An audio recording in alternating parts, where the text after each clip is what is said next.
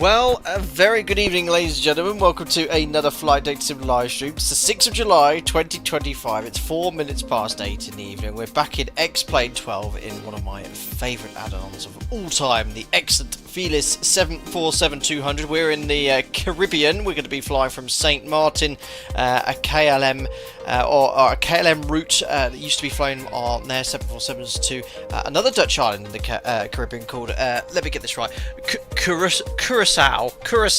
Flights around 1 hour 20 minutes, and it'll be a 2-sector day because I want to come back and fly this iconic approach into St. Martin. We've never done that in the 747 before. It's also the first time I've ever done 2 sectors in the Felis 747-200 as well. Live time, live weather, of course, and it's a beautiful day here in the Caribbean. I think it's about 32 degrees. Very warm indeed. Anyway, who have we got here in chat? Hope you're doing well. Sasha, I can see you there right at the bottom as I zoom on in towards my aircraft. What did you say, actually? Okay, you're saying hello to Simba. I hope you're doing well. Shafrox, LTN92. I had no time to look at LTN92, so I'm going to be using conventional navigation, INS, and VOR. I mean, this is the first live stream I've done in 10 days. I've done a full block at work. I'm getting married soon. I've got my stag do around the corner. I'm just a lot of stress, a lot of anxiety, and a lot going on in my life right now. But come next month, I'm not going to say when I'm going to exactly get married, but I'll be a lot more relaxed and looking forward to do some more streams. But I've been looking forward to doing this. I love just flying this aeroplane. From a sort of like Simmer's point of view, it's just a fantastic add-on flying this retro jet. Who else we got here? Evening, Samson Havingstore. Haven't joined live for a couple of weeks. Hope you're doing well. Thank you very much for popping in. Simbear, thank you very much. 7 months as a member. I saw your membership ping up as well, Havingstore as well. What a nice plane, absolutely. It looks very nice indeed. All the membership pings coming in right now. We've got another one here. Slush Puppies, thank you very much. 12 months as a member. Evening Cap, good to see you go back online. Plus, want to see you give the LTN 92 a go. Yes, I think half of the comments I can see here is LTN 92, LTN 92. Not tonight, guys. You don't want to watch me try and use it having never used it before, because I had have a play with it, and it's quite a unique sort of FMC or I don't even know what it is, GPS system, but I will look at it one day, I promise. But I don't have much time at the moment to sit down and learn new things, whereas I know I can jump in this aircraft, fire up INS and fly from VR to VR. And a little test sector yesterday, all was very, very good. I will use it in the future. Slush Puppy is perfect for a future stream. Absolutely, we'll look at it indeed here. Of course, flying Alpaca Airways today. It's been a while since we've flown Alpaca Airways 742. In fact, we always fly Alpaca Airways 742. I was nearly going to take the KLM this evening, but I quickly changed my mind. 2 tons, hope you're doing well. 60 per month. Boss, encourage Edo to use the LTN 92s. Edo wanting to use it too. We'll have to learn it together for sure. Hope you're doing well, buddy. Thank you very much for your continued support. Alex Co UK says congratulations on getting married. Not quite there yet, buddy. Quite there yet, getting married imminently. Lot long to go, but I will hopefully be a married man in the not too distant future. Playing an evening captain, you're too early, need to land in Tenerife first. Excellent, well good luck, I hope you have a safe and adventurous approach there as well. Tom Hayes Cats, I've been doing long hauls ever since I bought the 772, excellent aircraft for long hauls of course. Domino Mo's seen a live stream from wedding venue. That will not go down very well with the lovely Joe. You never know though. Hey, let's jump into the cockpit, which is completely cold and dark. I did a few things, sort of load the passengers before the start of the stream, preloaded the fuel, but we'll do everything as realistically as possible. The only thing I do is with the INS, I do the quick alignment and the quick position update. You've got 3 INSs to load here. Otherwise, for those of you who have not seen me fly this aircraft, it's 3 crew aircraft flown single pilot, live on VATSIM, and streaming to you guys. We do actually have ATC here as well, so we've got to request a sort of omnidirectional departure. The routing, though, is pretty straightforward for both sectors. There you go. It's a dead straight line on this airway. If I go IFR high, the upper Mike 576 basically. So it's a dead straight line across the Venezuelan basin. I learned prior to the stream this area is called, but near the Caribbean. But there we are in the world. And this route was flown, I don't know if it's still flown by KLM, but basically the 747 would come from Amsterdam, land in St. Martin, but they couldn't get a 747 out of St. Martin for a direct flight back to Amsterdam, so it actually would take off, fly in the wrong direction to Curaçao, which is another Dutch colony, refuel there because they've got ILS, much longer runway, then fly back to Amsterdam. So this sector we're flying was actually flown by the KLM crews in their 747. The only thing we're doing differently is flying back into St. Martin, which would be quite adventurous and fun. Slash Puppies just cooked up a beautiful butter chicken, so I'll catch you in the VOD. Excellent. Enjoy your butter chicken, sir. Thank you very much for popping into this live stream today. Anyway, let's get some electrical power connected to this aircraft. So battery on, and if I go here to ground, I think it is here, so we'll set the chocks. Cockpit to ground, put the chocks on. And connect the GPU to make sure that's ground, connect ground power. Connected, because we have no AC power on this aircraft at all, but you can see the aircraft's just started to power up here. Chocks are on. Excellent. Ground power connected. So that's all good. So we'll put the external power on. So close and close, standby power to normal. There we are. So we actually have some electrical power now on the aircraft. Now the outside air temperature, we'll grab the 80s actually now, because I think it's very hot. We might start the APU a little bit earlier. Joe Cam says, congratulations on the pending marriage. Remember to say I do when everyone suddenly is looking at you for once. I'll try and remember those words. Yeah, I've started writing my speech as well. Maybe I should read my speech to you guys. No, I think Joe might be listening in. I'll pay you a tenner if you say Wilco instead. Brilliant. Actually, my best man's an ex-colleague of mine. He's a skipper as well. They were my colleagues at the wedding too. So I don't think too many pilot reference jokes would go down too well. They'll be like, oh, for goodness sake, Sam. Anyway, so electrical power connected to the aircraft. Let's listen to the ATIS. As I said, we do have ATC here, 127650. So I've managed to fix my X-plane issues as well by doing absolutely nothing. It just seems to be working now, firing up first time. Last stream I had loads of issues, but it seems to all be okay here. Right, is that the correct frequency? Yeah, 127650. Temperature 3 there's the 8 is coming through, so we'll make a note of this. No significant changes. Advise on initial contact. You have information hotel. So information hotel, perfect. Oh no, it hasn't happened yet, Ian. This is Juliana Soon. Information Hotel. Main landing runway 10. Transition level 65. Wind 070 at 8. Wind variable between 020 and 110. Visibility 10 kilometers or more. Few clouds at 1,800. Had to think about that. Broken. Temperature 31. Oof, 2.23. QNH 1017. Trend. No significant changes. Good. Advise on initial contact. You have information hotel. Excellent. Information hotel copied. We'll tune tower on active now, so we'll get our clearance momentarily. So QNH is 1017. We'll preset that now on the altimeter 1017. We'll just hide the yokes here, and the standby altimeter is down here too, 1017. Right, let's do a little bit of a panel scan. So we've got the weather. We'll actually get the APU up and running here as well, because it is super hot. So you move it to start first for the APU door to open, which takes some time. Once it's fully open, you then can start the APU as well. Perfect. Brandon, yeah, fixing an issue by doing nothing is the most X-Plane thing ever. Yep.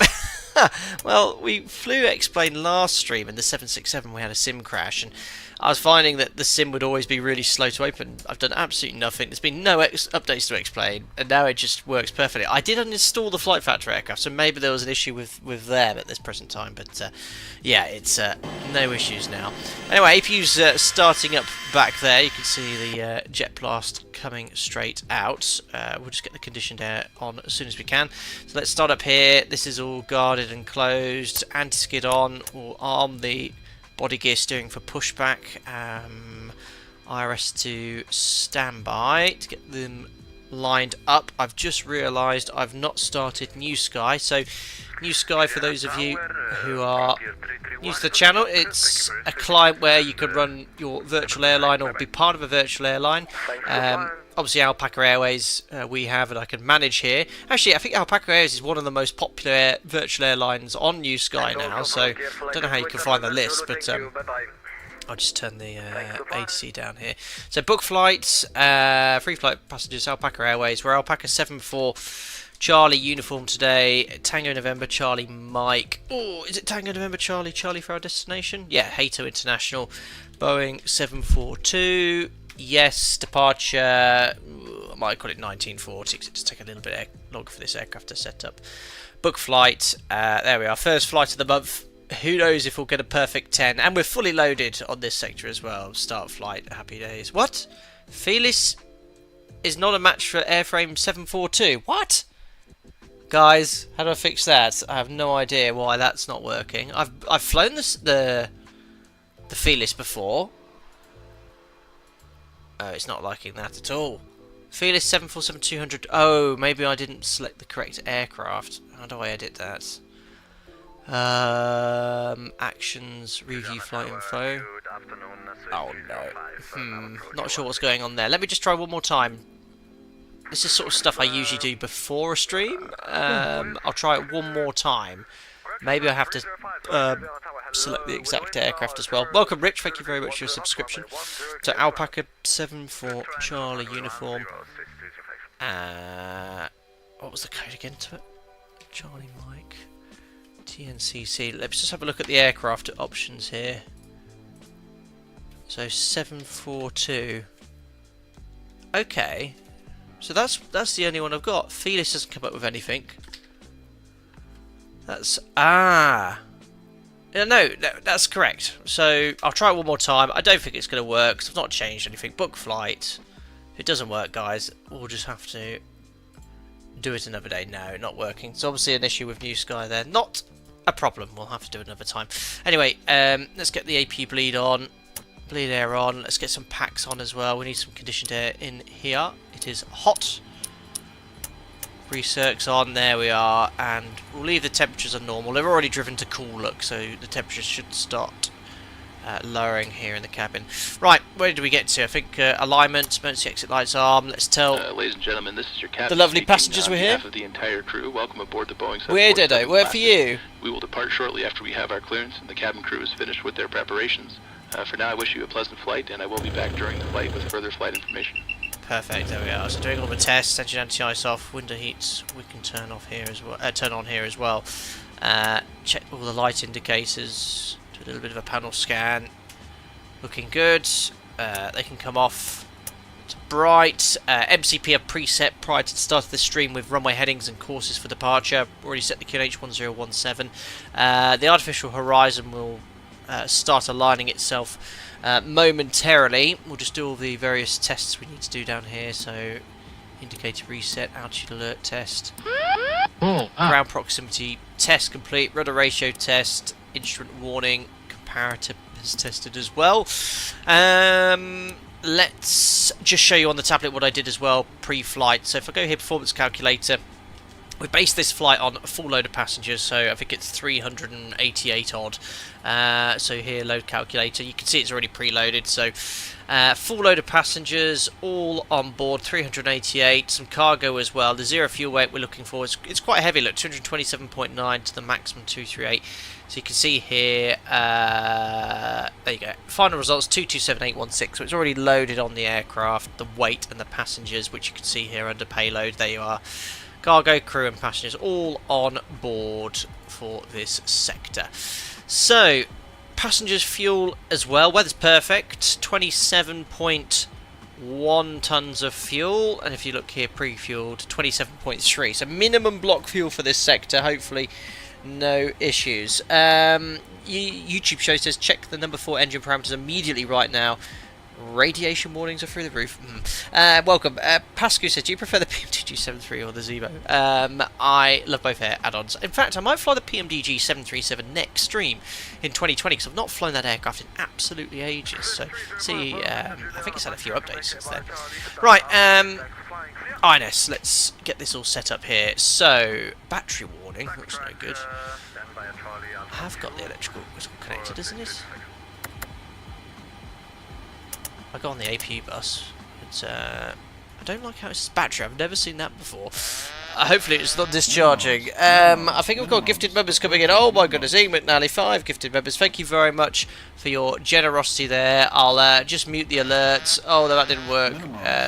There we are. Thank you very much indeed for your generosity. Welcome. Tom Hates Cats, Rob Har 13, Connor Frankland, Jim the Fish, Skyfall, all being gifted membership. Thank you very much indeed for your generosity, Ian. Very kind indeed. Right, so we'll firstly put in... oh, the battery light's extinguished. Perfect. So we'll put in our present position. Now, there's 3 INSs on the 742. We've got 1, 2, 3.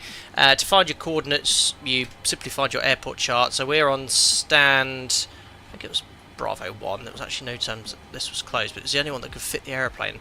Bravo 1, and then you can find all your coordinates here. So Bravo 1, there you go. So you can insert your coordinates like this. November, North 18026, West 063069. However, to save a bit of time, I will utilise the tablet's ability to insert the present position. So you click that here. Very lazy of me, I know, but there you go. You can see the present position has been inserted on all of the INSs. That just saves quite a bit of time. So we can now put them all to align, and then we need to put the remote on. So the remote function lets you copy and paste your routing onto the other INSs. So we'll select remote on, I always forget the order, 1 first. So 1, 2, 3, and now let's start inserting our coordinates. So operational flight plan you've already got up. So very simply, we're going to fly the VOR. There's no SID that can fly, they're all RNAV SIDs unfortunately, so we're going to request anomaly directional departure 10 at immediate right turn to intercept this radial, the 237 radial, towards our first waypoint here, Dande, and that's the Mike 576 airway. So this is the first waypoint we're going to program. Look, it's not much to program, it's a straight line. Dande, Milok, Akora, Cinder, and then the VOR on the field. So it's a dead straight line, perfect routing, no mountains to hit, just a short runway to depart and get into later, but I wanted something not too stressful this evening. Anyway, let's go to flights, use SimBrief OFP, and oops, hide this and start loading all the waypoints in. So I quite like this tool because you can, you know, circle the waypoints you want. So 1, 2, 3, 4, and then the VOR and the fields of 5. So let's go to waypoint number 1 and start inserting these. This won't take long. North 17, 33, insert. West 06 3399, insert 2. Milok North 15 17 6, North 15 17 6, insert. West 06 5528, insert. Waypoint number 3. Watch this carefully, guys, because input error is a common issue. Who saw my Instagram story when I was in Corfu the other day? I had to do a flap 10 bleeds off takeoff, and I've had a pack of post-it notes in my bag for years, which I've been waiting to use for this situation because we always take off flap 5 mile freighter, but for performance reasons, we had to do a flap 10 bleeds off takeoff. So we'll talk about that later if you're interested. Because it's so easy when we had a massive slot anyway, distraction, it was really busy on the apron in Corfu. And I nearly went on the before takeoff check, this flaps 5-5 green light. It was so easy to do, so we really had to take our time. But I'll probably end up screwing up the Felis 742 with the wrong flap setting today. Anyway, North 12 490, insert, and then West 068 224, insert, and lastly the VOR on the field, North 12 11 8, and then insert West 06 907, insert. Again, you're gonna like it when I do this, guys. I'll use this to what was it? Quick align. There you are. So quick align. It just puts all the RSs to nav. I can deselect the remote function. All the waypoints would have been copied across anyway, but it just ensures that the alignment's all complete correctly and all looking good. Excellent. Hello, Aditya, Elvis Presley fan channel. Let's go. Caught another live stream. Currently flying on VATSIM on the other side of the world, but I'll try to catch as much as I can do. Thank you very much for popping in. Listen, no mistakes look correct to me. Thanks, guys. We'll soon find out when the airplane starts doing a 180-degree turn. Right, so that's all configured up here. Bleed air we have, courses and headings. We'll talk about the pre-departure clearance later. I think everything's set up here. INSs, radios are good as well. We want that to go around, standby, +5 on the weather radar, tilt, and now it's the engineers panel. So, working our way down here. All the engine controls are good. We have sufficient oil quantity and oil pressure. Service the aircraft before the start of the stream. Galley power's on, so we can actually serve hot meals and cold drinks now. A bit of galley lav fan as well. Electrical power's all connected. Standby power systems in normal. Fuel pumps turn on. Fuel for the tanks containing... turn on the pumps for the tanks containing fuel. Cruising on this first sector at 36,000 feet, so we've preset that to 37. Pressurization mode selected to auto. Packs are fine, recirc fans are fine as well. Check the squibs for the engines. Fault fire tests are complete. Hydraulics, will put the do you put the... I think you leave these off until prior to pushbacks. I think they can overheat, so we'll leave the air pumps off the hydraulic system. We'll turn off that one. I think we might turn them on briefly to check the brakes later, but that's all set. And after cargo heat normal. That's all configured and set. Okay, perfect. Engineering panel is all configured. 31 degrees outside. Yes, you leave them off. Cheers, having a store. Ian, thanks for your generosity. If I had hair, I'd be standing at your takeoff end of runway for a new hairdo. I might end up in the sea. Well, Ian, we'd be stood next together. Neither of us would have hair, and we wouldn't have our hair wafting from from the turbo fans on our 747-200. Right, we're going to request our clearance now, and then we'll run the checklists, and we'll talk about the departure as well.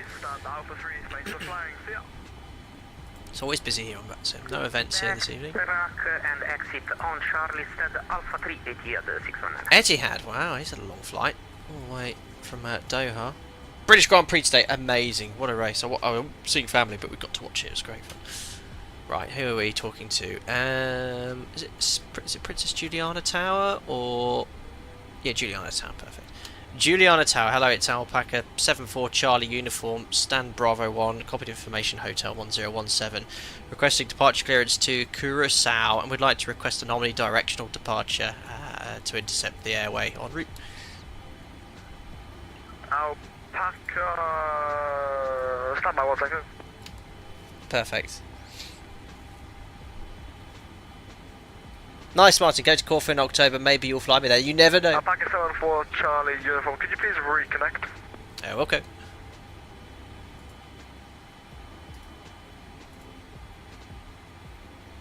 Just locked it back off and on again. Ooh, 777s. Very nice. And a Swiss 320. And a little bizjet. It's quite a varied apron here. Well, I've reconnected. Oh. We've got Alpaca spawning on stands. It's very limited. I don't know who that was that spawned over there, Alpaca. But come on, Bravo 2. I think there's enough space. And Alpaca 74 Charlie uniform was reconnected. Thank you. Stand by. Perfect. So, what sort of conditions drove the Flapton takeoff go to Corfu in a couple of weeks? Performance short field departure. So runway 34 is the preferred landing runway in Corfu, but it's very limiting for takeoff, especially when you've got tailwind, which is often the case in Corfu. And it was 36 when we were there, 37. And to get off of runway 34, which meant less of a delay, we had to do bleeds off flap 10. Now 16 we could have done flat 5 normally, but there was a 45-minute delay for departure, so we elected to minimise delay by taking Sorry, could you say your intentions again? I'd like our clearance, however we're not RNAV compatible, so after takeoff runway 10 I'd like an immediate right turn, and then vectors towards Dandy, please. Yep, no problem. Now is going to be Mr. Clearance. Anyway, Alpaca 74 Charlie uniform, you are cleared. Destination via radar vectors, transition Elopo, initial climb flight level 150, squawk 0161. Thank you very much. It'll be departure radar vectors towards Elopo and transition level 150, squawk 0161, Alpaca 74 Charlie uniform. Did he say transition or climb flight level 150? Winner 657 ready for departure, and I believe I took echo by accident. Apologies.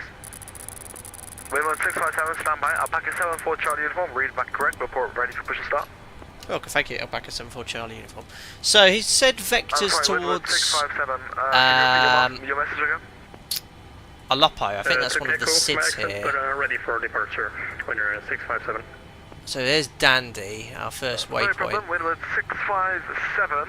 I don't know. Oh, Alopo. Well, that's the wrong way, but Foxtrot, doesn't matter. If he vectors me towards that, I'll request routing towards Dandy. 1,500 feet or below. Well, it's a tower anyway. He won't be able to group me anyway, will he? Runway 10, clear for takeoff. Anyway, it's all good. We've got a clearance, and Departure right, Squawk will put in Tango Foxtrot 0161. 1,500 are blue. 10 Oh, by the way, I've got to do a VOR approach back here later. Fantastic. He's got an ILS in Curaçao. Right, I think we're ready to go. I don't know why he said Alopo Josiah's. I think that's an error, but yeah, I think he was meant to say Dandy. Right, let's now run the checklists, see how much I've forgotten. Before start checklist, please. Yeah, flight 1150. Gear lever and lights. Down and check. No KLM liver, I know. Brakes. Parked. Start levers. Off. I know, listen to me. Radios. I even put on the flight plan. On No and check. RNAV. Flight control hydraulic power. On. INS. Oh, God, I love Check this your add-on. I love this add-on so much. Compasses. It's such an adventure taking Plate. experience. Window heat. On. Seatbelts and no smoking. Possibly list them in. Uh-oh, I forgot to turn on my On. seatbelt. No smoking signs. Emergency lights. Armed. Exterior lights. It's just epic. Oh, amazing. Oh, I saw that Etihad aircraft. 1017. Set and cross check. Radio INS switches. Stefan, I think the answer Radio. guys deal with so many Radar 320s and and 10-3s, they transponder. kind of forget non-RNAV exists. To be fair, in real Standby. life, I Indicator doubt lights. there's many aircraft that go around that's Check. non-RNAV. Engine and wing anti-ice. Off. Stall warning. I think this does Check. have basic RNAV Mach with airspeed INS, warning. but no GNSS. Check. Auto brakes. Check. Does like and the off. mother of all checklists, absolutely. Body gear steering. Arm. Anti-skid. On. Autopilot and flight director. Check and off. Take off warning quickly. Takeoff warning. Check. Auto flight enunciators. Check. GPWS. Check. Instrument warning. Don't forget anything, see. Perfect. Check. Perfect pilots. Flight director computer selectors. Check. The L10 is actually Instrument RNAV source capable, not selectors. RMP though. Ah, very good. Normal. Yeah, be RNAV. Reserve I brake don't. Can you valve. fly RNAV Close. with the Spoiler. LTN? You can fly Static selectors. RNAV stars, as long as it Normal. doesn't require Oxygen mask GNSS, and but I think regulator. most do now. Check certainly and far emergency off. RP1. So hydraulic pressure now to check brake pressure, 1,500. Thank you. and that turns off elec pump 4. Where do you check the brake pressure? I don't know, but I have. Brake pressure. Check. He's satisfied. Stabilizer trim. Check and on. Rudder and aileron trim. Check.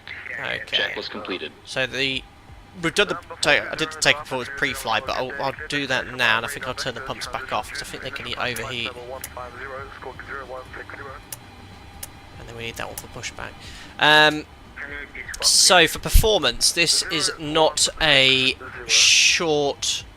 Sorry, this is not a long runway. Okay, so for takeoff performance here, you'll find the takeoff run available is 2,200 meters.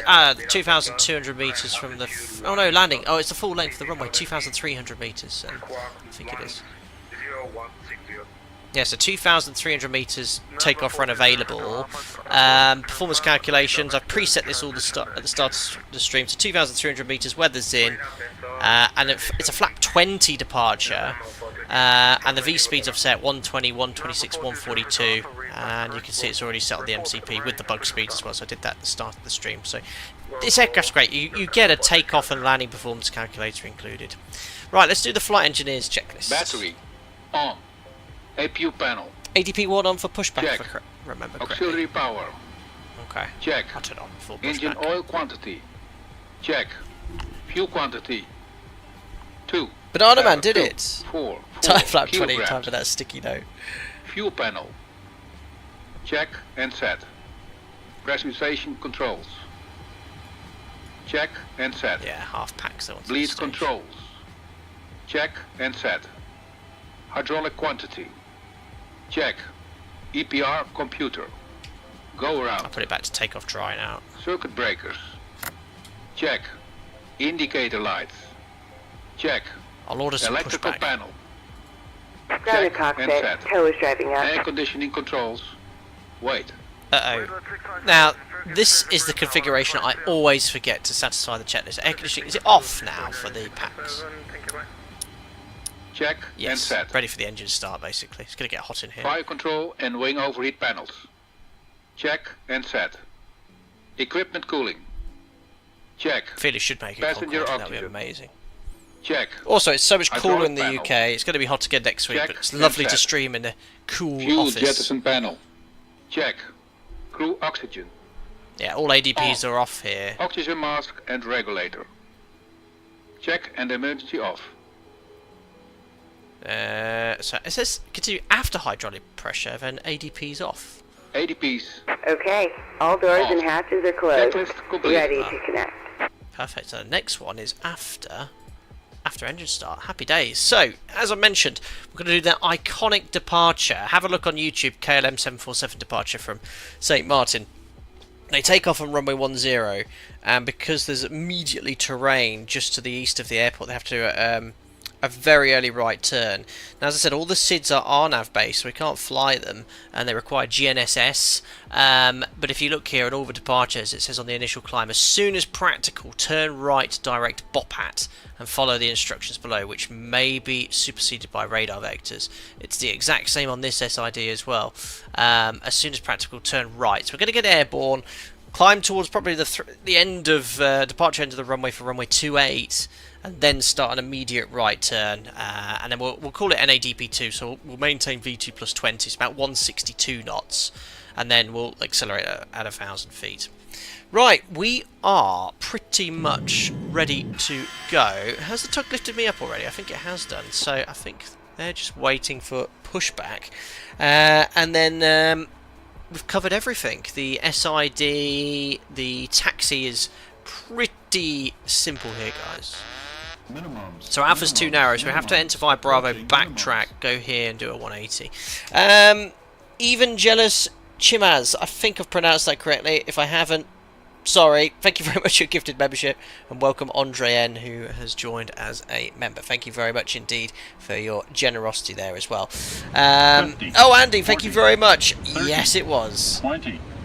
Can we talk about F1? It is quite a while after the race. It was an incredible race. Thank you very much, Andy. Very A generous. great F1 race, a live stream, and USA versus Mexico later. What a Sunday. Oh, what's going on with USA v Mexico? What's that for? Is that baseball? I don't know. What? No idea. Probably not baseball. Cheers, Andy. Thank you very much for your $20. It looks like you're having a great fun day, and I'm glad I'm part of your fun day there as well. Thank you very much. Gabrielle, thank you very much. Also gifting a member. My goodness me. Quoop to Dixie. Welcome on board as a member. Thank you very much, Gabrielle, for your generosity as well.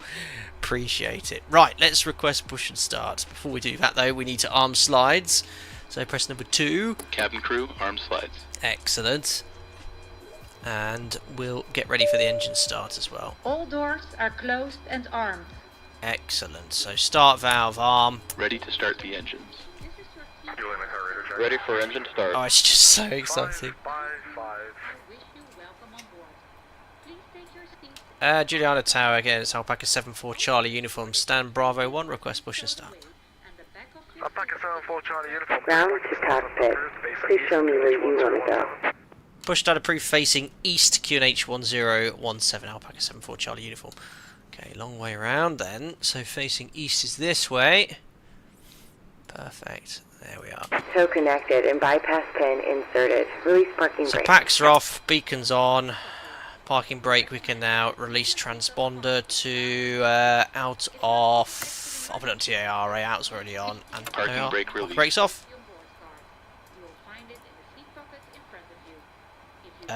What's happened here? Why is my pushback not started? Number 420 has Alpha, squawk mode Charlie. 3.1 units of trim. Why am I not being pushed back yet?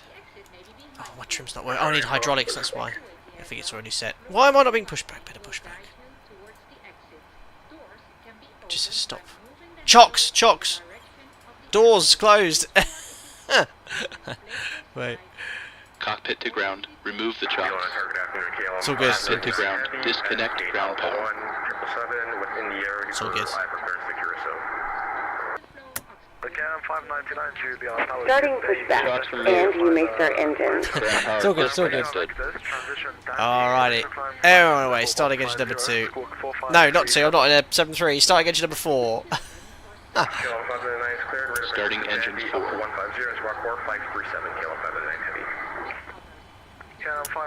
Why is start valve not opening?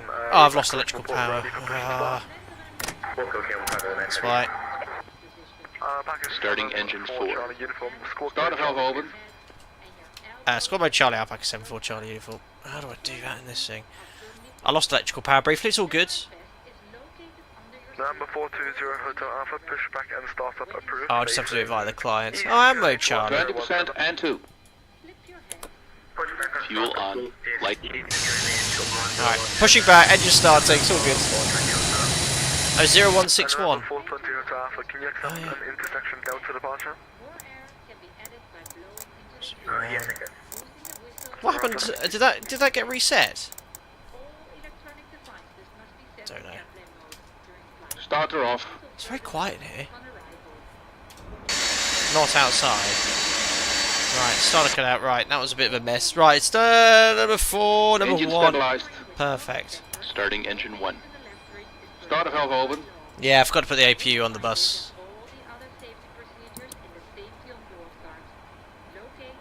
Alright, N2's over here, isn't it? Alright, N2.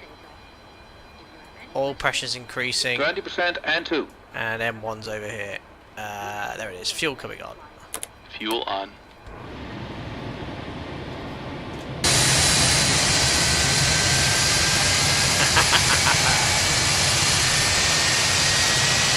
Textures on this. Oh yeah, this is a Payware airport by the way.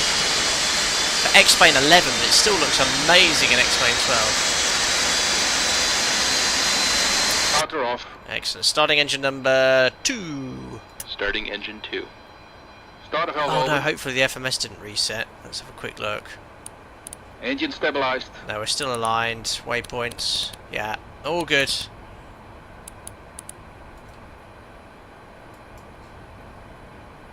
Operation and 2. complete. Go ahead and set the parking Fuel brake. on. Light up. Too much going on in this Parking airplane. brake set. Disconnecting tow. Stand by. Okay, those engines starting up. You can start the last 2 engines at once. No way. Doing it. Starting engine number 3. Starting engine 3. Starter valve open. All the engines. Starter off. That's the iconic view of the Jumbo. Need a flight engineer, a co-pilot, or 5 arms to start this thing. There's a lot going on.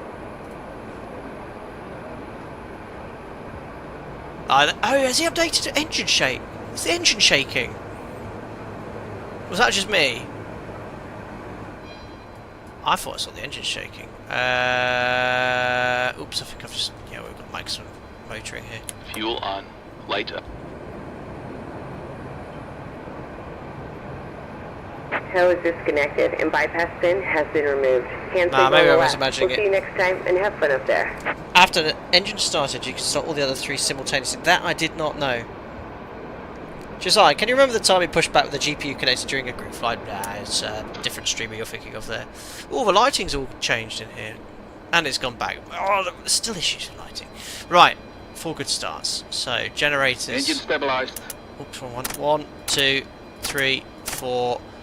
APU off, close the APU valve, close the split breaker system, start switches, pro peaks on, anti-ice not required, air conditioning, we'll put the packs on, they come back off later for departure, flaps are 20, 5, 10, 20, flight controls, hello everyone, forward, back, left, right, and left. I've just done the flight controls with no hydraulics on. Got that aeroplane. Then you do. Why are they not running? Oh gosh, these are things that don't usually happen. Recall checks. Let's just run the checklist. After start checklist. Flight recorder. On. Start switches. Are they usually extinguished? Beacon lights. These run lights or they? On. Oh, Brake pressure. Check. Start levers. Oh, the run lights are Idle extinguishing. detect. Okay. It's definitely Engine and changed. the since eyes. I'm used to it. Off. Electrical panel. Who's been biting chunks out of the there. dashboard? Electrical panel.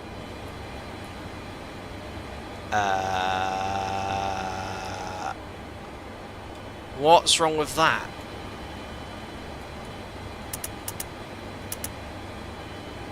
What should be off? Oh, I never had this before. Just make sure the Jennies are all closed. I've got the IGGs on. Every engine. APU's off.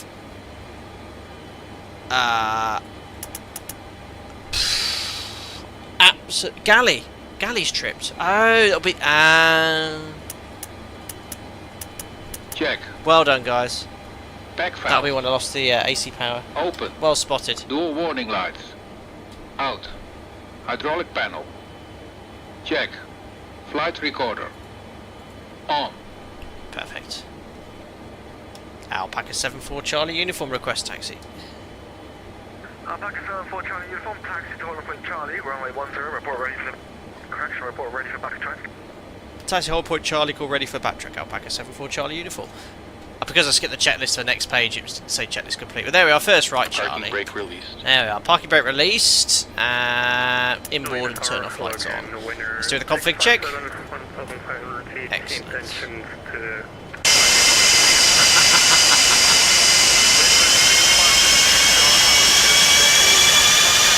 The best external sound on any add-on.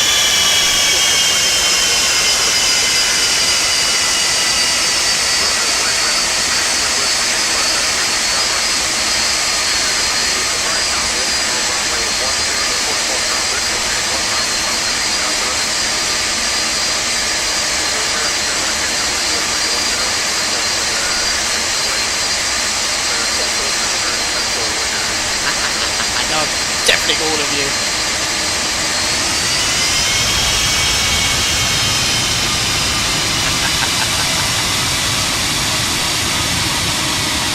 I love it. Right, let's just run the taxi checklist. Taxi checklist, please. Flaps. Flaps 20. Flaps 20. Takeoff data. EPR and airspeed bugs. Brilliant. Set and cross-check. My airballs. Stabilizer trim. Number 420 Alpha, are you ready for departure? Probe heat. On. Flight controls. Roger, number Check. 420 Yaw dampers. Alpha, line up away, runway Check. 10. Seat belts and shoulder harness. Check. Beautiful. APU. Off. Fuel heat. Uh-oh. Off. Totalizer and gross weight. Set. Flight engineer and pilot panels. Check. Aft cargo heat. Normal. Seat belts and shoulder Look at harness. this. Check. Taxi checklist completed. Alrighty, next is the before takeoff. So an aircraft has been cleared to take off runway 10. Sprint will stop. Maintain 1,000 feet or below. Where the hell are they? Oh, there they are, little fan on. I didn't notice. Is he give what? Is he taking off runway 28? Hotel 420 Hotel Alpha, I see you're facing the wrong direction. You're facing towards runway. Oh, sorry, man. It's closed. I couldn't do it with you, so. Sorry, say again? I probably got mixed up. I'm sorry. I couldn't do it with you, so that's fine. Your message is unreadable. Could you please turn around and face towards runway 10? Can you hear me now? Sorry, say again? Bruh. He's having a nightmare. He's facing the wrong way. There he is, he's ringing a 180. It's all good, it's all good. Reservation 4x5 is better. Please pass the message. Oh dear. He's drifting. Cool little jet though. Oh yeah! There he goes.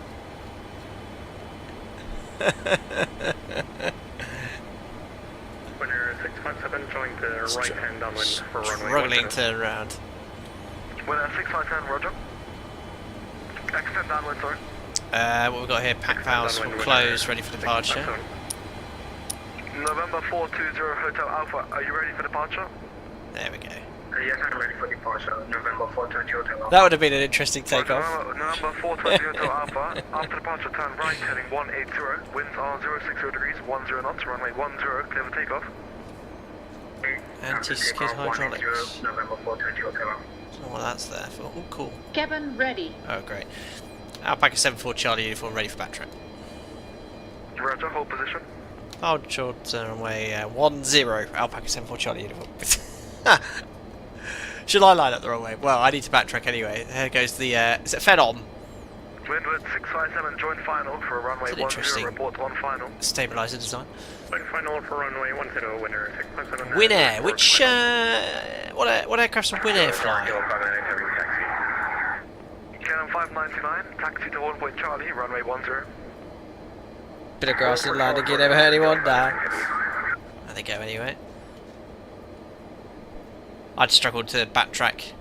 Take off from there. Rotate, sir. Rotate. Rotate! I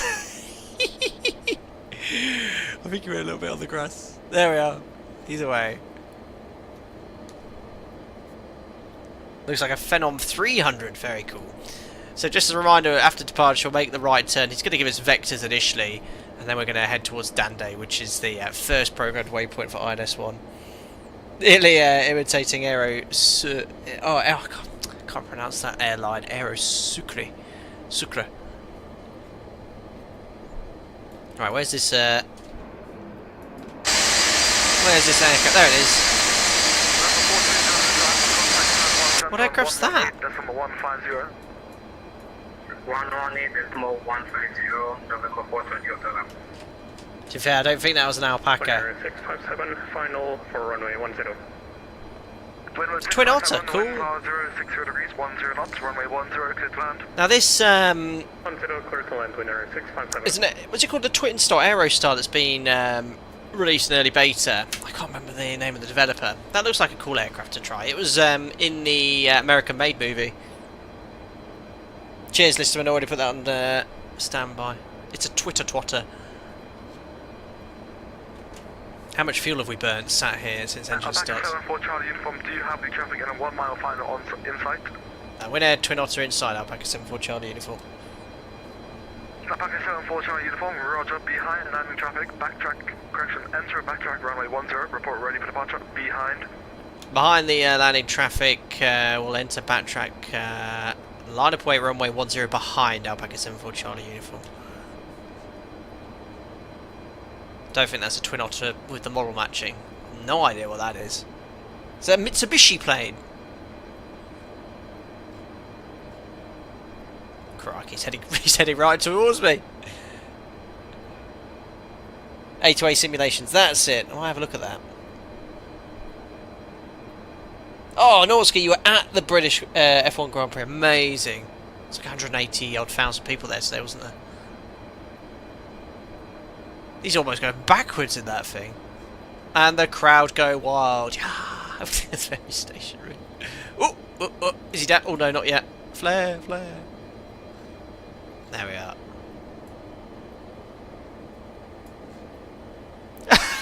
Oh my goodness me! Impressive. Impressive. That's a really speedy vacant, my bravo. Roger, stand the choice. Oh, I'm not going to go behind. Parking brake released. End of choice, winner 657, thank you, bye. Alright. So the strobe's on. Transponder's already TAR8. And just need to do cabin crew seats for departure. Cabin crew, take your seats. Twin Otter or Harrier jet. Stations, controller coordination in progress, standby. Oh, we're lining up. We've been clear to line up and wait behind, but I never had to do behind because he stopped in about 50 metres.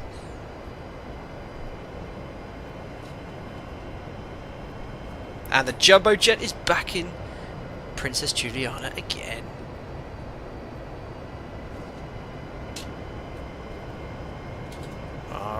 sensitive. A checklist. Before takeoff checklist. Icing considerations.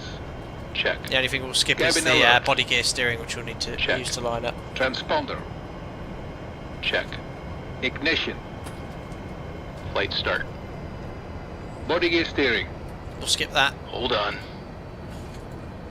Pack valves. Closed. Pressurization mode selector. Useful. Auto. Fuel boost pumps. On.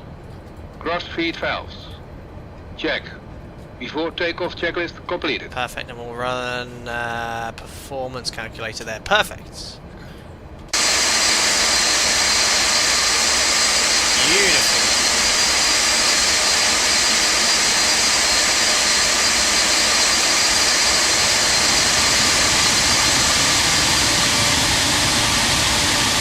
Right, so we need to make our way over here to backtrack. Look at the crowd. I'm gonna end up in the sea if they stand there in this aircraft.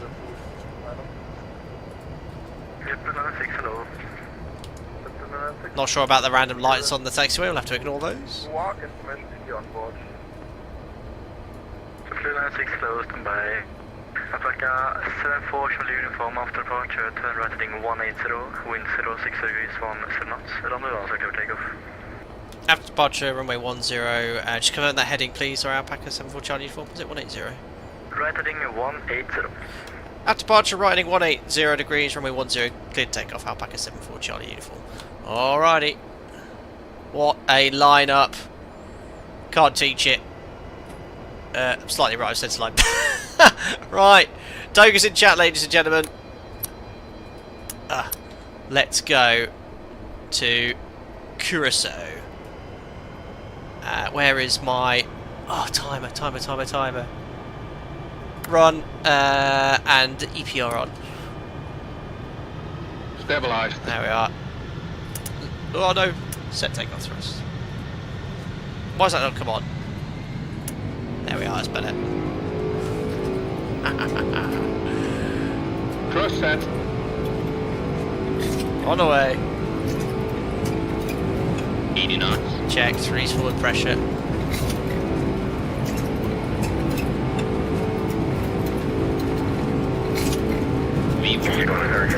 Out we go.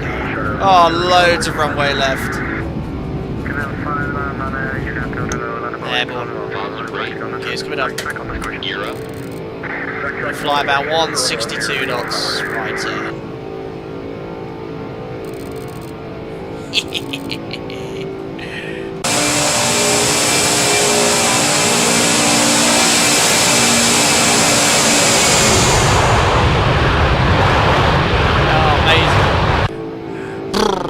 Oh, my speed, 162 knots.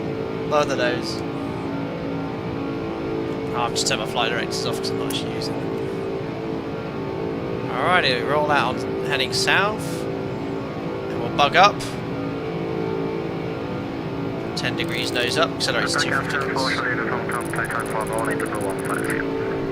18150, Alpaca 74 Charlie uniform, right. Get on that heading at 180. 8 degrees nose up to accelerate. It's really hard to see the horizon with the visibility like this today. Okay, flaps 10. Flaps 10. Need to go to climb power as well. We'll lower that nose. Flaps 2. Flaps 5. Trim nose down as we accelerate. That needs to be on. And climb thrust set. Flaps up. Flaps up. There we are. Alright, just getting to 250 knots. Fly the aeroplane first. Try not to descend. Departure hello, it's Alpaca 74 Charlie uniform. Radar heading 180 degrees. Climbing flight level 150. 250 knots. Alpaca 74 Charlie uniform. Good afternoon. What did he say? Go ahead. Or as cleared, I think. Workload high, pitching up for 250 knots. Alright, I'm on the heading. Okay, in trim. Quite. Alright, there's 250. Okay, cool. Let's get some automation in now. Too hard to fly this airplane. Command A. Heading select. No, heading. Heading. 180. I forgot to preset the heading first. EPR, indicated airspeed, hold on. Out south. Squawking ident now, back at 74 Charlie uniform, sorry. I pressed ident and the membership ping came in. I'll turn that down. Alrighty. Speed to Jack Woods, 250 knots. From you at a contact 9 miles south of Juliana, altitude indicates 5,300, cloud maintain, flight level 360. Climb maintain flight level 360, Alpaca 74 Charlie uniform. Alpaca 74 Charlie uniform, you clear direct Dandy. Redirect Dandy, Alpaca 74 Charlie uniform. So I've got two ways of doing this. First thing we'll do is use conventional navigation, so just turn right on a heading. Let's go a heading of about... this radial's all set up basically, so I just want to intercept the radial, or if I want to actually follow the clearance exactly, I suppose, I better go waypoint change 01, insert, switch to INS. There we are, and then engage INS here. There we go, and we're flying 250 knots, direct to Dandy on INS, after takeoff checklist. So I'll get these packs on. Make sure we set standard next. Jack Woods, the number on the airside shows 400 knots, but the dial's 250. That's your Mach number, 0.437. Alright. Gears off. Good afternoon. Water brakes off. Pressurization. Cabin VS is climbing. Diff pressure 3. Looking good. Let's run the checklist. After takeoff checklist. Fuel heat. Gear lever. Off. Landing and logo lights. Look at the fuel used. Hold on. KLM 599, you're at a contact about 5 miles south of Juliana. Seatbelt Level and nose 91. That's set standard. Climb maintain level 380. Open. 380. Auto. Yeah, you see we're racing towards Dandy, and we can either use INS or back it up raw data. Did I not tune the VOR for departure? No, I didn't. I'm a prat. VOR is 1130. Say 93, heavy roger. You clear to someone via radar vectors for now. Fly heading to Alrighty. So, passing flight level 100. If we go here to performance calculation, our econ climb speed is 301 knots. So I'll bug it for reference. Then we're going to switch to vertical speeds. Just lower the nose slightly. Just around 1,000 feet per minute. Then we'll accelerate to 301 knots and then back to indicated airspeed hold. Have you turned off the flight director? Yeah, because I wasn't using the autopilot or any of the modes to... for departure, but I can turn them on now anyway. Just seeing with the automation in. There we are, so accelerating to 301 knots.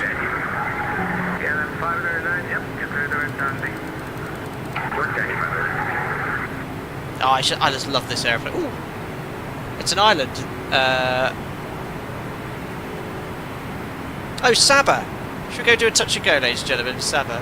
There it is. There's the runway. A little bit too short for the 747. Alright, approaching 301 knots.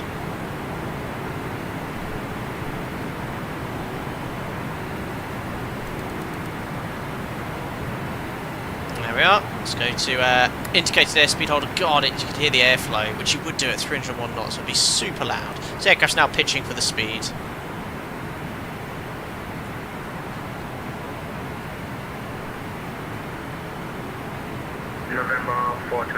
You butted the 738 on an aircraft carrier, go on. I did. That was a long time ago, 2 tons.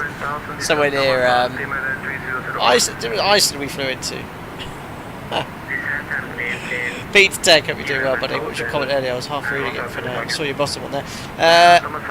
I've got pretty much all in Microsoft flights in 2024. This makes me want to get X-Plane back installed. There are some impressive add-ons still on it. I wish they would all just make one sim. Oh, that would be great. But then there'd be no competition.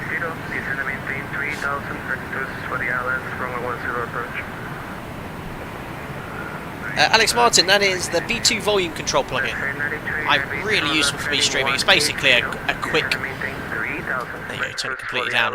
It's quick access to the X-Plane sounds. Great for me streaming. So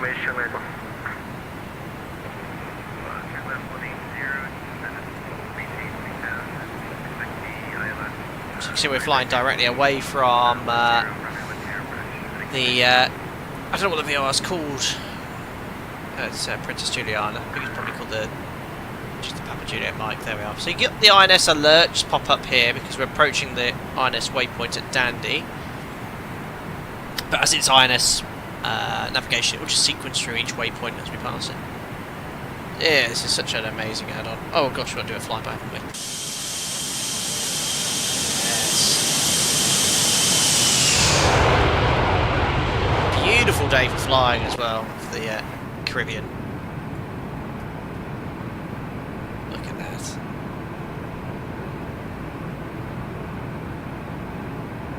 Steve, what was the challenge where you take off and turn around in the bridge and fly through it? Oh, the Gatwick challenge, yes. I may or may not have done that in a full motion simulator. Can't remember. No, I haven't. Never.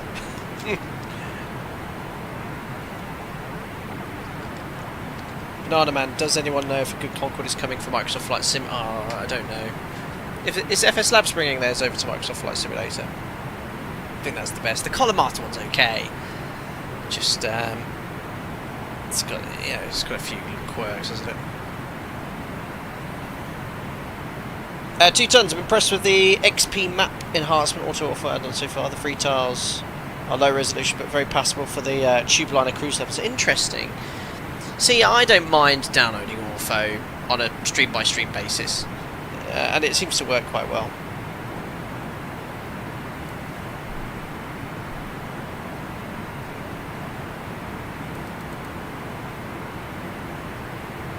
Peter Tech says, yes, Duke, competition is healthy, amazing.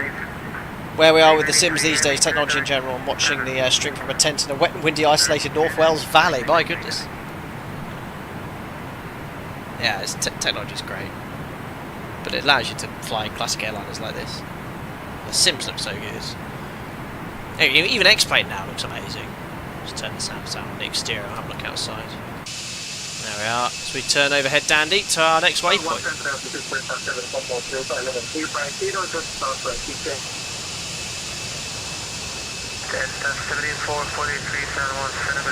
Only took standard block fuel on this sector. Hopefully no go-arounds.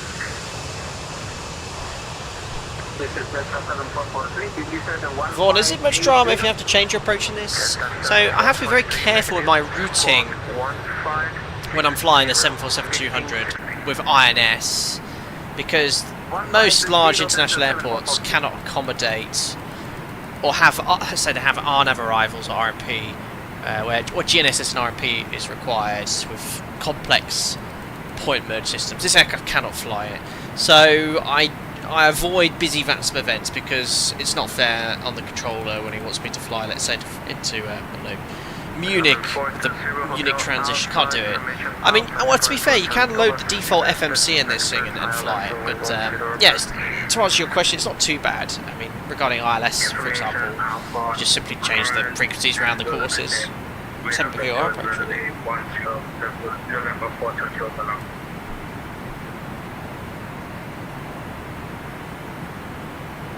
Simon Tony, you got a Wing FMC recently. It's an absolute game changer. I've heard many good things about Wing. I'm tempted to get one to review, but from a streaming point of view, there's not much benefit using it because you guys want to see my inputs. If I get a direct, I could simply do it on the FMC. I mean, I could get an FMC cam. I don't know where I'd put it next to, but yeah, maybe I'll purchase one, review it, and then give it away. But I can fully understand for a user like yourselves, it'd be an amazing tool to have, amazing add-on.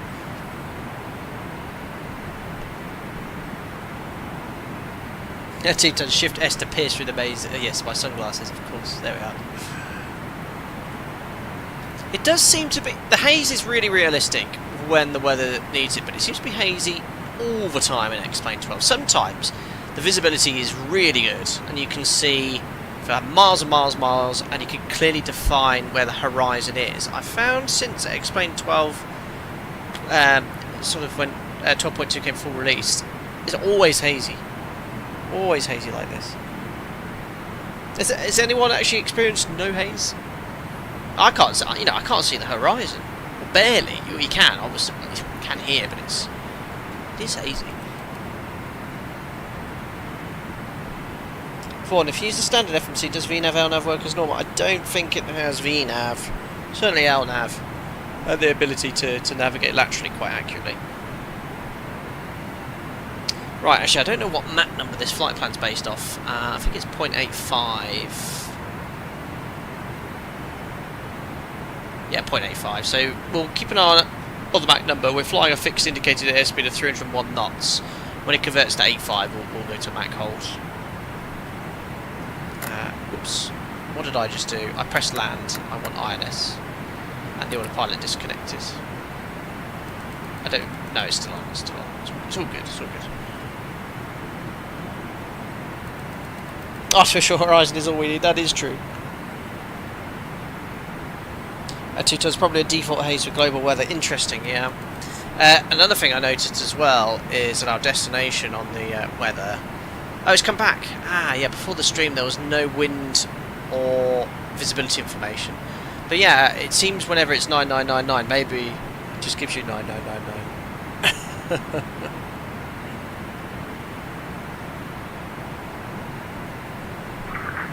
Delta 7443, have an amendment. See if there's anyone flying inbound with us. It's quiet, quite quiet.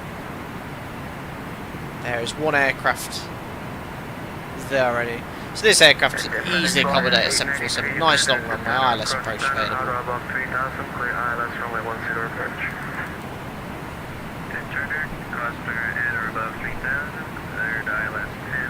Good evening, Source Spitfire. Hope you're doing well. Thank you very much for popping in.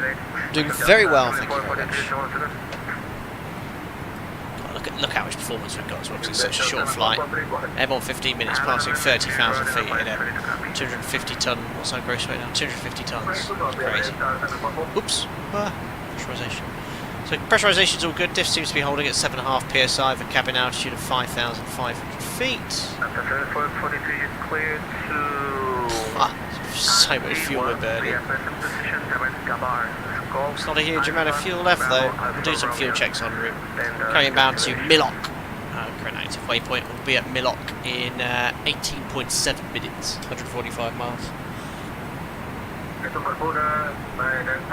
P-Tech got myself Wing MCDU the other day, very impressed with the price, and it repeats on the FMC and the Sim, so we would still see your action, just not your mouse. Treat yourself. Oh, tempted. But the thing is, I'd have to always look at the FMC on screen for you guys to see what I'm doing, when it'll be easy just to use the FMC. Okay, I hope you're doing well. Bought the Felis in the July 4th sale, just driven back to Surrey for a weekend in Wales. Amazing. You're not the only one in Wales this weekend. Aditya says flying a 6-pack with no reference to Navigraph in a 152 with a hard abs would be super fun idea for you. Yes, no thanks. Maybe I'll do it for fun. Yeah, just no autopilot. Find some of the super low vis. I mean, some of the career episodes we've done have had to do that.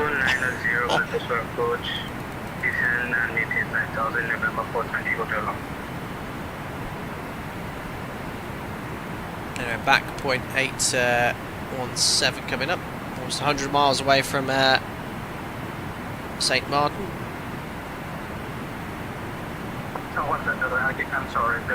Banana Man says, are you looking forward to the Indy-Builds AT20 and Bluebird 757? Absolutely, these look like great add-ons. The AT20 would be quite good. Is Indy-Builds making that? Was that in with another developer, or was it just exclusively Indy-Builds? Bluebird 75 looks good, but I think that's only coming for 2020. correct me if I'm wrong. Delta 7443, repack correct, clear direct Gabar. Edo, air recycle is off. Where's that? I always keep the gas off because it's annoying. I don't know what you're referring to there, buddy. Right of the packs. Packs here.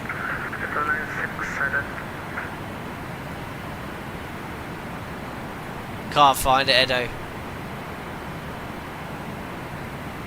we have a direct Tommy for the Air cycle, air recycle is off. Oh, reset fans are on. They're on. I remember that one. It's all good. I'll be worried then.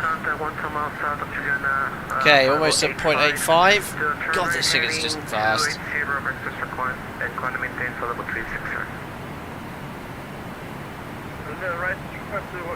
There we are, 0.85. Let's go over to Mac Holmes. I'll put the weather radar down. That should be on normal. The weather radar should be on, which is over here. Not that there's any weather around today. Uh-oh, what if I was disconnected?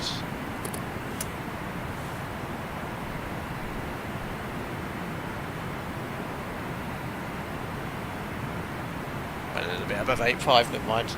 Delta 7443 at Paul's discretion, cross Gabar and maintain flight 157. 2 to go. Discretion cross Gabar 15000. Delta 74. FedEx 893, wind 070 at 16, runway 10. Yeah. Oh look, it's a shipping container. Yeah, it's very hard to see the horizon. Very hazy.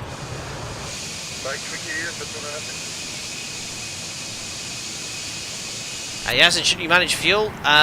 It's such a short flight, hour 20 minutes. No fuel in the centre tank. We're just feeding fuel directly from each tank. Top descent will add the reserve fuel to number 1 and number 4 tank respectively, but that's all being managed.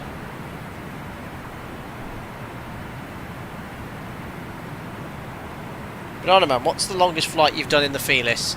I know. Let's see if anyone in chat, any hardcore fans here, know the longest flight I've ever done in the Felis 742. Actually, I don't know. It might be 2 different routes. No, not 9 hours. It's been long. I can't remember if it was one or the other. I've done 2 long flights. Nothing over 5 or 6 hours. Very good, Josiah plays. Very good. Peter, thank you very much for rejoining as a member. Hope you're doing well, buddy. Glad you enjoyed the content. You get invited to our members only Discord. Hope you enjoy using the custom hosted chat as well. Cheers, buddy. Yeah, Josiah plays. It was either that or the Hawaiian one, which Wuxian has just mentioned. I cannot remember which one's the longest. I'm going to have a look at my destinations map now. November 420 Hotel Alpha, this is maintain 2800. Right, let's have a look here. November 420 Hotel Alpha, San Juan Center. Trying to get the maps here. Sorry. Descend and maintain 2800. November 420 There we are. So it was this one here. Was that in the 742? Oh, it's so hard to get that. Yeah, it's charity stream. We did 4,300 kilometres. But I think this one. We did JFK to LA, didn't we? Oh, yeah, the Honolulu flight was slightly longer. There we are. So they're across the United States in 742. They were the 2 longest flights. I've done loads of streams in this add-on now. I've got a Felis playlist. Right, then anyway, we've reached our cruise number. I need to switch this to MAC hold now, which I was meant to be on EPR still, but there we are. So the order funnel is now maintaining the MAC number, so it's going to start reducing for us as we level off. There we go. And we'll do a fuel check in 11 minutes when we reach our next waypoint, Milok, which is here. Make sure all is hunky-dory. Emma says, no fuel in the centre tank. You remember TWA accident? Air conditioning using centre tank for cooling in the 200. Didn't that blow up over the Atlantic? Yeah, my pumps are off. Did they leave these on? What happened? I remember it vaguely. Really, the Caribbean is experiencing high levels of Saharan dust. X.12 is probably trying to replicate it. I think I've watched the stream in the past.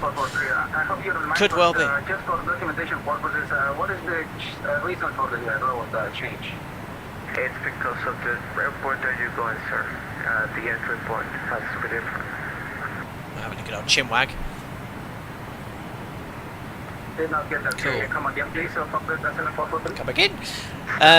So yeah, we were saying earlier on, the stream went to Corfu the other day, and it was super hot, so we had to do a flap 10 departure.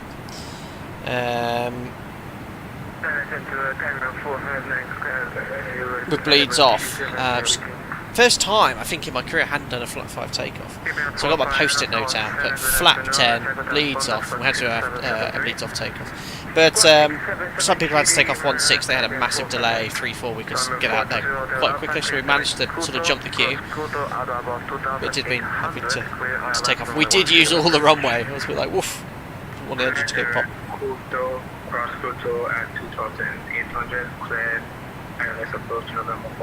Vaughan, your members tutorial videos are the best perks on YouTube. Oh, thanks, Vaughan. Now, to the members who have been here a while, I must apologise because the Discord stage events have dried up. It's not that I don't want to do them. I've just been so busy. I think the last one I did was about 5-6 months ago. I used to do them on a monthly basis, and that is, I must apologise to all of you that, you know, I think with the baby arriving and the run up to getting the baby and getting married in literally within the next month, that has just, the life is just very, very busy at the moment. Wedding, baby, work. Summer schedule at the moment, busy in the sim, busy flying just in 5 days. They will come back. They will come back, I promise. I just want to get married. That's all on our mind at the moment, which is done. I've got some time off. We're not going on a honeymoon for a year or two because of the baby. But I have got a couple of weeks off after we get married. We are going away for a few days. When I come back, I will have some time to sit down, get some nice perks for you guys coming in. Some more Discord. I'll be on Discord a bit more. I've been trying to jump in where I can, but it's been super. The last 6 months since we've had baby, it's been so, well, 6 months, 3 months since we've had baby. It's just been very, very busy. But Vaughan, thank you very much for the feedback. They have been very popular, and they will stay as sort of membered videos. Hi Lauren, hope you're doing well. Honeymoon once the child is toilet trained and can make themselves a sandwich. Brilliant. Said 1013 on the hour. Stand by, Tim. So our 20-minute flight time, we should be touching down in about 50-55 minutes. We can expect, yeah, winds from the east, so we can expect runway 11. There we are. Now, all the arrivals again are RNAV based, requiring GNSS. So RNAV 1 GNSS required. We can't fly them with INS. So what we're going to do is stay on this airway, IFR high. Now, if there's no ATC, what we're going to do, the ILS, the approach doesn't have a conventional procedure arrival. You wouldn't do this in a 7-4. You wouldn't do a 45 180 turn at 1.25 minutes from the beacon. The MSA is 2,300. Even if it was IMC, I'd request, 10 miles before the VOR, braking off downwind, self-positioning, and you can self-position. You can request it from ATC, so long as you're above the MSA, or stay above the MSA until you're established on the localizer. So what we'll probably do is coming off that airway here, the whatever the airway's called, Mike 576, towards the VOR, break off, self-position downwind onto the ILS. That would be the most realistic and easiest way of doing it. No terrain issues. Banana Man, should TCAS be below or above in cruise? I think it should be in the normal position. Good question. Obviously, we're sport with of modern TCAS systems, TCAS 2, where there's no tilt function, but in the Cruiser I'm not sure where it needs to be. So real world is more important than the chat. Outrageous. You guys are the most important people to me, especially right now. All of you here. Night Shadow, congratulations across the pond, wishing you many blessings. Thank you, Night Shadow, very kind of you to say it. Thanks for popping in.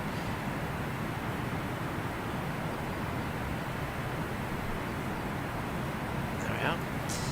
So, sat here, the 747-200 is burning around 2,000, or it's sort of changing because the thrust, what if I was just taking a bit of thrust off, I'd say about 2,600 kilos an hour per engine. It's so thirsty, so it's just over 10 tons an hour on the fuel. The max 2 tons an hour. So this is burning what the 5 737 Maxes do. It's crazy. And we've got 380 seats. Max in all economy configurations just at a 200. Isn't it amazing? You can fit 1,000. You can fly 1,000 people on a full max, on 5 full Maxes, and burn the same amount of fuel as this. Progress. Progress. Oh, here, did anyone here go to the FS Expo in Providence, wasn't it? Looked quite fun. I might go to one of these one day. Anonymously, I might just rock up and just have a little look around. It's getting the time off work. I would never have been able to go this year. But very old subscribers and members will know I did go to the UK FS Expo back in 2017, I think it was, or 2018.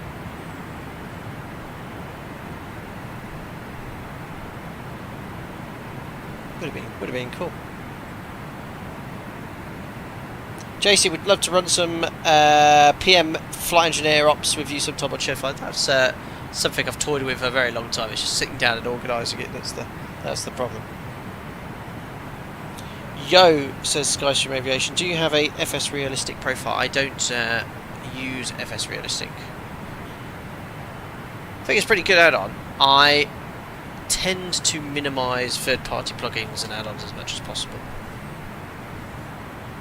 Peter, you and V1 meeting Expo would have been excellent. Yeah, I heard, or I've seen that V1 went. Amazing. I'd love to meet him one day. We've spoken many times before. We can have a fly-off.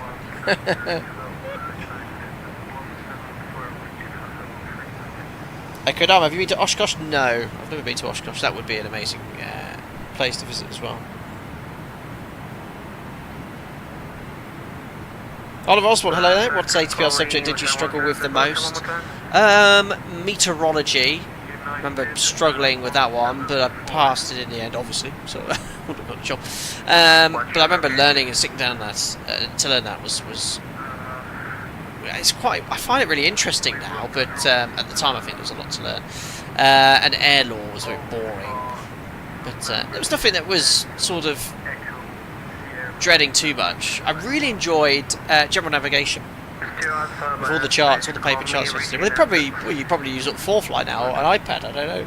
Alpaca 74 Charlie uniform, leaving my airspace, Mike TS offline, radar services are terminated, ATC change approved, have a good one. Thank you very much, ATC. Enjoy the rest of the weekend. Alpaca 74 Charlie uniform. Ciao. Ciao. love the controllers. Oh, it's good to have some ATC. Right over to Unicom now.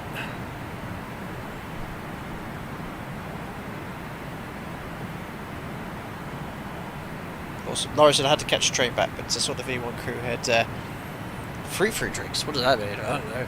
Must be some American thing.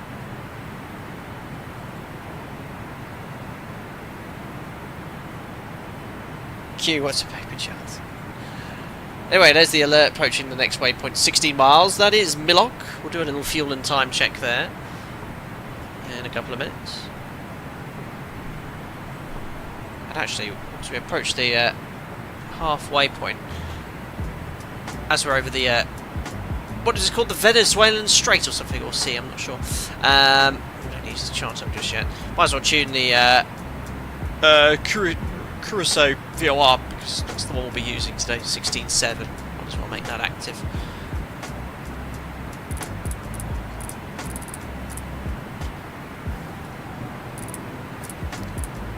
Cool. I might also fire up the second channel Airline Pilot Plays, blow the dust off. It's been 6 months at stream because I think 2 Tons, are you still here? I bought that game, AV Assembly. I bought it and I played it. It's awesome. So I might do a chill stream, maybe tomorrow. I'm going on to late, so I need to adjust my body clock to night clock. So I might fire it. Then Tuesday, day before I go back to work. Yeah, as I said, PMDG 73. I've not flown for a while. Listen, how long did the 742 trip from St. Martin to Curaçao to Amsterdam take back in the day? Now, I don't know the exact time, but I did a tiny bit of research for this stream. They do it all at once. It was a stopover at Curaçao, and it took, they said, compared to what the A330 does it now, which you can do it non-stop, it was 5 hours longer. So obviously they're flying in the wrong direction, turn around, reload with fuel. I don't know if anyone got off on that sector as well. So just to remind you guys, this route we're flying today, this is an actual KLM route the 747 flew. A takeoff from St. Martin, fly to Curaçao to refuel, so there's Dutch colony, and then fly back over the Atlantic back to Amsterdam. But whether they actually flew cargo or passengers between the two airports, I don't know. But there's direct flights to both airports to Amsterdam. Oh, right, let's do that fuel and time check. There we are, I must have just passed it. So, let's grab flight plan. Milok, let's have a little look here. So Milok INS2, we should be here after 34 minutes. We've been airborne now for 34 minutes. That's good. Fuel on board should have 16.4 tons, 16.8. The fuel burn on this is very accurate. And we burned 2,600 aside, so 2.6 times 4, it's going to be about 10, isn't it? 10 tons, slightly over. 10.4, and we should have burnt 10.6. So the fuel burn is exactly as planned. On burn, on time. Happy days. Are you going to also do the flight to Amsterdam? Can make it to a overnight stream. Tempting, but I'm going to be busy in the morning, so I won't be able to wake up and do anything. But what if you were to do an ultra long haul flight in this sort of management wise engineer, what have you got to do? Is it just when the centre tank pumps are on, and then I think when it gets to a certain amount you have to, I've done it before, I can't remember what we need to do, something you have to do prior to departure, and then something you have to do in flight when you've got fuel in the centre tank to make sure the fuel's distributed correctly. I cannot remember, but this would be a good, we've done 2 overnight long haul streams, this would be a great aircraft to take.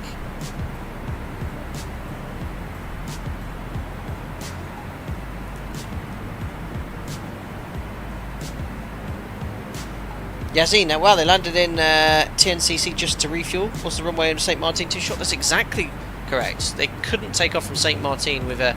Or St. Martin. I heard it's not Martin. St. Martin with the amount of fuel they needed to get back to Amsterdam. It's too heavy. They couldn't take off from the runway.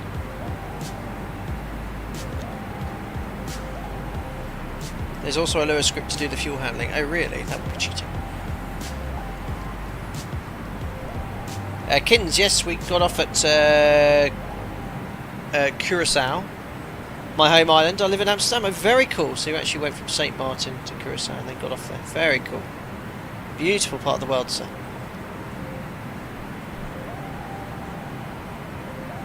Lawrence is in a long haul. Just give Jost, oh yes, the engineer, all the coffee to stay up and work the panel. Absolutely. Sipfire, use the scavenge pump to get the last fuel out of centre into tank 2 and use the jettison pumps to balance if necessary. Wow, that seems like quite hard work.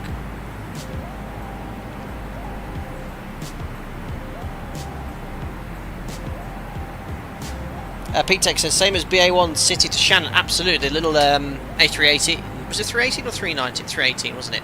From City to Shannon, and then Shannon to JFK. All business. All business class. Yeah, they used to pass customs in Shannon, didn't they? Mr. Boeing have designed the fuel system so flight engineers flight never gets boring. Brilliant. Sweaty Cap. Hey Captain, any tips for an airline assessment day? Well, don't talk about your YouTube handle. Bear in mind, I'm not involved in any of the interviewing process of my operator. CRM skills are what we're looking for, so leadership, teamwork, good communication, knowledge, learn about the airline, learn about the aircraft you're flying. You'll probably, if I remember rightly, 15 years ago, get a briefing pack, learn that.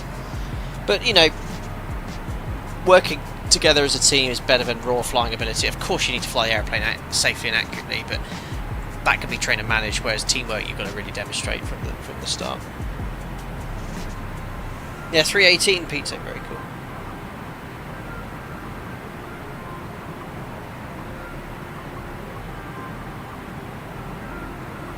Martin, was Tenerife crash had been with two 747-200s? I think it was two 200s, KLM and Pan Am, wasn't it? I did my SFI interview based off the Tenerife air disaster. It was really there were two crashes that happened in the 20th century, which saw the birth of CRM. It was the Tenerife air disaster and the Portland accident in 1970. I can't remember exactly what happened with Portland, but yeah, the Tenerife air disaster. I mean, the root cause of that was the KLM captain. And we talk about cockpit gradients a lot these days. Cockpit gradient is the authority of the captain. There should be a slight cockpit gradient. It's obviously the captain has the final authority, but the first officer is certainly expected to and taught to advocate their position, which makes a safer cockpit. Not sure, Ryan. Was Pan Am 200 or 100? Not sure. Portland, the fuel exhaust DC, I think so, yeah. Swimming club, first interview. Did you have to do an interview, simulation, test, paper, exam, spoken interview? Yes, 2 parts. There was a spoken interview, technical and HR, and simulator assessment. Sorry, Cam, do you remember the scenario for the group activity you had to do for your airline assessment? So, my operator, there wasn't a group activity. There was Oxford Aviation Academy. What did we do? It was the one about vaguely remember being stuck on a planet and you had so many resources and you had to work out what to use and what to prioritise.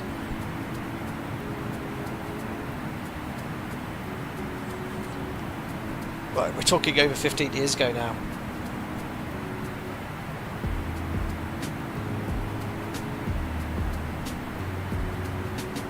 Andrew Greer, as a bus driver, seeing you fly Boeing is sensational. Thank you very much.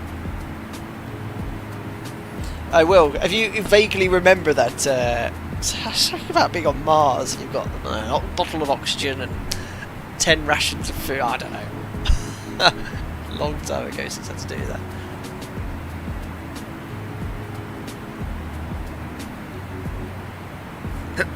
Excuse me. Peter, I think it also changed ATC terminology. No mentioning the word takeoff now, even if it's don't take off. I didn't know that was the root cause of that one. Yeah, so the wording takeoff is only ever given from ATC when you are directly cleared for takeoff. You're never cleared to enter the runway to take off. It's line up and wait, or specifically cleared takeoff. Yeah, sweaty count. Yeah, I think it's similar to the desert island situation, but this time it was on Mars or something, or the moon.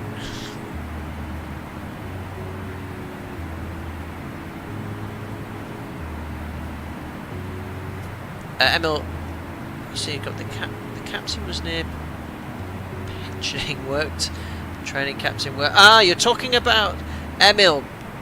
I don't know your own language. Very good effort writing the English there. I'm guessing you're having to translate. Yes, this is the KLM captain. He was a training captain. He was the face of KLM. He was on lots of magazine covers. And it had like a godlike aura, wasn't there, that we're talking about. I remember reading about them. I've read about this accident in a lot of detail. But yes, he was the face of KLM. Hamilton, I think you're right. I think you're right about that as well. Yeah, and the captain had only been doing simulator, was absent from the real cockpit for more than 6 months. Yeah. Yeah, he was the chief sim pilot. It was the chief pilot on the aircraft or something. I do remember.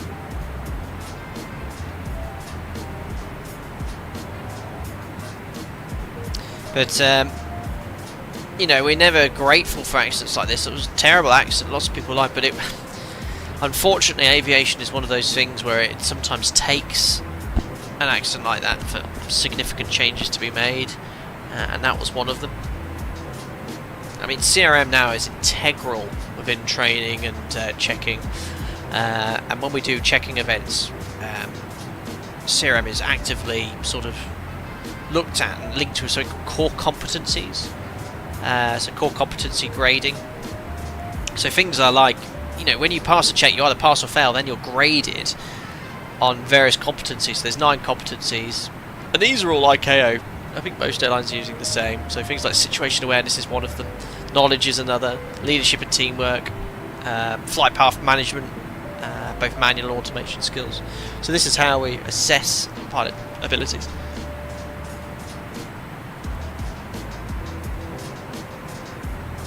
Swim Club, hello. Group members sim racing session sometime soon. Maybe at Silverstone because it's an awesome circuit.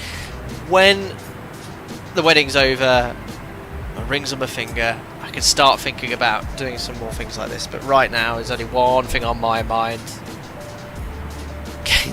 Right, getting my speech wrote. That's it. Alex, Captain, you have to calculate top of descent now. Oh gosh, yeah, 180 miles away. Good point. Right, well, nice and simple on this one. Good situation awareness, Alex. I had 0. So we're nicely coming in. I forgot it was such a short flight. Nice and simple today, guys. There's no star that we can fly. So the VOR is just located to the west of the airfield. So what we want to do, as mentioned, it's a beautiful day. We can self-position onto this ILS. And actually, you know, on an IFR flight, that's something you can do in real life. ATC will typically give you vectors, but if you want to self-position, you know, you can self-position during the day in VMC. At night or IMC, you can also do it, but you must stay above the MSA, which obviously isn't an issue today. It's 2,300. So what we're going to do is continue ploughing in towards the VOR, maybe about 5-10 miles away. We'll break down wind. So if we aim to be, let's say, I don't know, 10 miles from the VOR at 6,000 feet. Let's keep the math simple. 36,000 feet. So we need to lose 30,000 feet. And just simply times it by 3. So 90 miles. Plus the 10 miles away. So 80 miles. About 80 miles from the VOR. I can't do maths. 30, 90, plus minus 10. Let's call it about 9. Yeah, it's about 90 miles from the VOR. We'll start our descent. Keep it here. Nice and simple. And then we'll just break down when adjust vertical speed is required to do some sort of CD8, and then we'll break onto the ILS. Frequencies 1119. We'll put that active Jim side. I'm going to match the heading now. We can actually go to conventional navigation. Actually, you know, I'll keep the INS on for a bit longer so it sequences the waypoints correctly. But when we get close, we'll switch to conventional and route towards the VOR. Yeah, sorry, I was. 90% is 80, so 80 miles away. You're quite right, guys. I was trying to be clever and work out the other way backwards. Yeah, 80 miles will work fine. And then we'll break down wind. But Jim's got the ILS active, 1119, course is 114. So I'll preset 114 here. Probably just use the RMI to route towards the VR later. Minimums 232, so the radio altimeter. Yeah, so my test sector, I forgot to set it, and it basically, you get the all the way to touchdown. Don't make me make that sound again. 200 feet above the ground. Again, I'm only doing this to make sure we get a minimums call out. You wouldn't typically use the radio altimeter to set Cat 1 minimums. Frequencies courses minimums are set 750 meters RVR, no issue. Just double check the weather. 0808, 10k for you, 2231 degrees, 1014 on the QNH. I'll preset the standby altimeter. Cool, that's it. Really simple, guys. What else have we got to discuss here? Climb to 2,000 feet in the event of a go around, left turn to 2,500, very low stop altitude then. VOR DME required, aircraft on visual approach, right runway 11, shall proceed west of Bullen before turning base. Where's that? Maintain glide path, 3 degrees, Pappy's left. Just stock airport in X-Plane, looks really nice. Right, let's have a look at the landing performance. Nice long runway. Oh, it does have a really long displaced threshold. So the actual landing distance beyond threshold is 2,578 metres. Great for takeoff roll. Short runway here. So remember, displaced threshold you can't touch down on. So there's probably some terrain or obstacles on the approach path. So 2,578 beyond glide slope, really should use 2286. It's a 60 metre wide runway, so that gives you the illusion of being high. Sorry, low, but in 7.4 that won't really matter. Let's have a look at the landing performance then. So, landing weight, I don't know how it calculates that, but we'll just go off. This one's going to be very close to the estimated landing weight to the actual landing weight. The fuel burn's been spot on. There we are. So landing weight, 238.8, we'll call it 240. Flap 30. Read the weather from the sim, which I think just takes your present weather, your position, not the actual airport weather. So let's just grab that. 0808 knots. What's the runway length beyond the glide slope? 2286. Let's call it 2,200 metres to be safe. Elevation, just pretty much sea level. Runway heading 11. Dry. Outside air temperature was 31. QNH 1014. Wind 0808. Okay, perfect. So minimum order brake not good enough. Medium 1888. We might be able to vacate at Delta under the assumption it could accept 742, and then we'll probably park on stand. I think these are all wide body stands, 1 to 4. If not, we'll take stand 5 if it's free. There we are. Order brake medium, and everything is configured and set. It'll be fun. It'll be fun flying the VOR approach later. That's for sure. I think I've got to do a DME ARG. Hopefully vectors if there's ATC later. What's the time in St. Martin? Will we get ATC later? I'm not sure. Anyway, descent's coming up, guys. 50 miles.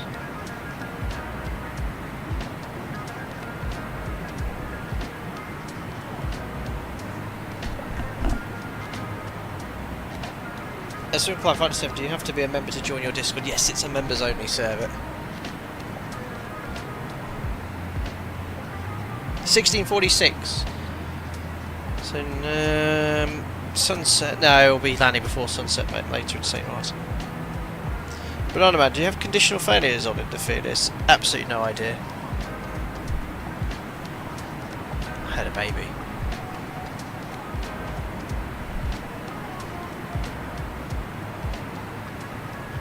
Not long smooth climb. Yeah, 98,000 subscribers. We surpassed, I don't know, the last few days. I've been on my YouTube channel for about a week. Yeah, nearly at 98,100 actually. Halfway.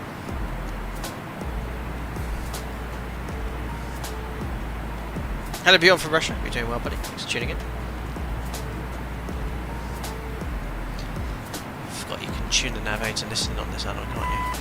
So good. Actually, no. Can you remember what happened on the what was the aircraft we flew the other day? The Starliner. I wonder if they've updated and fixed that yet. If we tune the navigate and then we got 2 FPS for the rest of the stream. Seb with Star, thank you very much. 41 months as a member. That's incredible generosity. Congrats to you and Joe for the little one and the upcoming wedding. These chill streams must be pretty nice right now. Have a nice summer. Thank you very much. They are pretty chill.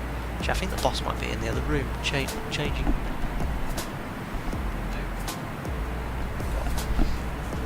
But thank you very much for your kind words. This is actually the chillest time I get. But yeah, I might fire up the second channel tomorrow. Stream up some of this aero assembly. It's just like a sandbox. Well, no, it's not a sandbox actually. There's a little bit of a mission behind it. You've got to design and build little aircraft. It's quite good fun. Yamato DME of 80 miles to start our descent. Bradley, you got a VREF 30 of 123 on the 772. Oh, was that you earlier in St. Martin? That's amazing, pretty slow. We're going to have... Actually, I forgot to set my bugs. So if I press this, you can see the bugs move. Look. Boop, there you go. 141 knots for us. Sorry, listen, you're right. 100 miles. Yes. Well, I don't know why I said 80. It'll be too close. Yes, plus 10 for 100 miles.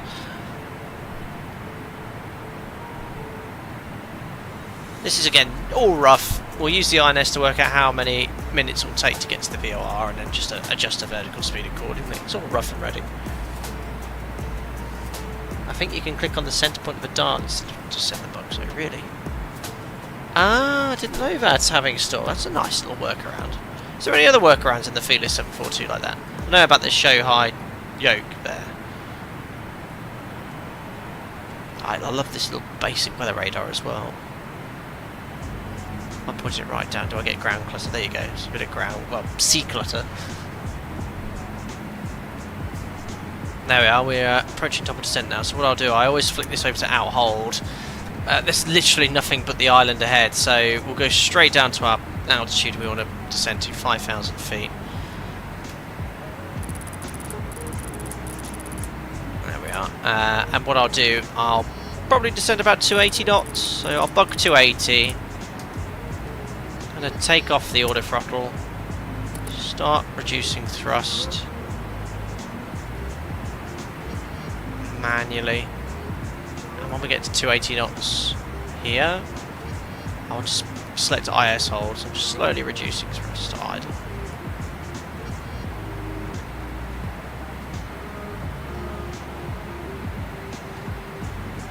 Just turn the music off for a second. There we are, so I'm at idle thrust. And there's 280 knots. IS hold. Outsail. And now the aircraft's going to pitch to maintain 280 knots. Down we go. Oops, I've had the seatbelt sign on for the whole flight. Turned off the fasten seatbelt sign. However, we recommend to keep your seatbelt fastened while well, they dipped to the toilets for 10 minutes. The cabin crew will be passing through the cabin with hot or cold drinks, as well as a light meal. There you go, you got some strop and waffle and schnitzel, I don't know, what does it actually... Oh! You should maintain 1.25 EPR for 20 to 30 seconds, yes.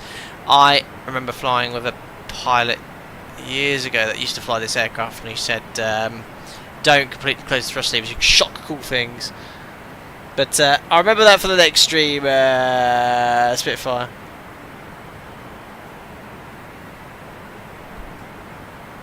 Yes, probably requires a certain amount above, an EPR above a certain amount to maintain pressurization as well, I don't know. Seems to be holding pressurization just fine, but maybe for engine anti-ice.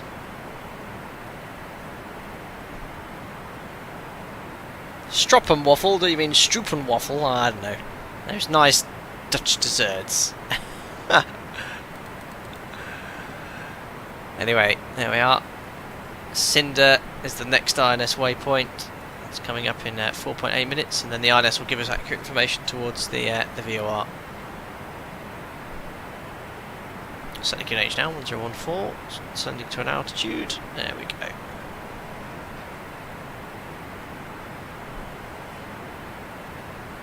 Can't quite see. Oh, I think I can just about see the island in the distance here.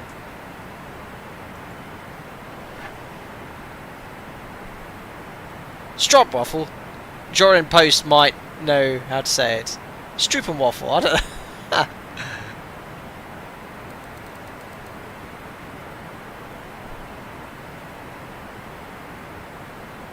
Anyway, oh, I know I've got to turn on.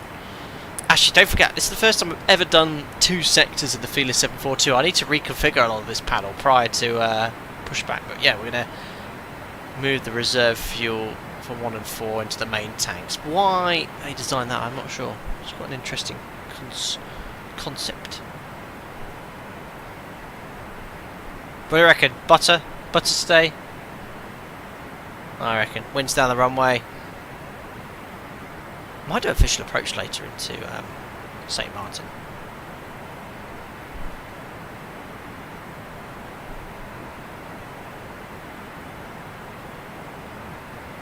P-Tech better useful practice for you. Do you spend a lot of time hammering down on conventional navigation to training captain? No, it's very rarely.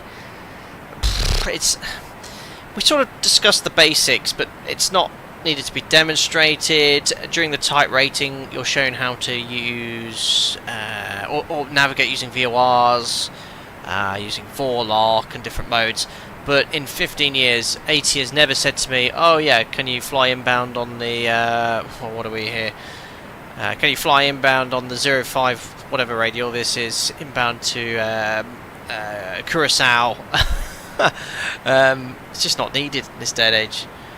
But one of the things I did recently was show some guys how to do a DME arc. It's very rough and ready, but that turn 10, twist 10 method works quite nicely, which we use when we fly conventionally on stream. But even on my IR and mainstream flying, I was never demonstrated or had to show a DME arc. Or maybe we did in the sim? I don't know, can't remember.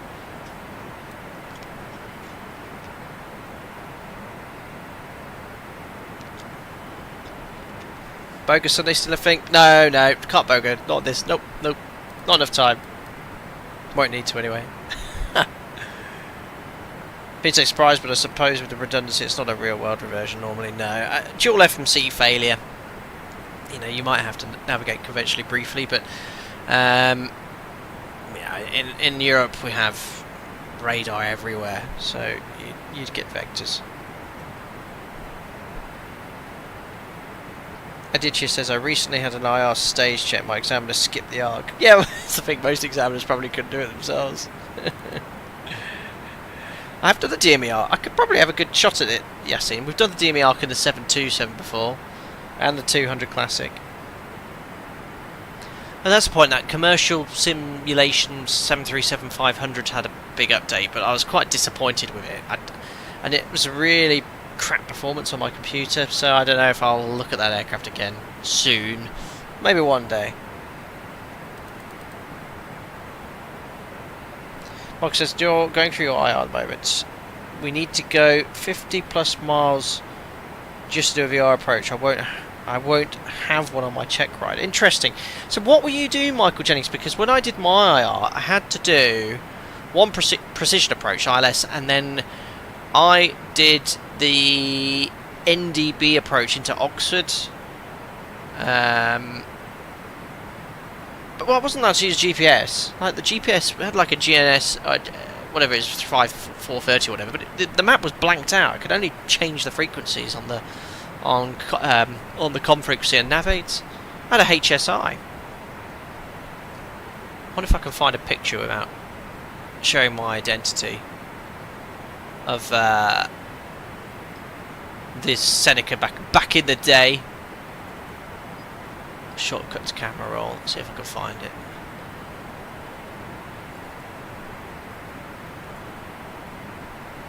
Oh, it's not loading. Yeah, I'll have to find some pictures and share it.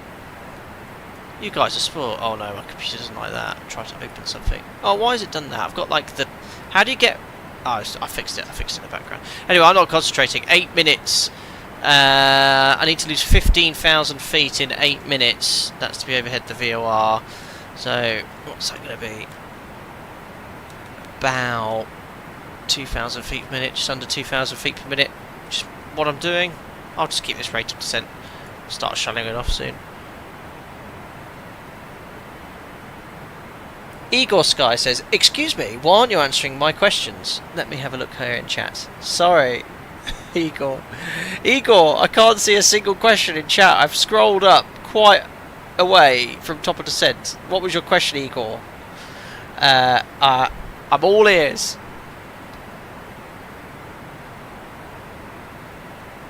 Michael says, I've done one in the sim and we'll talk about it. I'll probably do an RNAV ILS lock or something. Fun fact, my ground instructor has an initial approach 6 named after him. Amazing. So, interesting. RNAV approach. Well, I couldn't do an RNAV approach now. Is that some sort of, even a diamond that can do all sorts of fancy things, can't it? Could do an RNAV approach in a Seneca 2 and a 6-pack instruments. J Lope, hi Flight Sim. Just found out I was there. Oh, was that you in the jet facing the wrong one, the wrong way? My brother showed me. I'm low-key embarrassed. That was amazing. No, don't be. Davey, it was amazing. I thought you were trying to take off on that direction at one point.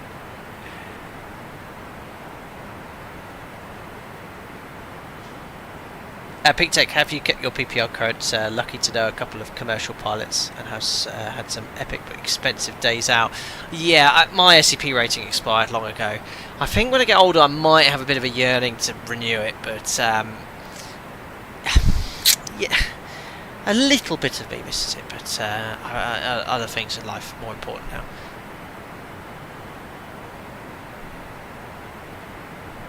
Anyway, passing 15,000 feet. Let's pop the seatbelt sign back on. I hope they enjoyed the 5 minutes of freedom.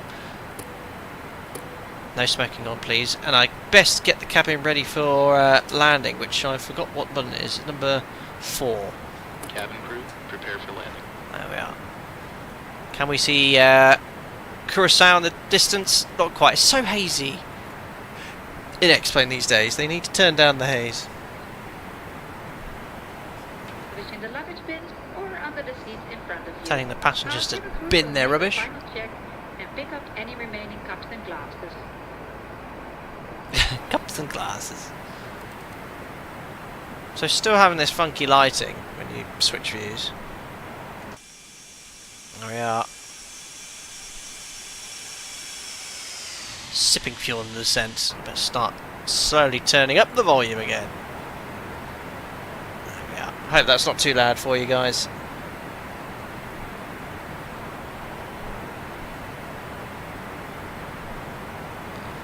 Alright, we'll start reducing to 250 knots.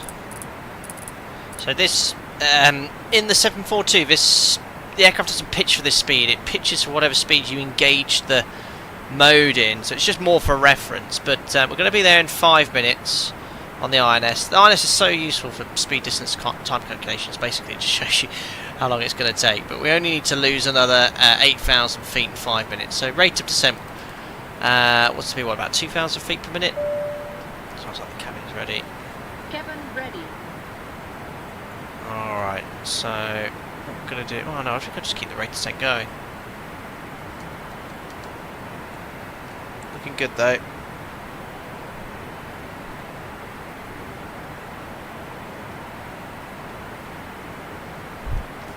Actually probably less than that, about 1500. So what we'll do, because I need to slow down to 250 knots, let's go to speed hold, turn on the auto throttle, but we need to go to VS. Now the auto throttle's maintaining 250 knots. Or will maintain 250, and we're just going to set about, I don't know, about 1,500 feet per minute. There we go.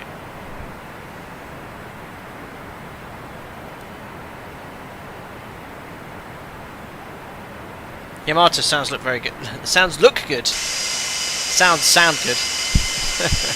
Yeah, the Felis 742 has amazing sounds.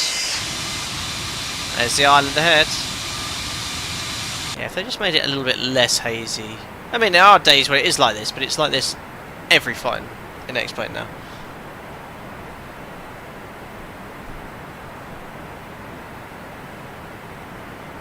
Oh, there you go, Don Emerson. If you fly Alpaca Ways, you can get 10 points flying according to our SOPs. Very good. Oh, I'm speeding slightly. It's all good. Right, post-cruise checks, lights coming on. All good, pressurisation. It's all fine. It's slowly depressurising. Diff pressure, I guess. I don't know, the cabin altitude still showing 5,600 feet. Is there some sort of pressurisation schedule for descent? Not sure. Seatbelt's really cool. Oh, start valve that's been open. The whole flight. Best even said checklist. Where is it? Where is it? Checklist, checklist, checklist. There we are. Let's do it. Approach checklist, please. Seatbelts and shoulder harness. So 14.9 miles away. Let's go to heading select. On. Anti-ice. About there. Switch to radio. Check. Outer brakes. So this RMI is pointing directly to the VOR, which is what I want to be doing actually. Radio.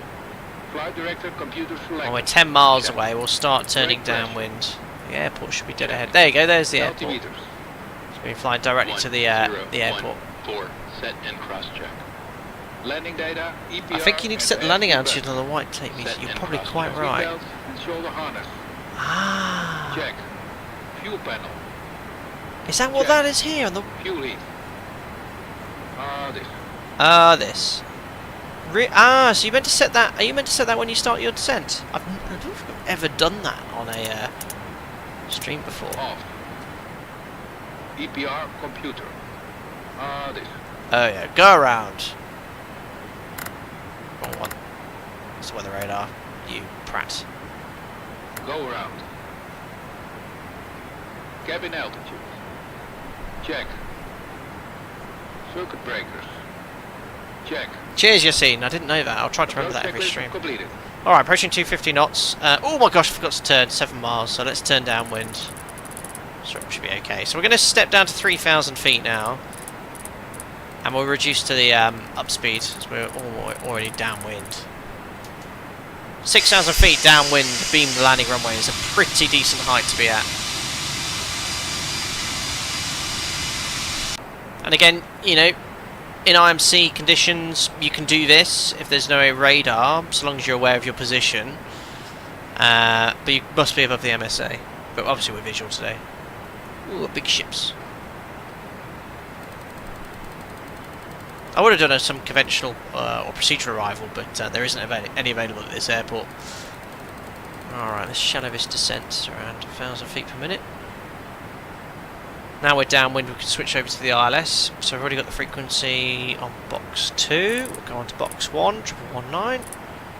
If you really wanted, you could get the addon, which is India Alpha Tango Oscar. Listen here on nav 1. I can't listen to Morse, I don't know Morse, but I've got it in front of me. So it was dot, dash, dash, dash, dash, dash. Cheers, Igor. Wish you a good landing, sir. Thank you.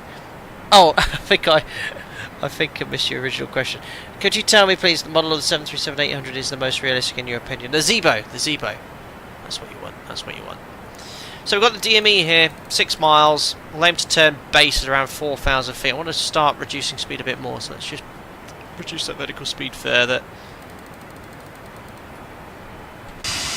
Nice Ortho 4XP. It's going to be quite tight here, so I don't want to be going too fast. Actually, flap 1 is a ridiculously high speed in this. Yeah, 275 knots, so let's go flap 1 now. Bug the flap 1 speed. Flap 5 is... oh no, clean's much higher actually. Flap 5 is 196. So let's go flap 5. Bug the flap 5 speed.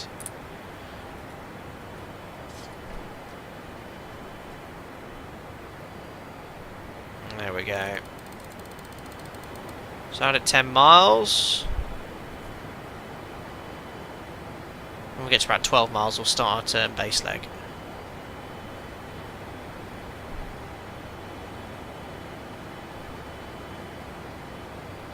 So 3,000 feet, 10 miles is what you want to be at, roughly.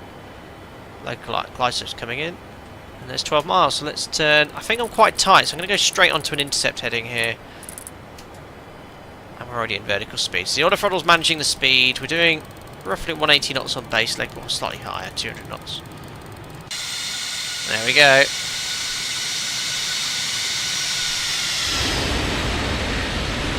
Showing his OTC, but self-position, no biggie.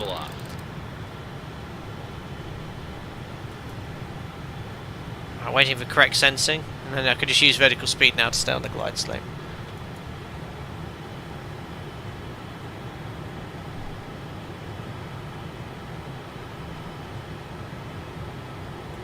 See what I mean? It's really... in these conditions of haze, it's really... Look, I can't see where the horizon is here.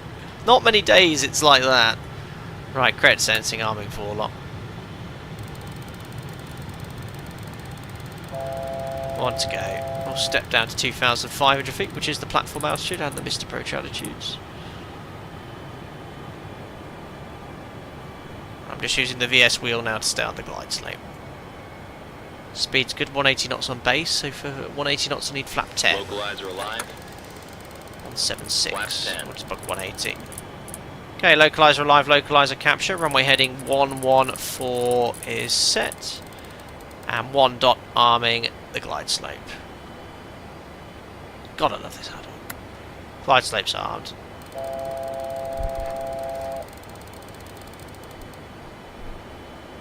Andrew, does this aircraft show up brake overheat if say you didn't have reverse thrust, or is that not modelled? It's fully modelled.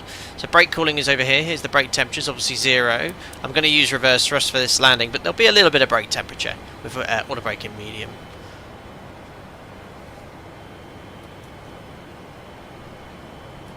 Oh yeah, 10-mile final, 180 knots on base. Very nice.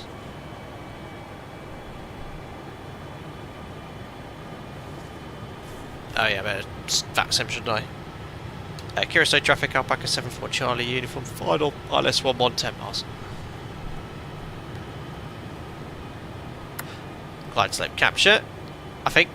There we go. 2,500 feet is set. Right, let's reduce now to the flat 20 speed. Oh no, I need to go gear down flat 20. I better configure a little sooner in the 742, so let's go gear down. Don't usually do these external views, but it is the 7.4. Flap 20 I've just selected as well.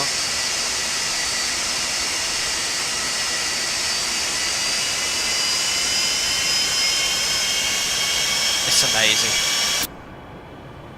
Alright, let's now run the landing checklist. Landing checklist. Flap 30. Gear. Down and check. Just cabin crew seats are landing. Flaps 30. Number 4. Flaps. No, that was already done. Flaps 25. Done. Flaps 25. No, flap 30. Spoilers. Flight start, there we are. Arm the spoilers. Check reverse. Oh! Off reverse. What? Did I just press the reverser command? Yeah, I did. I pressed the wrong button. Arm. I might have just accidentally selected reverse thrust in Ignition. flight. It's all good, it's all good. Flight start. Anti-skid. Dear. Check.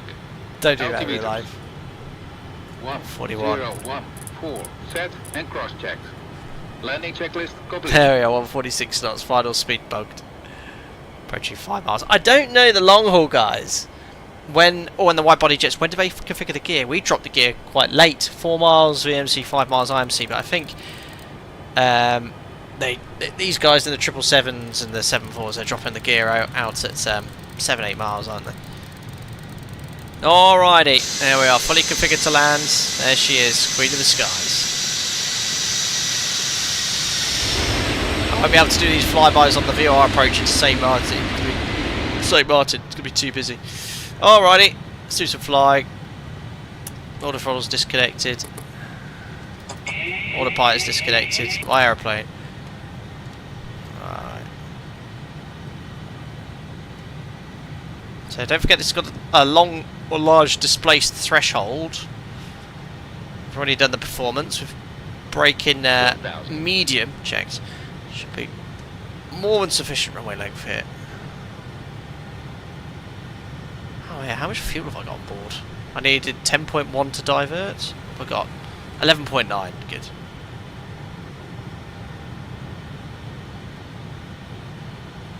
So the smooth conditions, a little bit high on the glide, so correcting.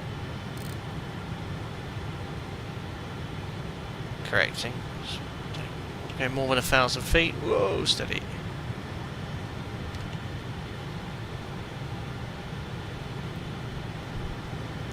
Looking good.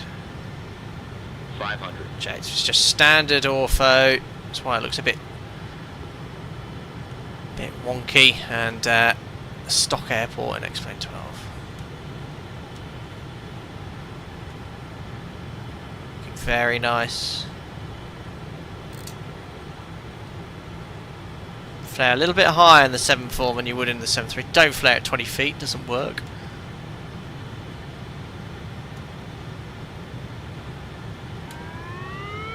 Approaching minimums. Minimums. Continue.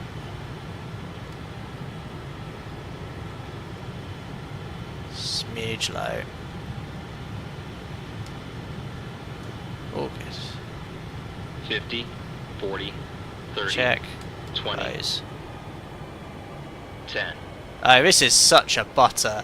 This is going to be beautiful. Just, oh, here it is. Here it is. Check reverse. Just knew it. Reverse. Okay, full reverse. Gently lower the nose.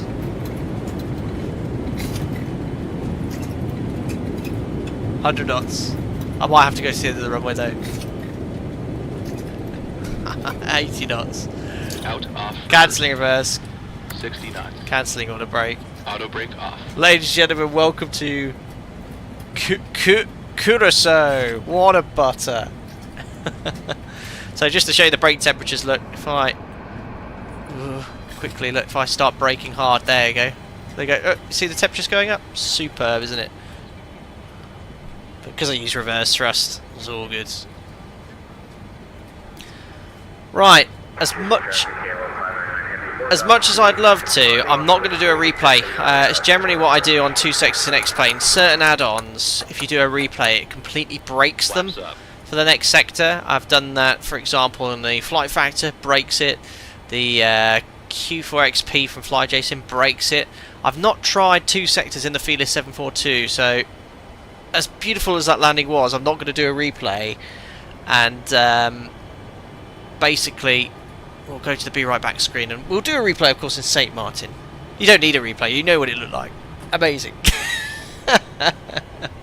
But yeah, I promise you on the second return flight to St. Martin we will do. I just want to make sure we shut this aircraft down as well properly. Right.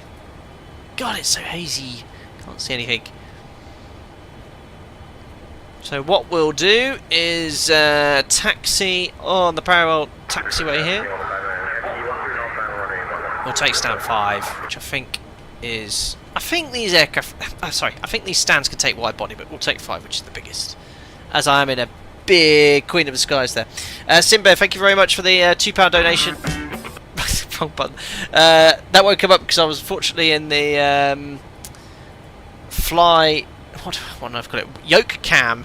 So, I learned some music in that one. Thank you very much for £2. Said, turn on New Sky Away. Yeah, damn it. Why is that not working today? Right, speed brake up, flaps are up, APU, I shall now start. Now the APU door is open. Trim is 7 units on the 742. INS will turn off on stand. Set that to 3,100. Probe can come off. There we are. Replay music, yes. Unfortunately, the replay music is next to the Navigraph Hide Show screen, so I often do knock it. Maybe I should change that around. Right, I don't know what else I need to do. Taxi and flow. Flight director's off. I will turn the INS off during the turnaround so I can reload it.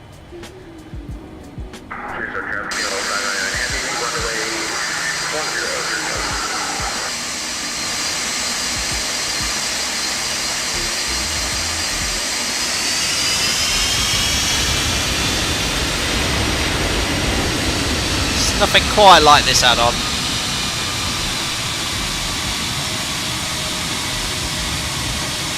Superb.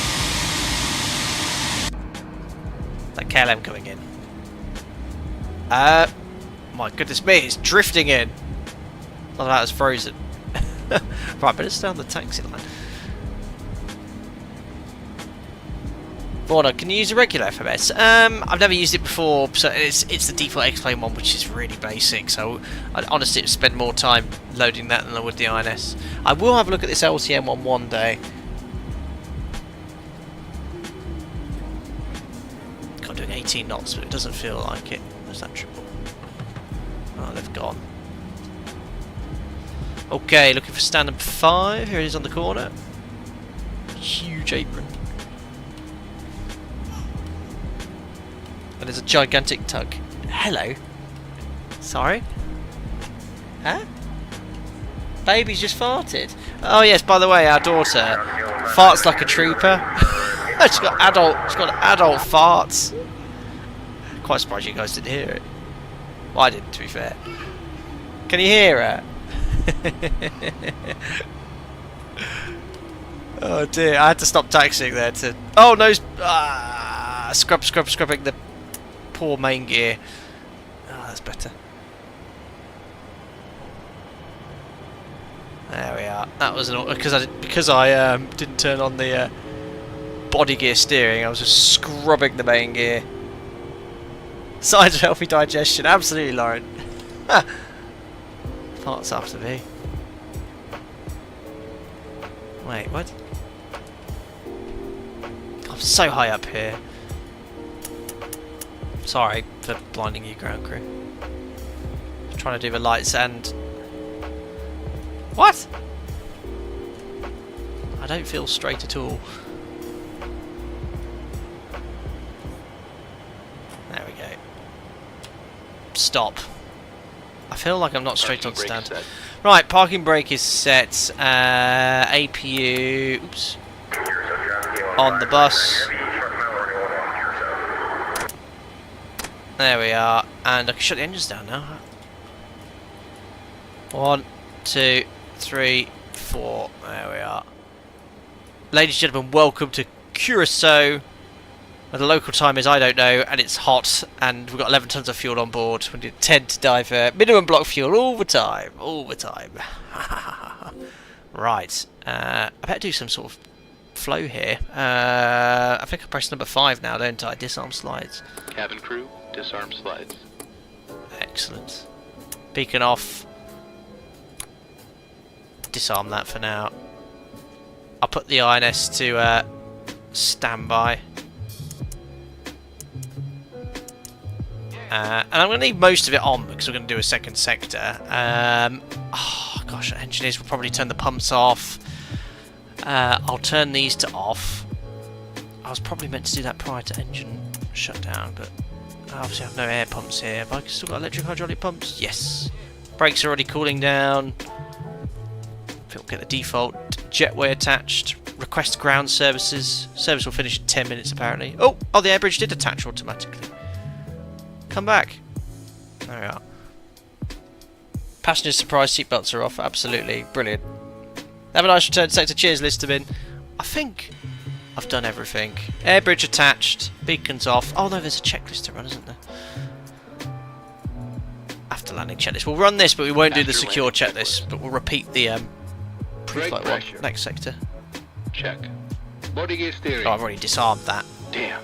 Well, I'd already on stand. There you go, I'll rearm it. Auto brakes. Ah. Yeah, that one. That one. Ignition. Awesome. Yeah, radar standby. Engine and wing I'm and trying to yard. catch up. Off. Radar and transponder. Standby. Flaps. Up. Spoilers. Down. There we go. Stabilizer trim. 7 units. All good. Outflow valves. Open. Pressurization mode selector. This. That must open automatically. Manual. Manual. No, that one. Aft cargo heat. Oh, that could stay on. APU check, yes. And then secure we're not going to do. But I will just... Oh, INS to align and INS off. Okay. Now we're not going to do this because we're going to do a return sector. And what I'll do is reset... Oh, the checklist again, because we do need to do that again. Reset, reset, reset, reset, reset. It's going to be a long stream this, isn't it? Past midnight. Oh, it's a good job I'm on lates this week, isn't it? There we go. So the aircraft is fully secure, and I'll reload a flight plan on that sim, but it gives a chance for some people to enjoy the approach at St. Martin whilst the rest of Europe sleeps. Those over to the west, across the pond, will be able to watch the return sector. Actually, you know what? Marshalling was bang on.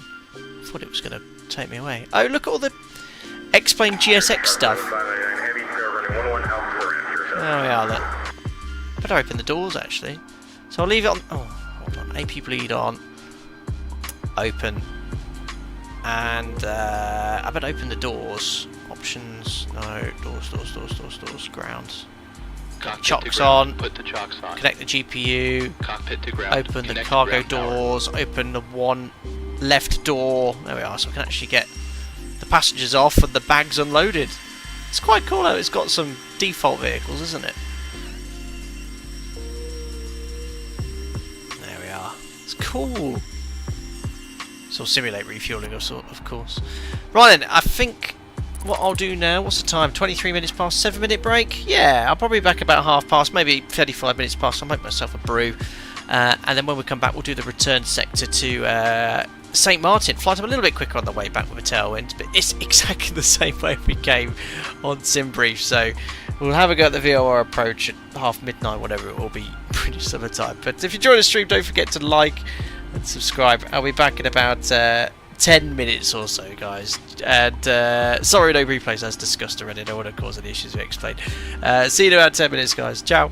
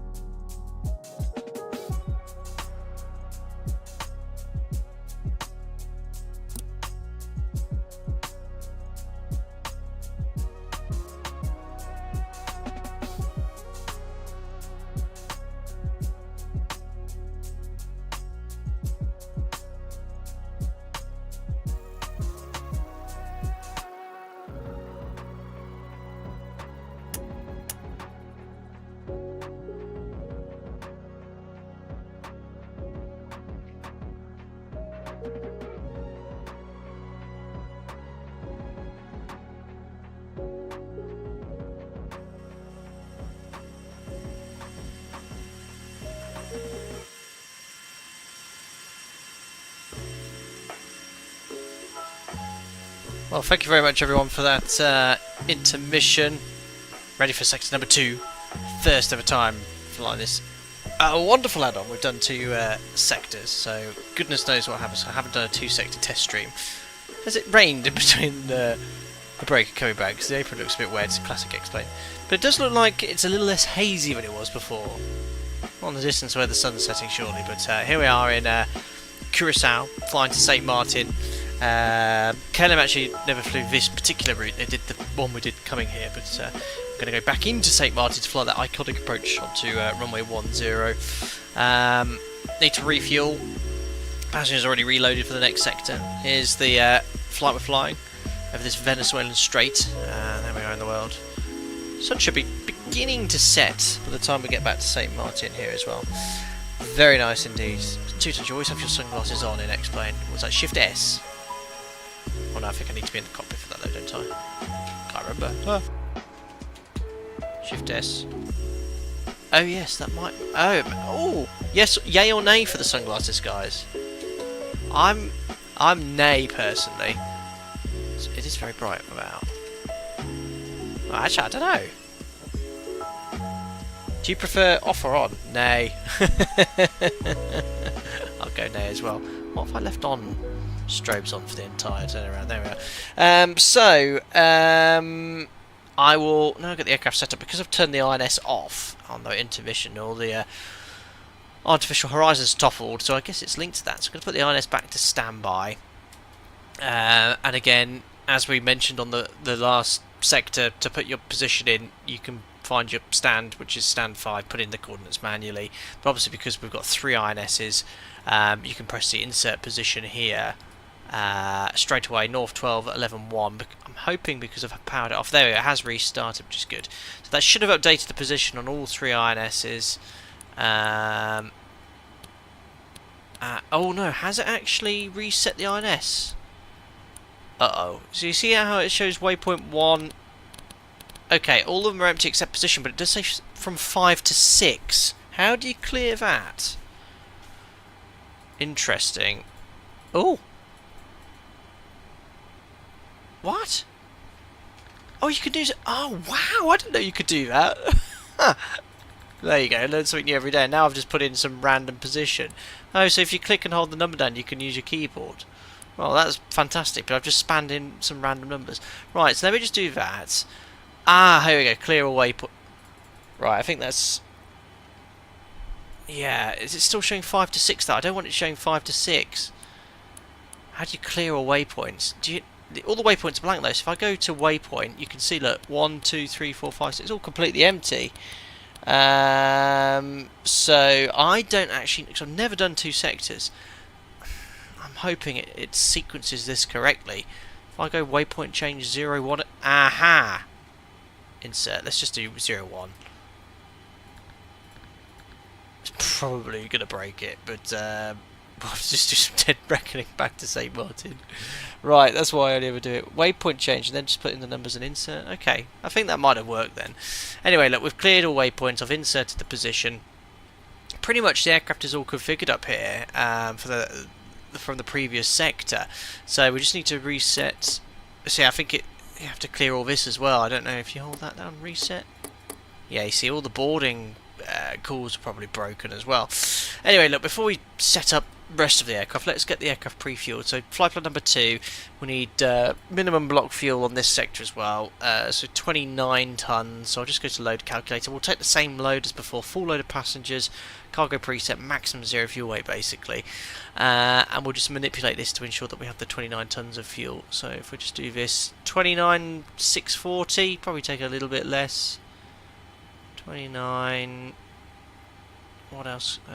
Give myself a bit of a tailwind. 29,487, that's close enough. So I can then press instant load, home, payload, and then we're already boarded from the previous sector. So board, instant board and load. There we go. You can see it sort of moving around on its gear. So we should have that 29 tons of fuel, 29.4. There we are, 29.4. We'll close these. Look, it would already start draining the fuel otherwise. And we can go from there. Glide slope. What was I done there? Cargo doors are open, that's what I was trying to clear. So that's that done, that's all configured. INS waypoints we need to program then. So just like before in St. Martin, flying out of Curaçao, the SIDs are all RNAV. RNAV. Oh, actually they do have some conventional SIDs with a DME well, I'll just have to fly that one then. And where are we going to? Just whether it's en route, not to Denver. What other SIDs do they have? Not St. Martin. They've got this one here. So neither of the SIDs are really relevant. I mean, I will sort of fly out to 9 miles and then I can try and DME arc, it'd be fun. This is a Denver SID, and we want to go up to Denver. Well, not towards Denver, our first waypoint, but I just want to see the first part of the SID. So basically, can't see anything referencing Denver here. So cross 9 miles, at above 3,000 feet, turn right, but we want to turn left. So at above 1,100 feet, turn left, track 102. That's to go to Abuja. Yeah, we don't want to do any of that. We're just going to make a left turn and fly en route, 'cause none of our airways that we want to fly towards Cinder are located with this SID, so we'll just do an omnidirectional departure again. It's a shame. I'd thought one would join up with Cinder at least. But we'll program the waypoints just like we did before. View sim brief OFP. Bring our little pen out. So 1, 2, 3, only 4 waypoints left to program. There we go. So coming down here, remote, and where's that third INS? Remote. God, so much to do. Right, waypoint number 1. There we go. So Cinder north. I just need to zoom in here. North 12490. Put a little bit of music on. Also, put the INS waypoints in. Helps if I can type as well. 12490. Insert west 0682224. Insert. I think that's going to work, isn't it? 2 Millock North 15176. Insert west 06558. Insert 3 North 1733. West 063399. Insert. Oh, that didn't take long. 4 St. Martin. North 18023. Insert west 0633071. Insert. There you go. That didn't take long at all. And then we'll just go here to home INS. Just do the quick alignment. There we go. So all waypoints are in. Remotes deselected. 1, 2, 3, 4, 5 blank. Perfect. So INS is done. That's all configured. The SID is going to be omnidirectional.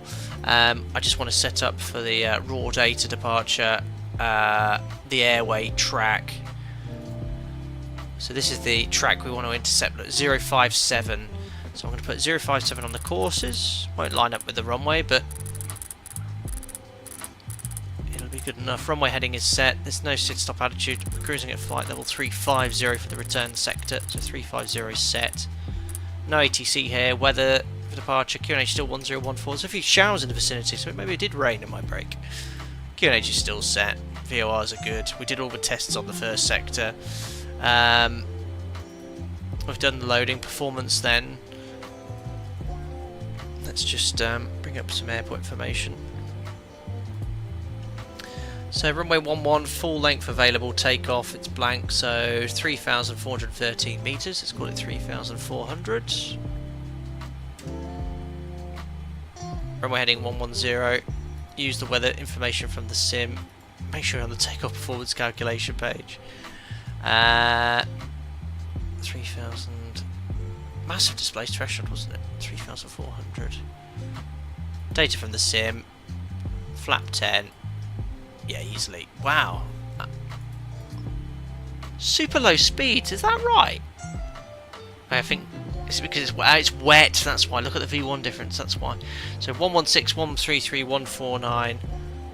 We just press set speed bugs. There we are, 149 set V2. So performance is done, that's all legal. Stab trim 3.1 units. I need to turn on the pumps. Which one's linked to flight controls? Not sure. I'll turn them all on. Is that in your 777? 118, 128, 140? Oh, similar, aren't they? Right, I think we're good to go. Obviously, we did all the checklists on the previous sector. We've done all the fault and fire tests. I think I've been running on the APU for the entire turnaround. I never connected the ground power, so... Oops. Ground service. Yeah, we're on the APU. APU's running. Happy days. Right, let's run the checklist again. Just make sure we've not forgotten anything. We'll get on our way. Before start checklist, please. Takes ages, but we need to do our checks. It's important. Down and check. Brakes. Parked. It's definitely not the best two-sector stream aircraft to stream. On and check. So much to do. Flight control, hydraulic power. On. INS. Check and nav. Compasses. Should we go around actually? Slaved. Window heat. On. It's going to be a beautiful sunset flight no though. Smoking. So we've got the doors closed now as well. Uh-oh. On. Emergency lights. Armed. Exterior lights. Check. Cockpit to ground. Disconnect ground power. Unfortunately, Flight overwrites the checklist. Close all doors. Check. Cockpit to ground. Remove the chocks. There we are. Altimeters and clocks. 1, 0, 1, Reset the 4. clock from Set last and sector. cross check. Ground power disconnected. Great. Shocks removed. Radio INS switches. How do I reset this clock? Radio. Radar and just like that. transponder. Stand by. Indicator lights. Check. Probably Engine good to and close wing doors before you anti-ice. depart. Thanks, Simbear. Stall Will warning. be the first time. Mm. Stall warning. Oh, I think you have to do the whole lot again. Can't remember, I don't think, between flights. Check. Mach airspeed warning. Check. Auto brakes. Check and We off. can do all the tests again. Body gear steering. Pull up. Anti-skid. On. Autopilot and flight director. Check and off. Perfect. Takeoff warning. Check. Auto flight enunciators. So remember we did, because I didn't do a takeoff config check during this setup. GPWS. Check. Instrument warning. Check. Flight director computer selectors. Check. Instrument source selectors. Normal. Long, Reserve long brake valve. checklist. Closed. Spoilers. Down. Static selectors. Normal. Oxygen mask and regulator. Check and emergency off. Grounded cockpit. Tow is driving up. Tug's coming up. So the aircraft's alright in Brake multiple pressure. sectors. Check. Stabilizer trim. Hi Rich, just going 1 to 10. Check How hard and is it to dock. go from the PMGs to fly the Rudder and iFly aileron EFB? trim. Seems a bit intimidating. Yeah, Check. so the iFly is based Checklist off the real completed. Boeing tablet, which apparently is an option from Boeing. We obviously don't use it, and I'm not such a fan of that tablet.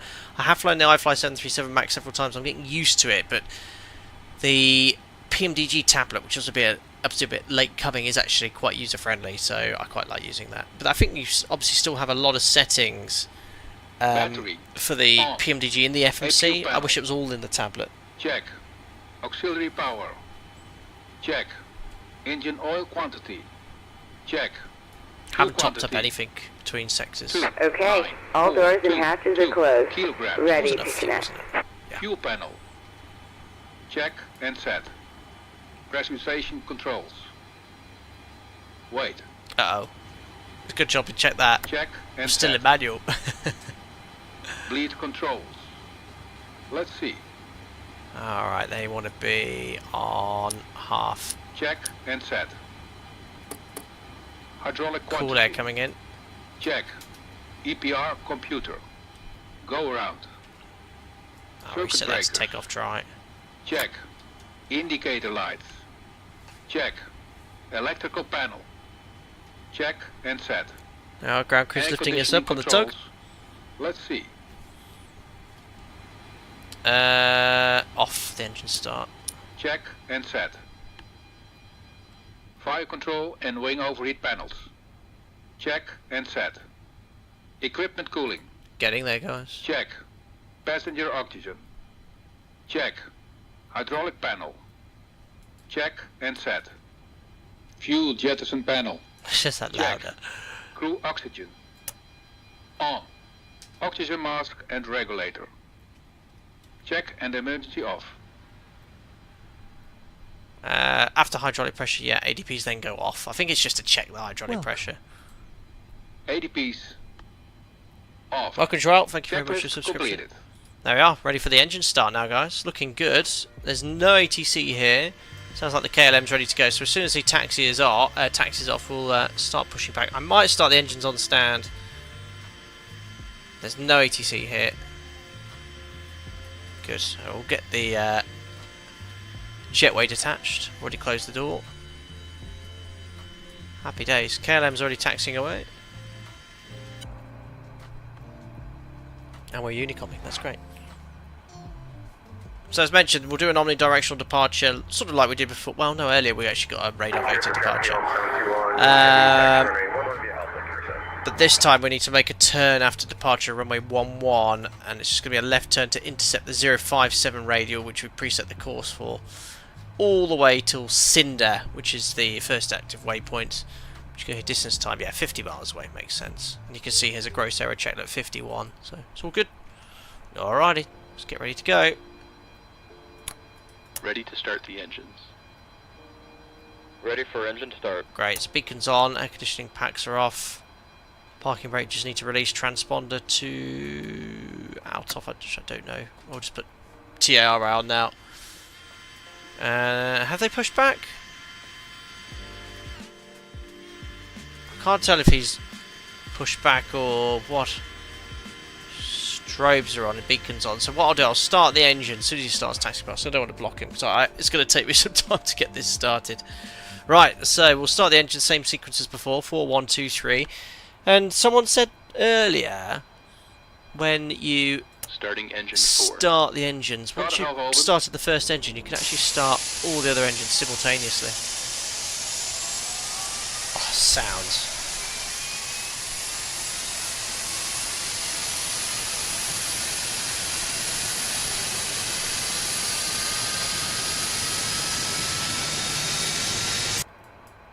It's all quiet up here.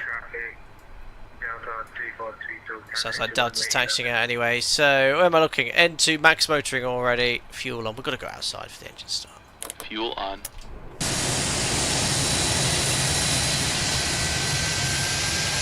Don't go behind the jet engine.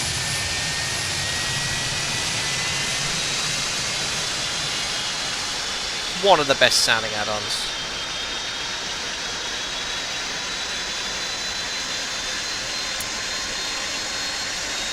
Amazing. So we're going to start number 1 separately, but then I'll do 2 and 3 simultaneously. Can I do 2 and 3 simultaneously? Engine stabilized.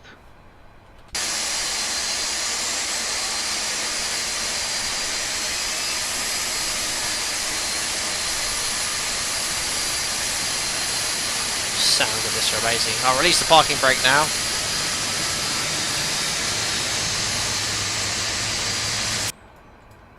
Keep missing the cooldowns for the fuel. Fuel on. Light up. Parking brake released. Chocks again. Chocks. Chocks. Oops, set parking brake to parking brake set. Oh, it is. Oh, I know why, because I didn't actually. Hey, Captain, let me know where you want this thing. Over here, please.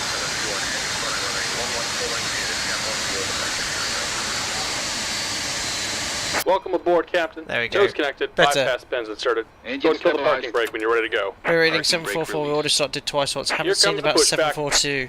Ah. Alright, maybe I'll stick with what I've always done, which is start them individually. Starting 2. Starting engine 2. Starter valve open. We'll stay inside to monitor this engine start properly. So number 2, N2. Oil pressure. And N1. 20% and 2. There we go. Fuel on. Light up. So you monitor the EGT carefully. Obviously the engineer will be doing this, looking at his engineering panel as well. The fire up time of this is super realistic as well. I love the animation of the gauges.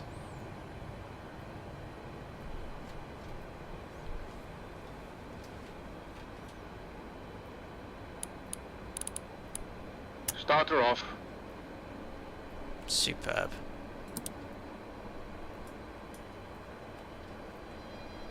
And lastly, number 3. Engine stabilized. Starting engine 3. Starter valve.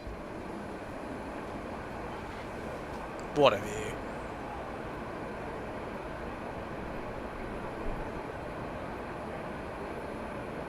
Seriously, I remember pushing back the Virgin 74 at Manchester.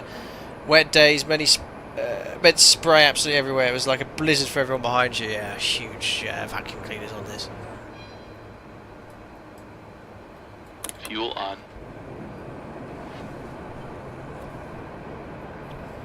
Awesome.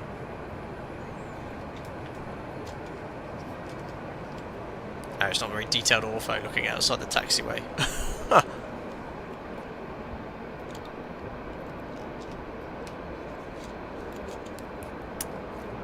Beautiful. Alrighty, 4 good start. 4 good starts. Engine stabilized. The after start checklist. So generators 1, 2, 3, 4. We can shut off the APU. Turn off the APU bleed. Put these to flight now. Probably does it. I think you do it a little bit later, but we'll do it at this stage. Conditioned air for taxi. Turn them off prior to departure. Flaps to 10 for this departure. Flight controls. Flaps 10. Forward. And back. You shouldn't be doing this whilst taxiing. Left, right, rudders, right and left, because he's put the pin in. Probe heat on as well. Oh yeah, let's just run the after start checklist. After start checklist. Perfect. Flight recorder. Just about done here. Go ahead and set your parking brake. Start switches. Hold on. And we're Uh-oh. disconnecting Brakes tow. Give me just a moment. Oops, they don't want to be in flight just yet. Off for now. Beacon lights. On. Brake pressure. Crikey, that's an awful radio. Check. Start levers. Idle detent. What a tank.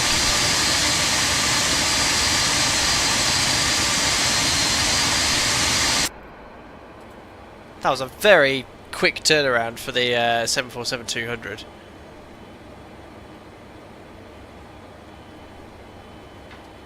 Oh, what did I forget? Oh, electrical panel. Have I tripped something? Oh, I tripped the buses again for the galley power. Well, so, uh-oh. What else has tripped? Check. And we're disconnected. All of it. Signal and pin on the left. Valve. Take it easy and have a safe flight. Open. Dual warning lights. Out. Hydraulic panel. Check. Flight recorder. On. After start checklist completed. Great, next taxi checklist. Taxi checklist, please. God, that's Flaps. sun coming down. There's that Flaps Delta 10. 7-3 Flaps lining up. 10. Takeoff data. EPR and airspeed bugs. Set and cross-check. Stabilizer trim. Set in green band. 3.1 units. Probe heat. On. Flight controls. Check. Yaw dampers. Check. Seat belts and shoulder harness. Check. APU. Many Off. checks. Fuel heat. Off. Totalizer and gross weight. Spent the whole time Set. just doing the Flight engineer checklist. and pilot panels. Check. Aft cargo heat. Normal. Seat belts and shoulder harness. Check. Taxi checklist completed. There we are. Alrighty. So release parking brake. Brake release. Do a quick config check. No config warning horn. Let's go back to St. Martin. Gotta do the taxi pass again.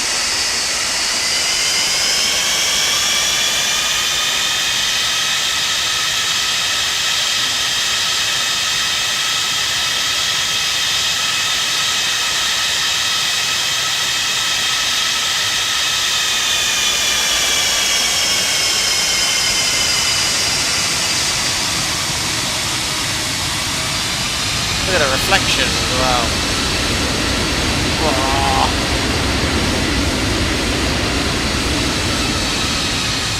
What do you think, guys? Love this thing. I think I'm still on the taxiway. Yeah, just about 21 knots.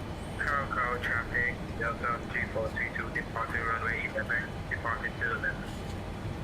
Alrighty, let's run the before takeoff checklist. Before takeoff checklist. Icing considerations. Check. Cabin alert. Check. Trans I can't hit the checks if you're not in the cockpit. ignition. Flight start. Body gear steering. Yes, I'll have to skip that one because I haven't lined up yet. Pack valves. And that one I can do now. This. Oh, this. Closed. Packs off for departure. Was every takeoff in the Mode classic selector. packs Auto. off? Fuel boost pumps. On. Yeah, the glare is very Cross realistic. feed valves. Can't see a Check. thing, which would be Before true. takeoff checklist completed. Alright, so I'll do my own little operator's pre-departure check. So, config we check, flaps, we've got 10 green lights, stab trim 3.1 units, takeoff briefing. The air conditioning packs are off for departure, which is standard on this aircraft. The bleed stay on. We're going to be intercepting the 16.7, which I forgot to make active departure. And the airway on radial 057, climbing to our cruise level of 350. Any problems, we'll just climb straight ahead 3,000 feet MSA. Reviewed, cabin is secure, although this isn't working for this sector. Cabin crew, take your seats. Oh, it is, perfect. There we are. Cabin crew take seats, there we are, before takeoff check is complete. So we'll leave the performance calculation checklist, which has all the correct speeds on it. And then we're pretty much ready to go. Make sure the order fills on EPR mode. Excellent. Love the spray on the wheels as well.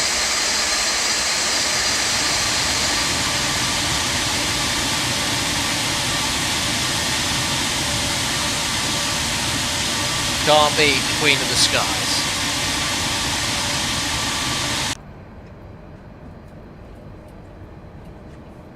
What's that there? Just having a look on the external view.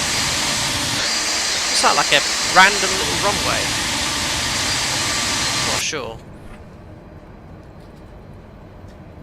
Really? Spitfire says United Standard procedure was packed on, always using performance requires. Ah, that makes sense. Whoa, where's the taxi line going? There it is. God, this thing turns on a dime. Well, not a dime, but it's quite easy to taxi. Alright, all we've got left to do is turn on the lights. Make sure no one's on final. Happy days. Turn off the body gear steering once we've lined up.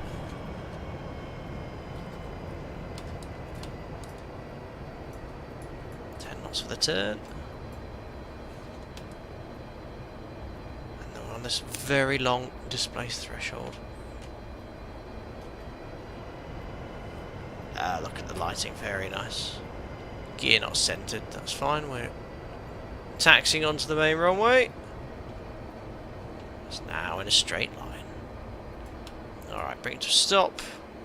Anti-skid on, body steering off. We are ready to go back to St. Martin. Toes and chats. Let's go home. Alrighty, run.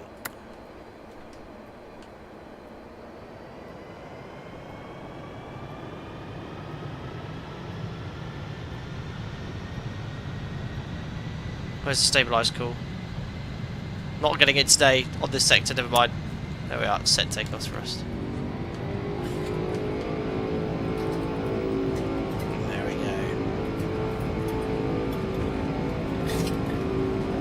No thrust set call either.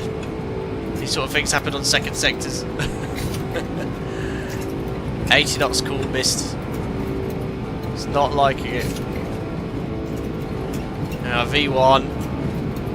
Rotate. Yeah, we missed the calls unfortunately. M1. Positive climb. Gear up. Gears coming up. Trim. Oh, I've got loads of performance here. We're still accelerating almost at 20 degrees nose up. Look at that.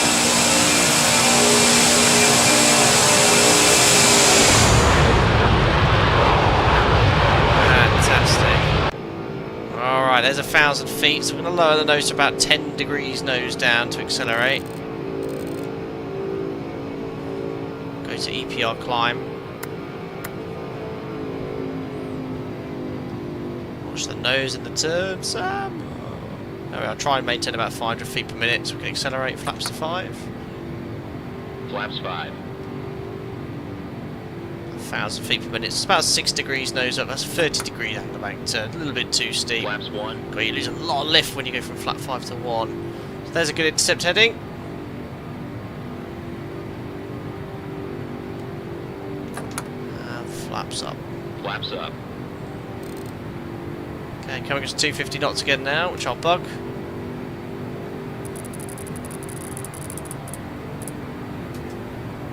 Beautiful. Beautiful evening here as well, smooth conditions.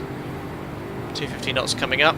So I'm on intercept heading here to intercept the 057 radial. That's 250 knots, so we'll start pitching up. Still hand flying. A little bit too high nose up, just losing a little bit of speed there. Let's lower that nose slightly, just get it trimmed out. 240 knots we're doing. Here's the airspeed indicator. Oh. There we go. Slightly better to see the instruments that way. There's 250, so pitch up again slightly. There's a little bit aggressive pitching up. Whoop. Trying to find the altitude to maintain about 250 knots of the climb, but there's the radial coming in on the HSI, so let's make a right turn. So what, you know, imagine doing your LPC in this thing 50 years ago. You'll have to be doing all this. Oh my goodness, hand fly. Probably with an engine failure as well. Hard work.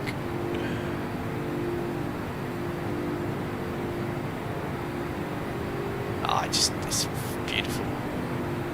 Alright, 250 knots. About, I reckon about 7.5 degrees. We're a bit higher than that now. 10 degrees. Nicely on the radial. Keeping my scan going. So my scan is primarily on the artificial horizon. It's all about the attitude, guys. That's the most important thing. Everything else is second.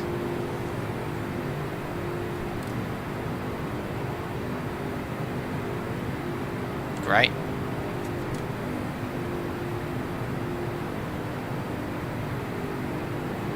Alrighty, so I think we're on a good heading there to intercept the radial, or pretty much established on the radial now. Pretty much all in trim. 245 knots, that'll do. Great, let's get the autopilot in. Just match the heading up first. Defaults to heading select if you want to pop it in. There we are, Command A.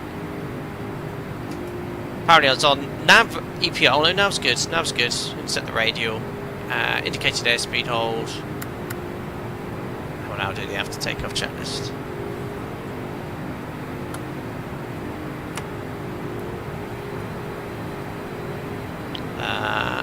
Pack's coming up. Great noise, isn't it? Spitfire. Very nice. Ah, you have to click reset crew callouts in the FB. Roger. Only have to take off checklist now. Go. After takeoff checklist. Gear lever. Off. Landing and logo lights. Damn. Uh-oh. Oh yeah, it's the lights. Fuel heat needs to go to auto. Oh, the fuel used doesn't reset for the previous sector as well. Oh no, I forgot to press that button. Well, the engineer did. Never mind. Landing and logo lights. Off. Ignition. Check. Seatbelts and no smoking signs. ML been away for some time. Heading 57060 back to Amsterdam. This would be the same track. Straight over St. Martin. After takeoff checklist completed. 10,000. Yeah, it seems to call out, seem to caught up now. So 10,000 feet. Let's see what the Econ climb speed is again. Around the same, 302 knots now this time. So we'll bug 302.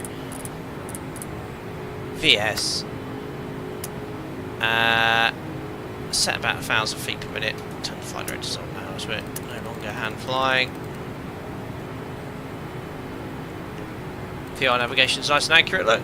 Obviously this cinder is as the crow flies from the airport, but we've made a left turn to intercept the radial 057. So we can be on the 576 airway. We'll switch to INS shortly.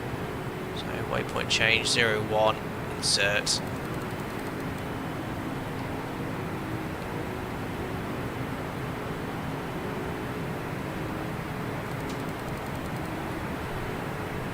Got to reset the fuel. That's a rookie error. That is. What a rookie engineering error. Should have a slight tailwind on this sector as well.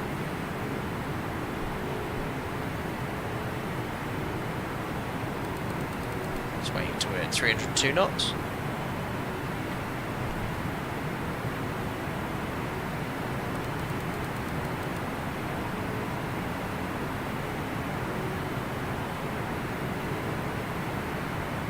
There we go. So indicated airspeed hold is engaged. Now we're going to start climbing. Oh no, wrong button. You stupid boy. EPR. EIS, there we go. I accidentally told the auto throttle to maintain the speed. I want to be on EPR climb and take off pictures. Ooh, that was a bit weird, that audio. Cool. Switch over to INS navigation now. There we are, INS. INS is engaged. Nav. Perfect. Bye bye. Curaçao.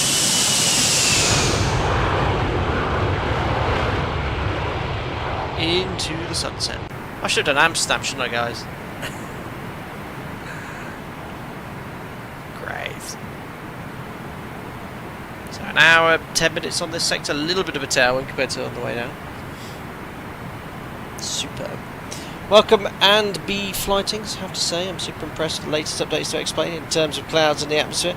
It looks so much more realistic than Microsoft Flight Sim, especially in 2024 where the cloud shapes are so bad. Yes, there have been significant improvements in X-Plane 12 with the atmospherics and the lighting and the clouds.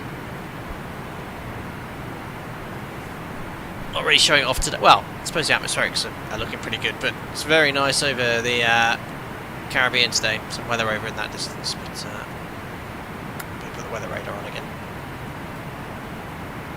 Nothing on our displays.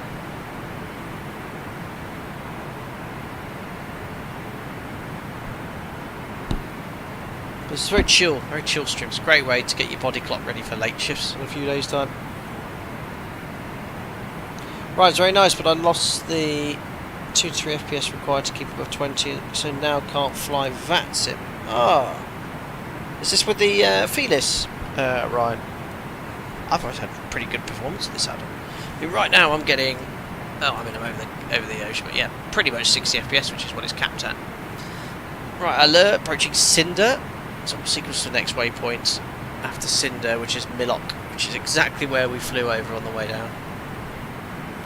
Stephalon, no ATC. No, we're on VATSIM, but there was no ATC. There's no events going on at Curaçao today. We had ATC leaving St. Martin earlier.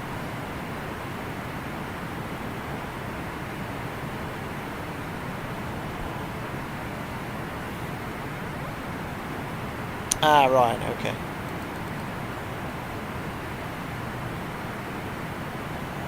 Eagle says, after the Boeing 737-800 and other modern aircraft, it looks like a complicated aircraft to study, like the Tu-154, whatever. Well, that's on another scale. I haven't flown the Felis 154 in ages, although I think someone's now made it X-Plane 12 compatible. Could be interesting to try out one day. Ego, you'd like to learn to fly this on my own? Yeah, this is a high workload aircraft, but superbly well modelled. It's a real gem, this add-on. It's one of my favourites. I mean, I wanted to fly this. I wanted to stream this. None of you guys. I just love flying.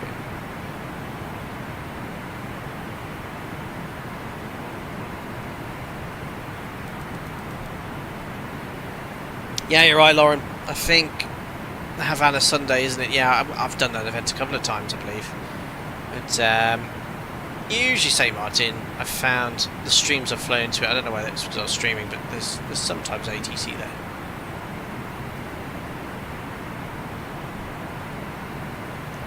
Showmake says, you wonder if the haze is put in deliberately to hide the poor quality of X-Plane's default scenery.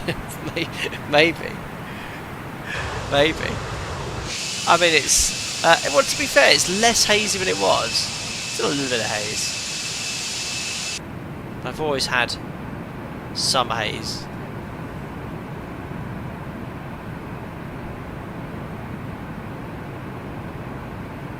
Emma says heading 060 takes you to Tenerife for refueling with straight on heading 0 into European airspace.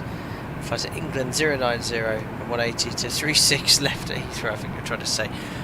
We could do that. I mean, we've got a minor issue of only got 23 tons of fuel on board, 24 tons. So we ain't going to make it.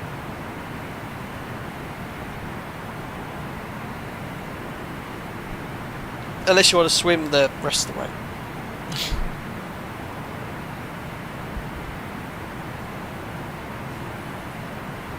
Hammersaw said you really had to fight against us. We said we'd all leave the membership if you'd streamed this plane. Well, the Felis or the 154.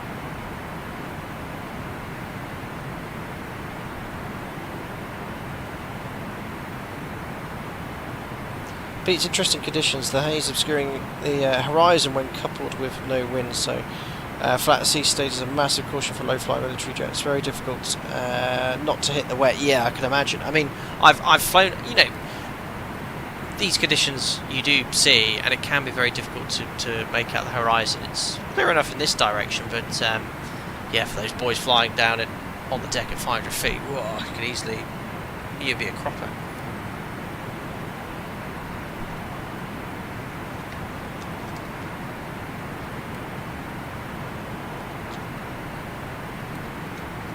Right, I think I might... How much contingency fuel have I got for this sector? 5 minutes, 974 kilos. I might use that flying at the barber's pole in the cruise. What can we max this out at? 0.88? Let's see.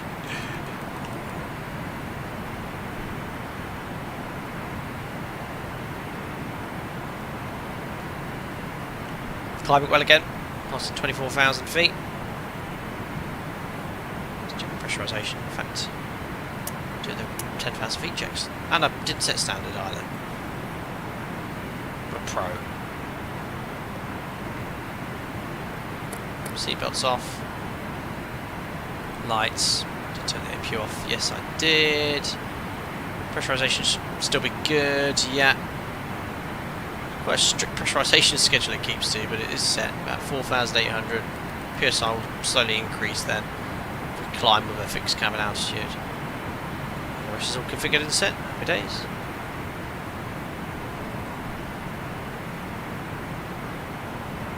Hello Cactus Brother, your old 7.3 videos helped me a lot. Never noticed it was you until recently. Ah yes. The OG channel videos. Filmed on a old laptop, which I still actually own, in FSX. With about 20 FPS. Amazing. Skymaster, hello from Canada. Good day to you. Thank you very much for popping in. Already at 76 miles from Curaçao.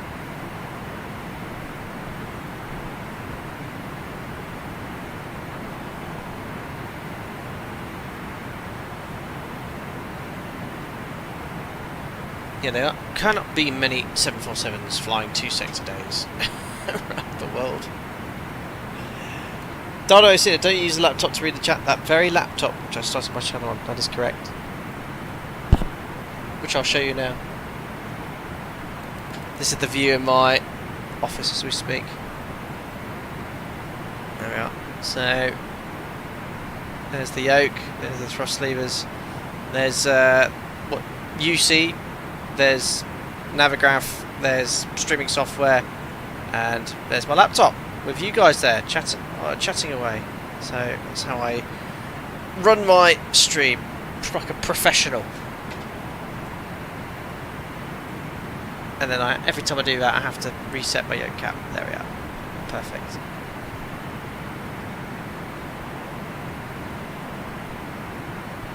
Basement, did you disconnect from VATSIM? Tracked you via Navigraph, but you disappeared now. Still on VATSIM. Yeah, still on. Alpaca 74X remote. I'm here. No jack at the moment. Red, I feel like I'm the best mouse yoke user on 2020 VATSIM. Hey, I am the king of mouse flying. I have landed and flown the AnyBuilds A300 with the mouse. Completed it.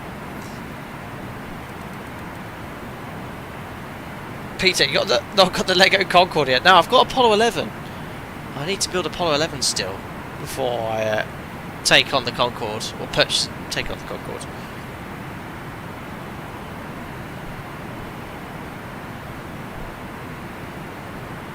I'm coming to Mach 80. What is the wind here? 180.15. Yeah, little tailwind.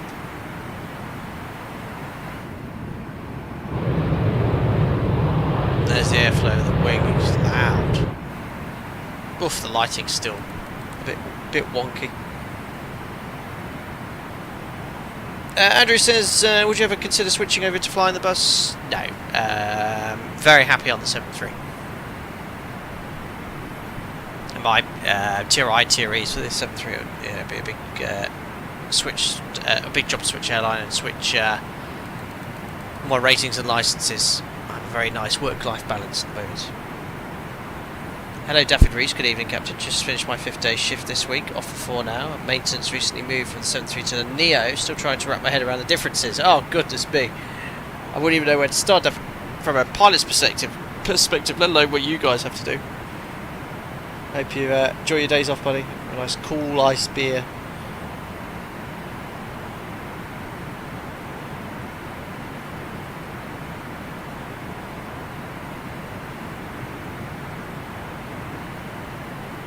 So it won't convert to Mach 85, we'll just maintain climb thrust until we're just below the barber's pole. So I reckon it was at 8788. So what's the point? What was it? 0.95. Couldn't go that fast in the jumbo. Some of the business jets are quite close to speed of sound now, aren't they? They cruise at like Mach 8, 92, 93. It's crazy.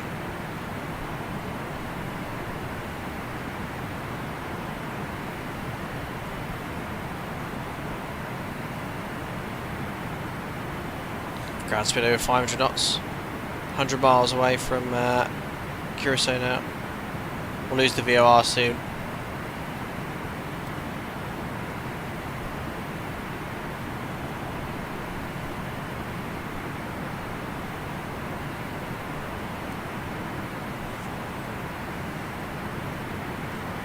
I forgot this has a little bit of a cabin, doesn't it? I think it's the most detailed. No, it's quite basic. But top anyway. Oh, there's the sun setting. Very nice. At least it has a cabin. It's not the best view of the wing there. That's the spiral staircase. Very basic, but does the job. Some people are bothered. 0.92 max, although we'll do Mach 0.9. Ah, that's an iconic jumbo view, that one there, look at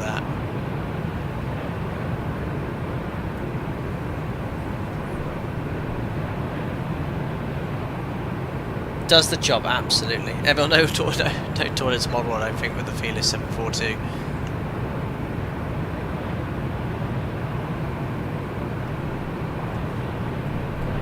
Jump in the cockpit anyway.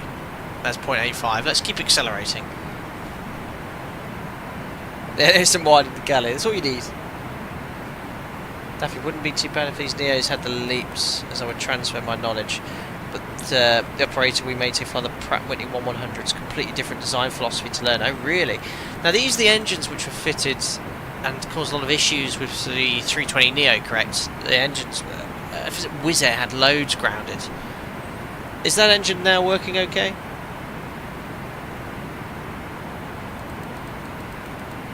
Absolutely having stall, you're right. Yeah, Microsoft Flight Sim, and for the airports, detailed airports and things. Very nice.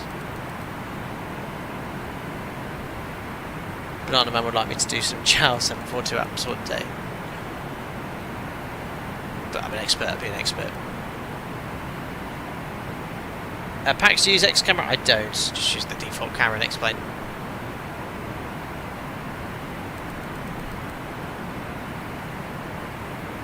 Mach 0.87.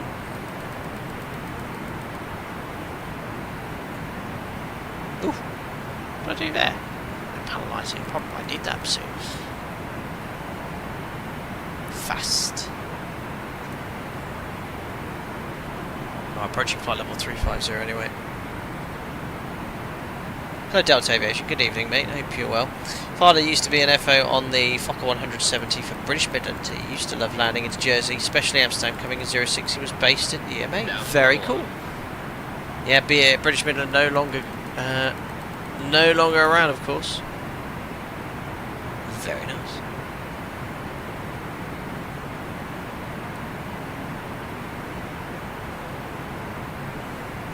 Oh, this is fast now. Right on the barber's pole. Mach 0.89 coming up. So fast. Not very fuel friendly at this speed though.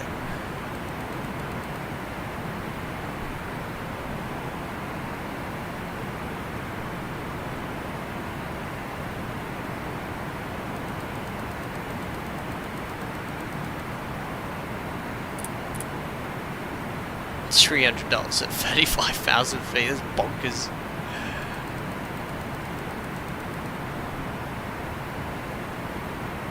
.89. There we are.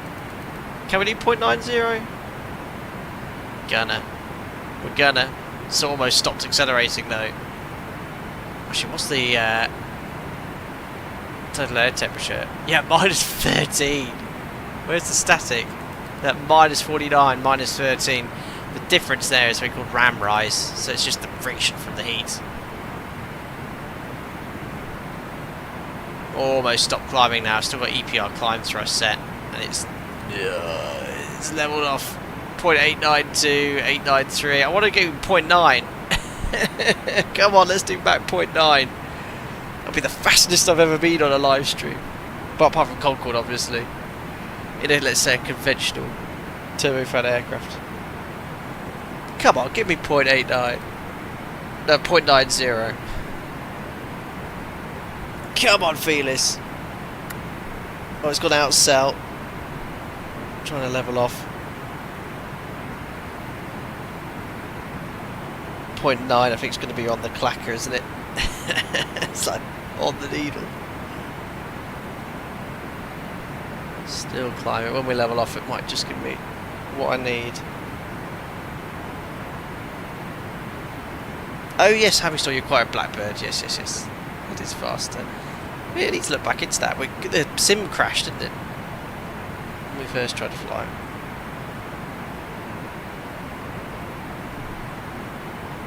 Oh, it just won't give me that last little bit. Well, hopefully now we level off. Come on.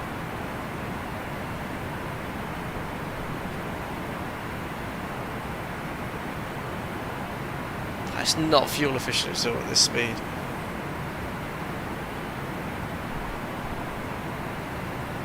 Oh, you have to trim it. Oh, move fuel around perhaps. No, it won't give it to me. Look, I've got literally full EPR climb here. God, I'm using so much fuel an hour as well.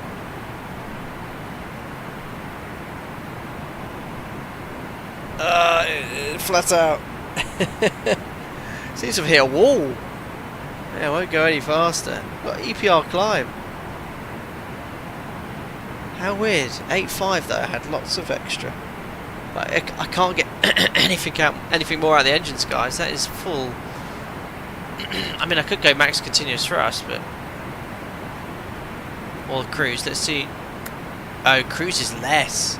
Put the EPR to cruise. Look, that's full cruise. Oh no. Emil, trim the plane flat. What do you? Yeah, that's not how that works. We'll then descend, I'm afraid, Emil, if I trimmed at 0 or tried to maintain 0 degrees. Yeah, 0.89 with cruise EPR. But a high altitude might do it. Yeah, you know what? Ah. Let's go up to 3.7. What's the maximum I can actually get up to? It's over here on all these tables. Optimum flight level. What's our gross weight? 250 tons.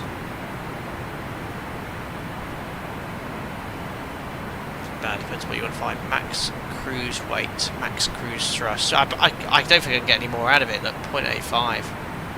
That's max cruise. That's full EPR cruise, and it can't hold speed.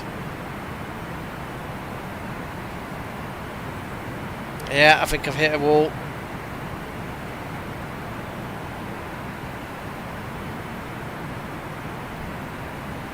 Alright, well, we tried. Certainly doing some fuel checks. When we get to Millock, we'll be down. That's for sure. Alright, let's do something a bit more sensible. What I'll do is just disconnect the auto throttle temporarily.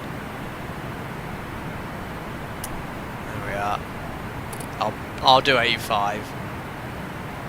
Otherwise I'm going to run out of fuel.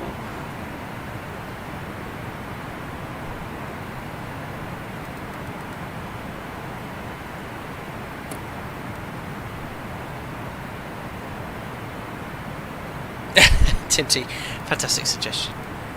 We'll do a yeah, I hit a bit of a drag wall.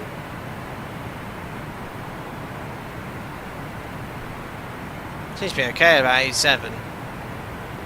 With a lot less thrust. It's just that last, 15-20 knots indicated airspeed, really struggling.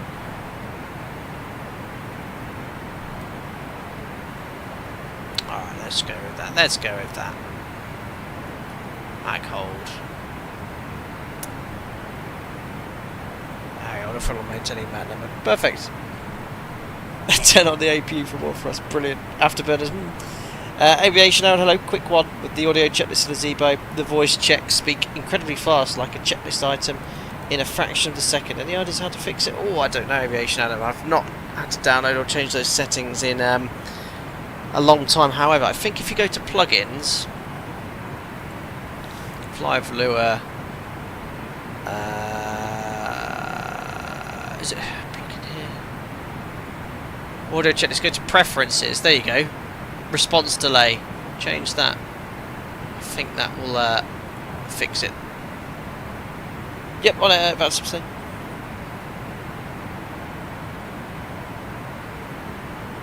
P-Tech at this point, the area of the top of the wing will be supersonic or transitional. 7.5 gets to this point normally.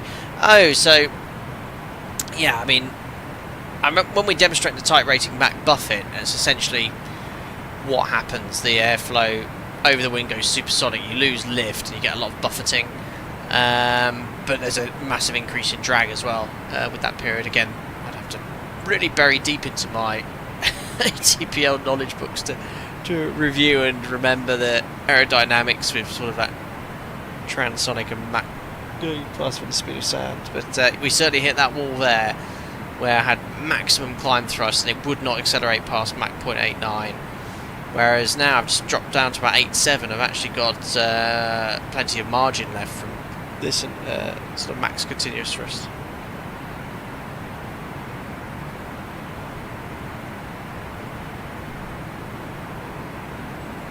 Well, almost halfway. Nice short sector, 30 minutes. Airborne. And we'll start having a think about how we're going to fly this VOR only approach into St. Martin. We'll try, I think, a DME arc. That's if there's no ATC, which hopefully there will be, and we'll get where that makes us.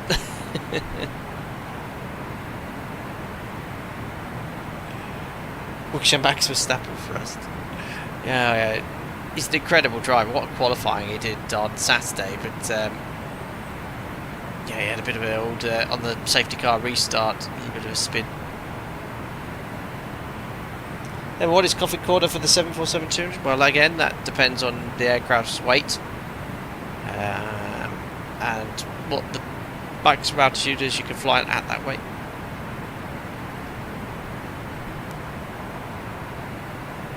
Sorry about that, aviation Aaron. Yeah, try an older version. I haven't updated in years. I think I've got the original one still.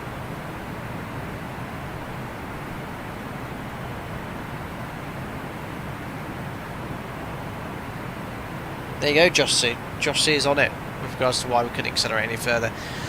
And that's one of the things I really like about X-Plane, how this all seems to be quite well modelled. I mean, if I go on the outside view, can we look at the... Just turn down the sounds here. I think you can look at all the effects, can't you? Control M. So wind delta, there we are. So this is real-time physics, elemental forces, angle of attack of all the different surface areas, parts of the wing. It's really incredible. Lifetime physics data. Stream through the airflow of the wing.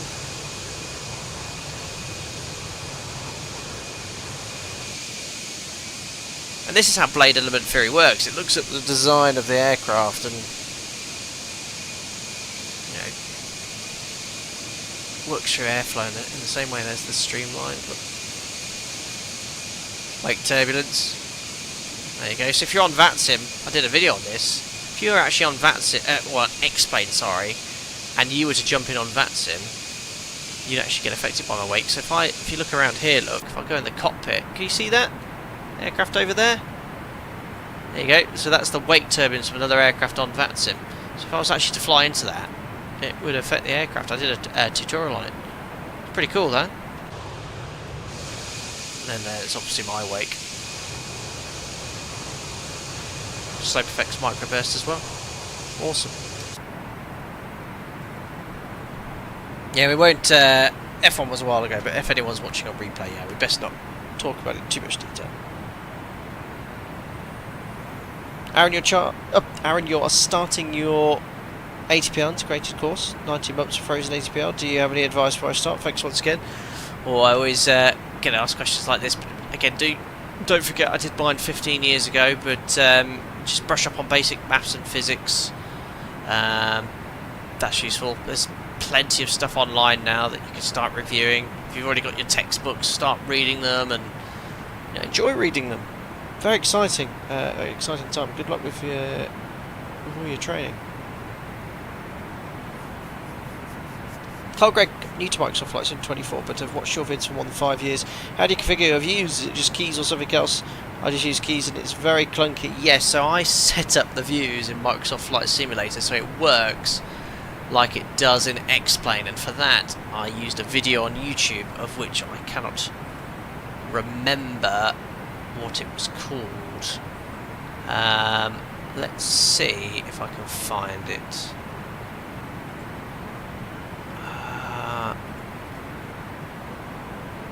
Let's have a look here.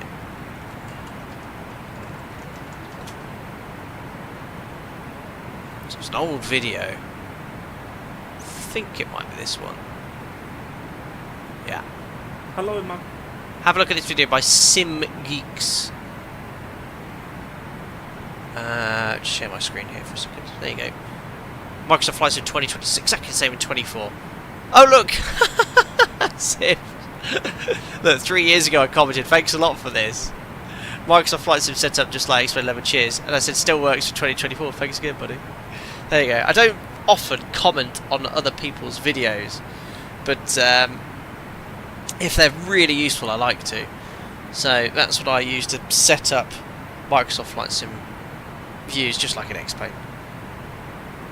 Because the default camera system in Microsoft Flight Sim is yeah, been waiting. Stream to do that. Yeah, great sim, but the camera system on that is garbage.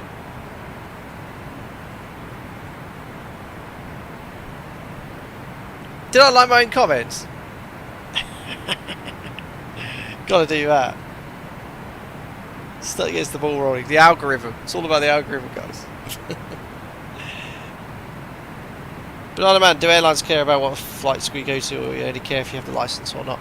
Yeah, I think a level of education is required. So in the UK, a lot of airlines sort of 5 GCSEs, including English, Maths, and a Science. It's double science now, isn't it? As a minimum.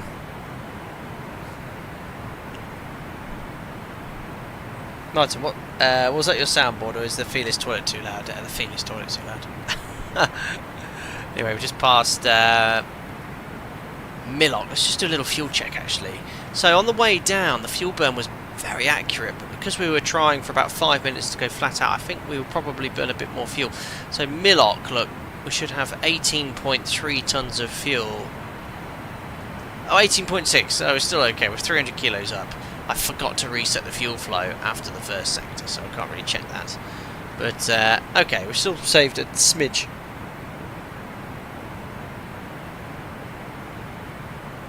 Domino City, what a ridiculous comment.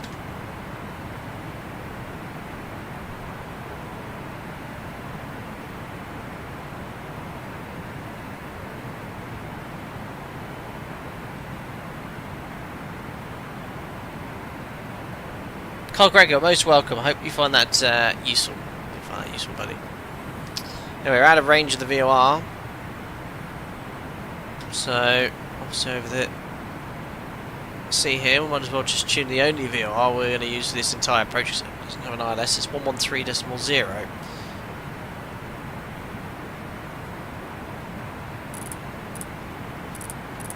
we go.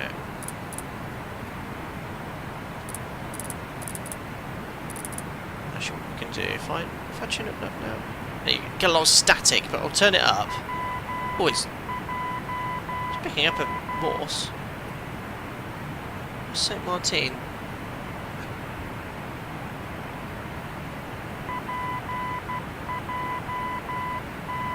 That is the correct Morse code identifier, even though we don't have the idents yet, or the DME, but I think it might actually already be pointing towards the beacon, just too far out for the DME range.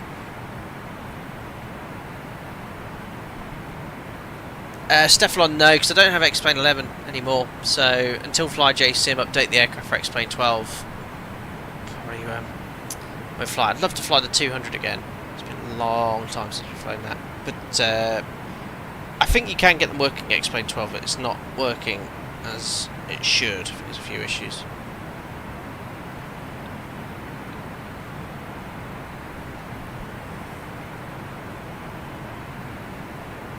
Ah, Hungstar, you get your DME if you put it into override.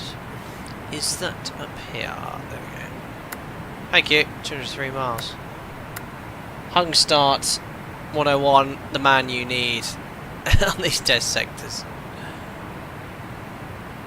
Why don't I just leave it in override though? What's the disadvantage of leaving it in override? 200 miles to go. We'll start setting up soon.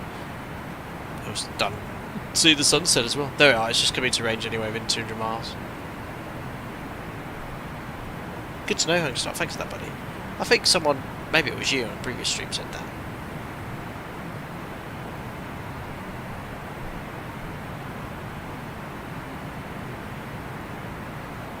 Don't think you get pairing, so it's not in the designated operational coverage. Okay. Interesting. Oh, you guys, I'm going to ask the question, but I don't know what the answer will be. I'd love to just self-position onto this approach, but would you like me to have a go at the DME arc? Coming in from Mike 576. There we are. So that's the very air where we're doing, and it's a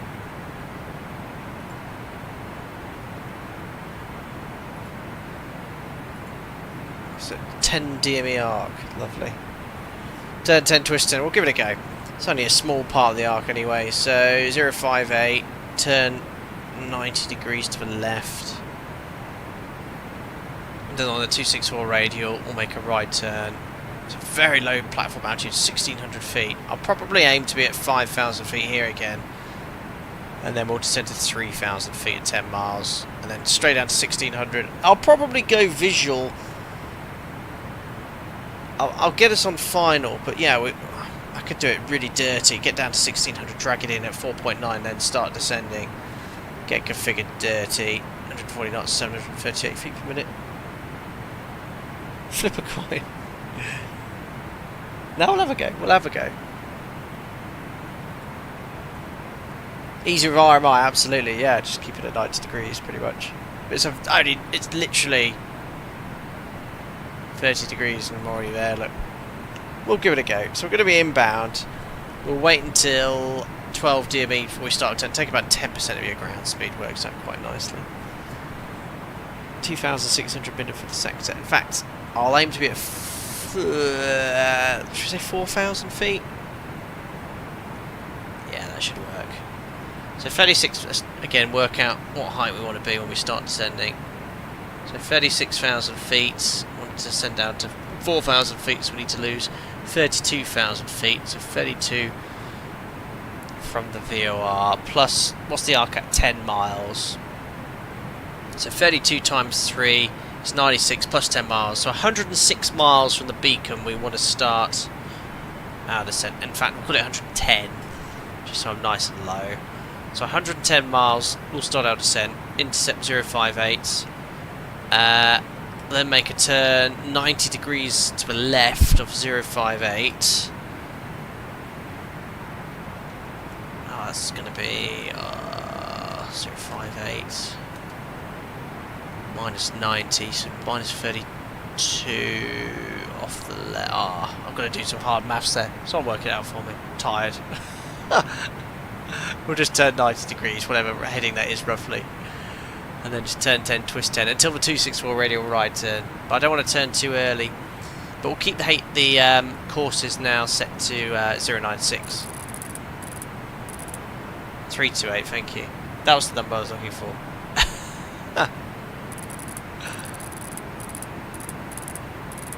Sometimes it's easier to add 180.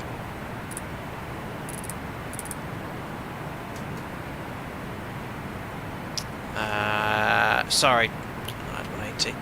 Go the other way. So instead of 328, our inbound was what was our inbound? 058. Add 180. So that'd be 238, and then just add the 90.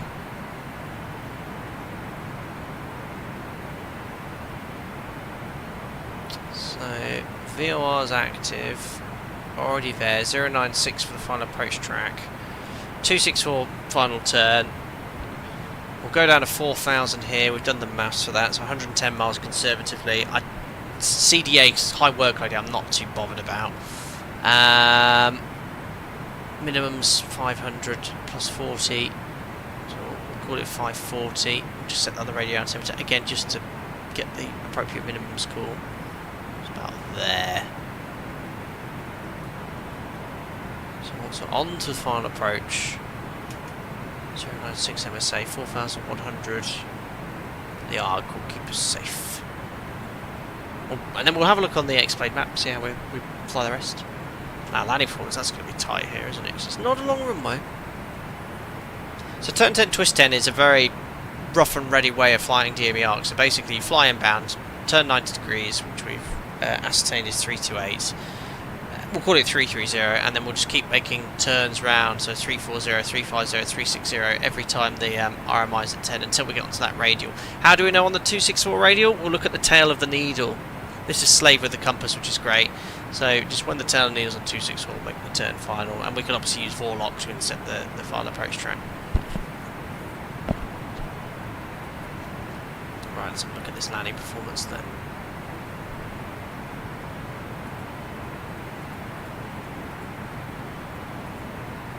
So landing 2,200 metres beyond the threshold. Well, having done the landing performance earlier, we knew it was 1,800 metres. Should be fine. So 2,200 0. Update the weight. 244 now. Ooh, put it 242. If you can. 240 then. It's not very far off that. Let's have a look at the weather. 008 still, so the weather's not changed since we left it earlier.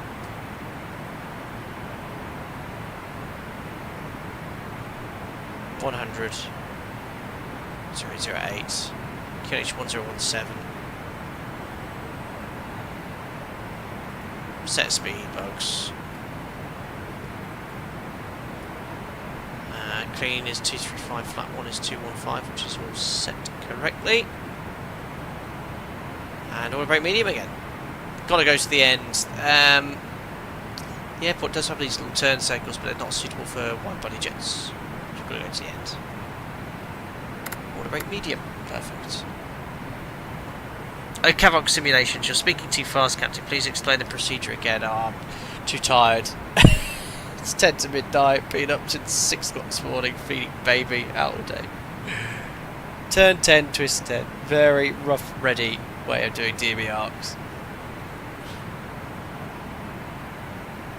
If you press in the centre of the dial, it takes the current weight. Very useful on final approach, but you should do it via the FB now. So when you click it, it does the actual weights. Very good. No, I know how to install. Banana Man, the UK, I was looking at CA Oxford. Well, I did my ATPLs at Oxford Aviation Academy before it became CAE Oxford. So you'd be going to the same flight school I went to. You desire to have a degree in something as a safeguard in case something happens. You never know, and CAE doesn't offer that, sadly. Heref and Skyborn do though. Interesting. Oh, Domino Messina, yeah, it's 10 to 1. 10 to 1 for you, sir. What are you doing, Uff? Sun's about to set here as well, very nice.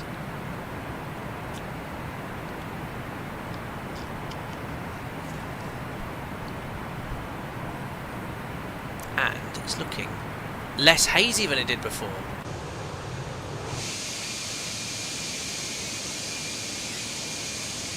Look at that.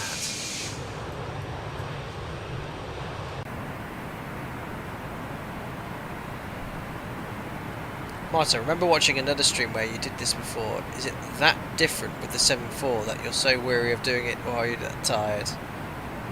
In relation to what? I remember watching another stream where you did this before. A DME arc? What before, Martin? A DME arc or a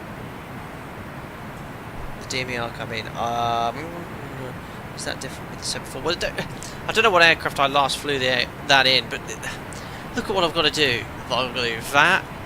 I've got to manipulate that. I've got to follow the arc. I've got to do that. It's incredibly hard.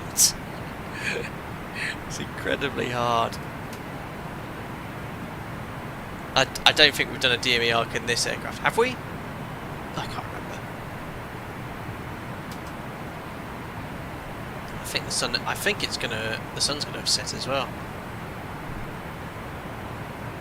I think it was the Zebo mod. No, I wouldn't have done it in the Zebo. I'm going to remember that. We've done it in the 200, 737-200. We did it into Alicante, if I remember rightly. That was a very long time ago, though. I've done it in a PA-44, some GA stuff. But yeah, Alicante, I think we did it. From Heathrow to Alicante, that's a stream we did. The sim crashed, and I had to go, and I think next stream we did the approach. 110 miles, down we go. Out hold. And we said 4,000 feet. And then one of you guys said there's a 1.25 EPR to start with and no lower for the first few minutes. That I didn't know. IS hold now.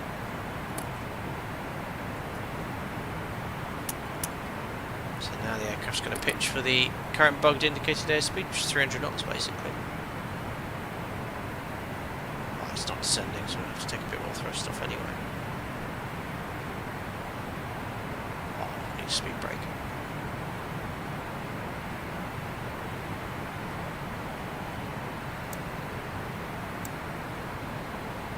So what if it was off? Oops. Don't forget to select indicated airspeed, otherwise we won't descend. There you go. So whatever speed that is. Oh, there. 290 knots. Down we go.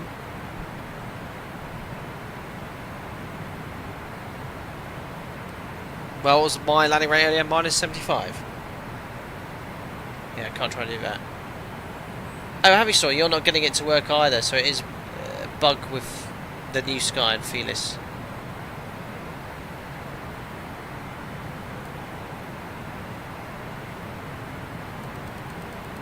Emma, you're quite right, yeah, it's a very tight DME arc. I'm going to have to bring the speed right back to 220 knots at the start of the arc, with flaps out, maybe even 200. It's getting dark. I think the sun already is set down there. All the ships that explain that, it's crazy.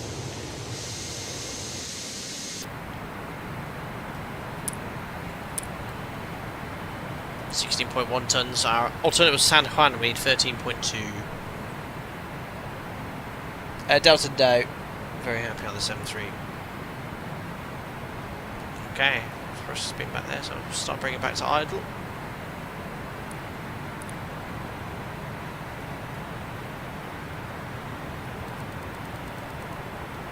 Now that rate of descent will really start increasing.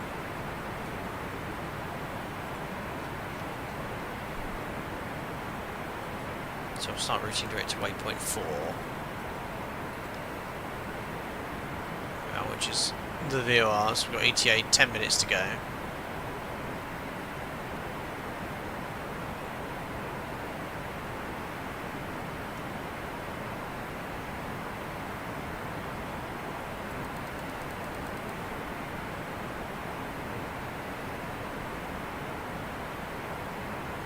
So 21,000 feet about to cross, we need to get down to 4,000 feet, so 27,000 feet to lose. We're doing about 2,700 feet per minute. We're doing slightly less than that, so we might need a bit of speed brake later. Banana Man, the red light is just warning that the gear's not down with the thruster idle, so if I had a bit of thrust, look, you'll see the light extinguishes. Got you saw.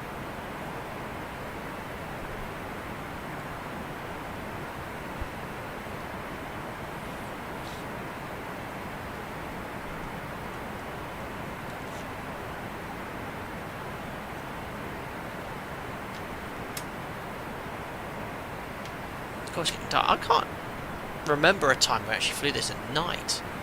I've certainly not done this approach at night. I don't think I've ever flown the 742 at night. That's sunset, guys.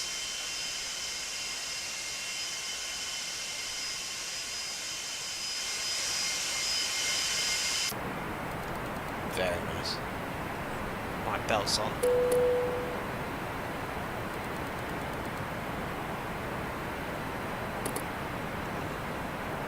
To get the seats ready for landing.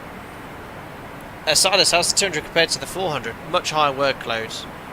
I've actually not flown a 400 on any live stream before. Probably the most popular and best 747 ever made, the 400. There's not many passenger services still flying a 400. I mean, there's not many flying the 800. The 8.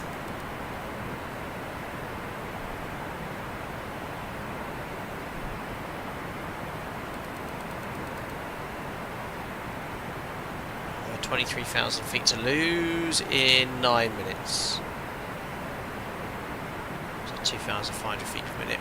A little bit more rate to set, so I might just start with a little bit of speed brake out. Not too much.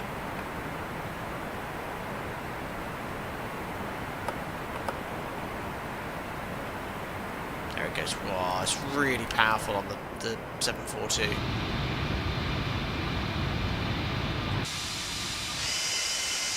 There we are, sun setting. Wait, is this a... can you fly this approach at night?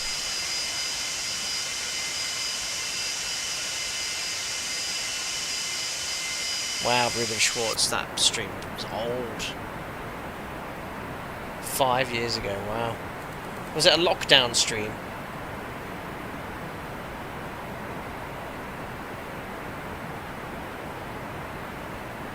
I still as you're bored at the 400, you want to fly the 200. Oh, there's a lot more to do here, look at that.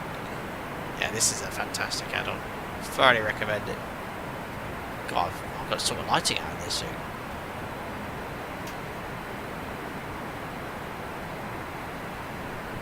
Whoa! Oh, that's cool, I like the dome lighting effects. Oh no, that wasn't the dome I turned up. Is it background? Yeah, main background lighting. Just have a little play with the lighting, guys. I love that light, that's cool. Something like that, that's wicked. Cheers, Stephen. Stefan, I think the best 400 is probably the PMDG one, still in P3D, but they're making one, aren't they, for Microsoft Flight Simulator?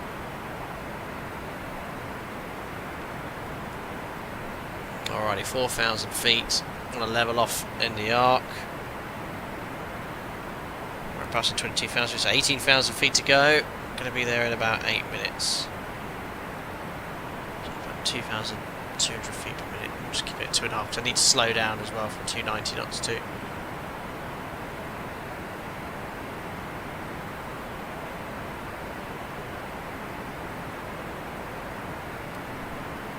Darren Vox, this is your favourite 7.4 variant. Yeah, beautiful. Ah, look at the sun setting.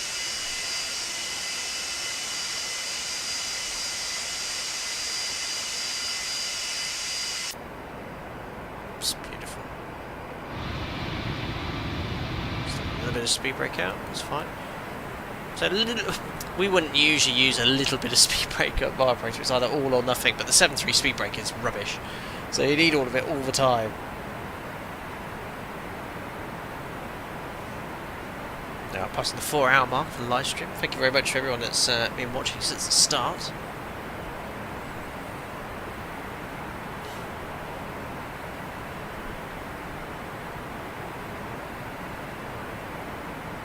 And actually, point there.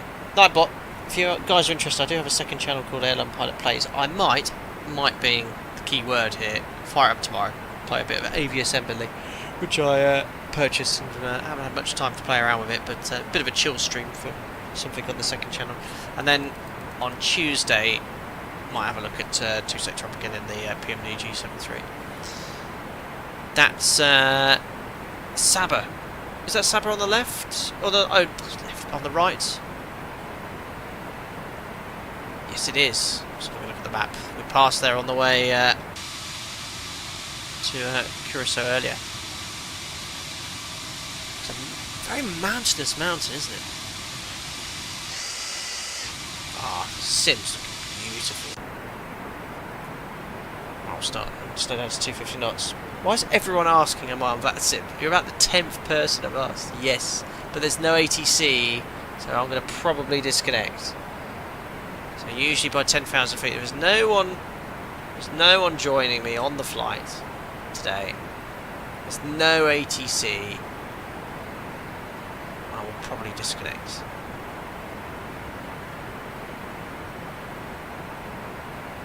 P-Tech, this... write this down, remember it, ingrain it in your memory. You do not need to worry about speed brake. It doesn't mean you've done something wrong if you use it. It is a tool. And air traffic control ruin the best planned descent briefing and arrival. There's nothing you can do. If you need it, you need it. Use it out. Sometimes I fly multiple sectors, don't need it. Sometimes I need every sector. Just don't know what ATC is going to do. It's usually ATC in the UK airspace leaves you very high because of congestion, especially around when I'm descending into London. So you know, if you need it, you need it.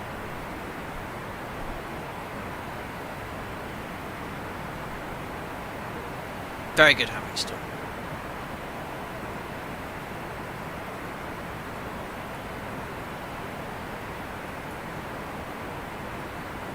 Some artifacts ahead.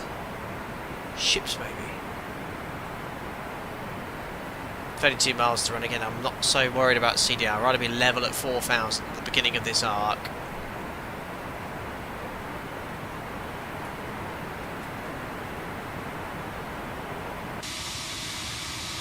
There's the island, I think.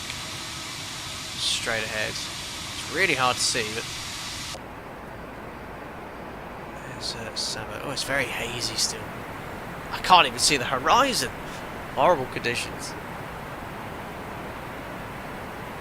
P-Tech absolutely in the real aircraft, once the speed brake's extended, you keep your hand on it. Obviously you can take your hand off to manipulate the MCP or something else, but your hand goes back on it once you've finished doing what you need to do to remind you to stow it.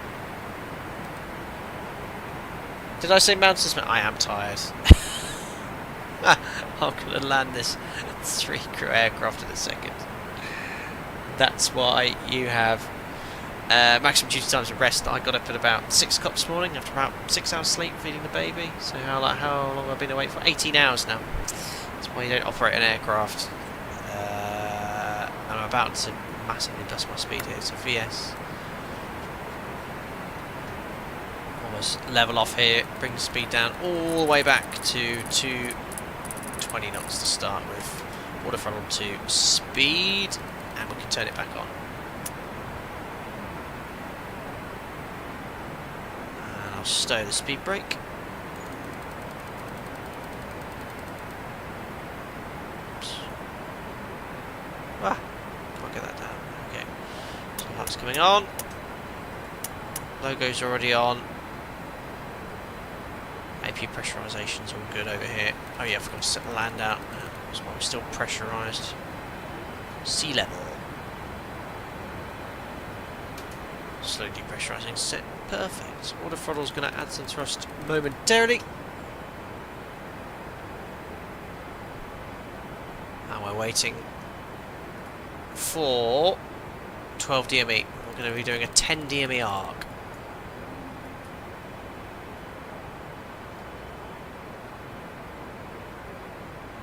With 5 minutes to go, we want to be at 4,000 feet in 5 minutes.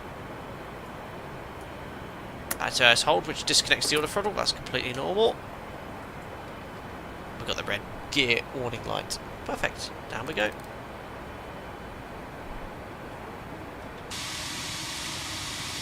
There's the island ahead.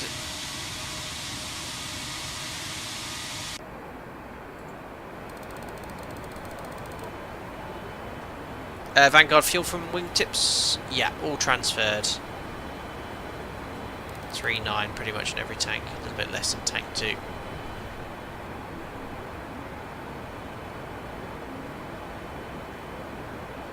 Martin, speaking of being all a line, how would you feel if I were to join you, intercept and escort to landing? That would be very helpful. Instead of having to do a DME arc.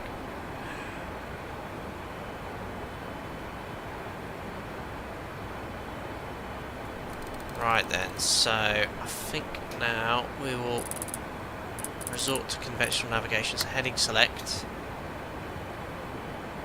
Oops, just make sure the heading bugs aligned. There we are. Turn off the radio. Turn off INS. Remember, we're just using the RMI now, so I'm actually going to fly directly. INS was slightly deviating off the airway, I think, so I'm just going to go make sure we're flying directly towards the oh, I'm high here. Oh, I'm super high. Oh, speed brake. And flaps straight to 5. That's the gear warning horn. I think just going to get a little bit of thrust off. Make sure I'm in IS holes. I'm super high here. 13 miles, 7,000 feet. So I've got... Can't quite go idle. So I've got a speed brake in indicated airspeed hold mode with flap 5. And yeah, gas is going to start descending quite quickly. So 12 miles. Going to start this DME arc turn. 12 miles. We said 328, didn't we? There we go. It's going to be slightly less than 328 because I'm on a slightly different intercept because I think the INS, if I come here, look, slightly drifted off Mike 576. There we are. So hopefully when we roll out, we're on a 10-mile arc. I'm just going to keep it descending. I've got a little bit of thrust on with speed brake, which is a bit unusual. It's just because I've got the gear warning horn. So let's just adjust that heading slightly because I'm going to roll out. We're outside of 10 miles slightly. So you see the needle's pointing up above 90 degrees. That means I'm still flying towards the beacon, which is what I want. And now we can sort of turn directly 90 degrees. And we're already pretty much going to be on the 264 radial. 25, I'm already on the 260 radial. There we are. So approaching 4,000 feet. Let's now descend down to the platform 1600, and there's the 294 radial already. Oh, there you go. Look, there was hardly an arc. Got to turn right on the 096 now. Go Vorlock as soon as we're on the correct sensing. Right, the workload is beyond unbelievable. Speed, I've got vertical speed 2,000 feet per minute, auto throttle on. I'm gonna go flap 10. 180 knots. And I've already gone streaming through the radial, Vorlock. Come on, 30 degrees angle of bang. That is a ridiculously tight arc from Mike 576. That was basically, I was on the arc for about a minute. And we're going all the way down to 1,600 feet. Oh, my speed. Let's get that speed brake out. This could be go around territory here. I've set the platform 1,600. 9 miles, 3,000 feet. This is high and a lot of speed. I've got as much drag out as I can. Flap turn, speed brake. I might just drop the gear. Gear down. There we go. So we'll get nav lock sort out. Oh, that's helped. Beauty. We're good. We're good. Right, 1,600 feet. I need to maintain 1,600 feet until 4.9 DME. We're good. Gears down, green light. Alright. I fixed it. I fixed it. 2 reds, 2 whites. Can't teach it, ladies and gentlemen. More luck than judgment. Right, so VR approach. Platform 1,600 feet, 4.9 miles. So I need to maintain that height. We've got gear down. Flap 20. Really dirty, draggy approach. 160 knots.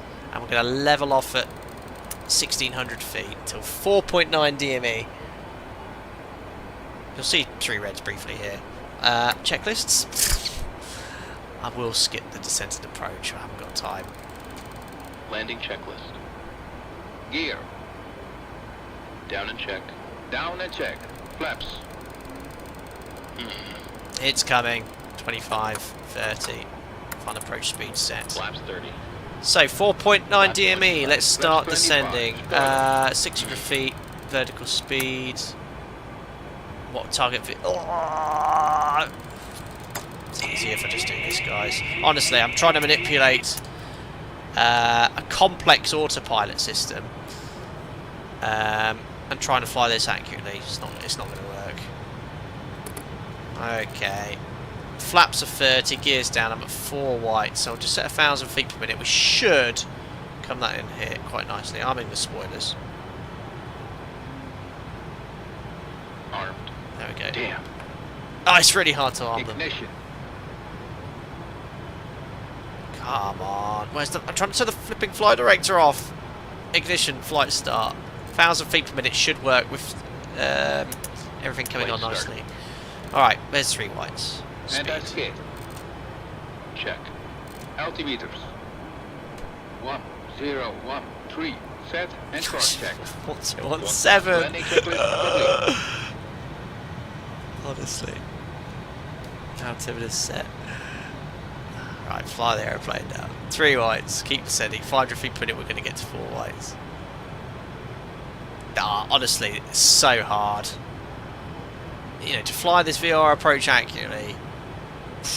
There we are, pleased. We've got it stabilised by the gate. Minimums. Continue. 500. Check. 3 whites, there we are, 2 whites.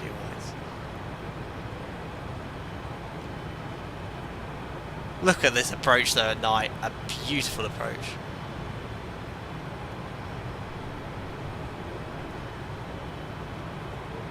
Yeah, I think it'd have been easier if I hand flew it. People on the beach still? Yes they are. That looks amazing in the night. 50, 40, 30, 20. It's off the centre line, on the flare. Ooh! Oh no! 10. Come on. Oh, great landing though. Alright. I was well off the centre line. I was trying to correct during the flare there. 100 knots. That was a bit messy, but we're down 80 knots. 60 knots. Cancelling reverse. Manual braking. Ladies and gentlemen, welcome back to St. Martin. That was messy. In the flare there, I was like, well off centreline and correcting still. Looked amazing. Minus 200, great landing. That's alright.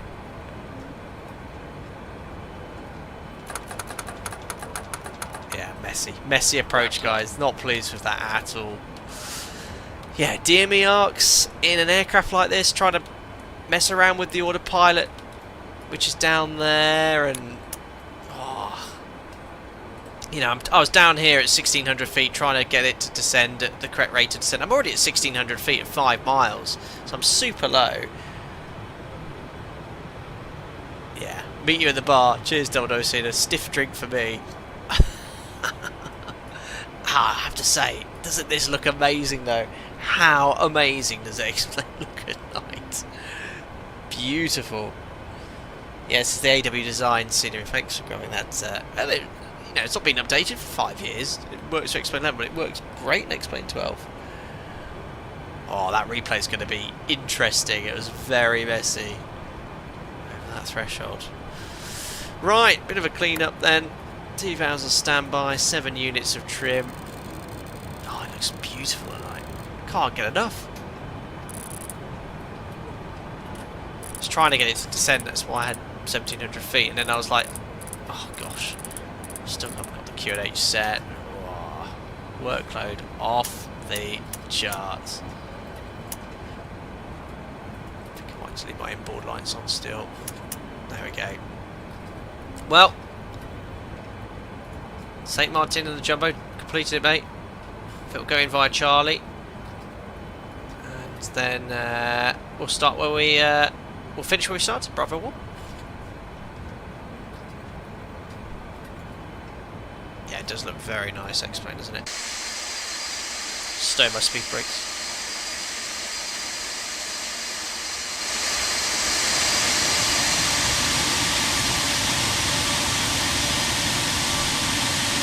Beautiful.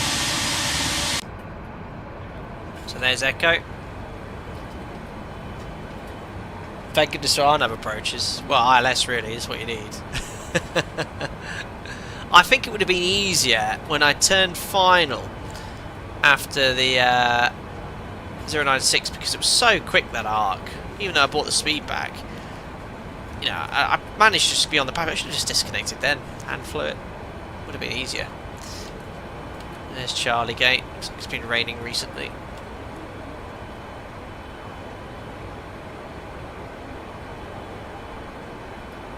Start the APU.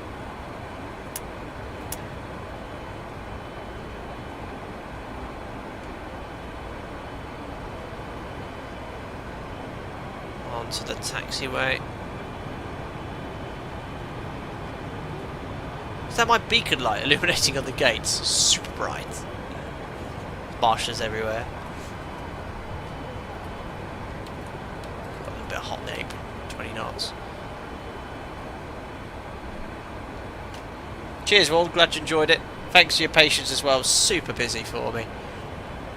Not easy flying this. Safe and stabilised approaches at least. Oh, get that! Oh, crikey! Get that APU started. There it goes. So Bravo 1 here.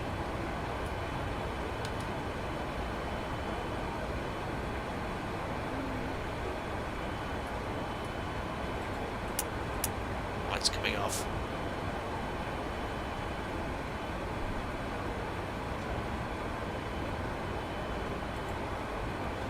Whoa.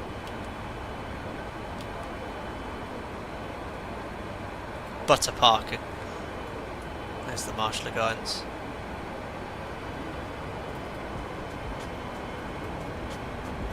Still going left.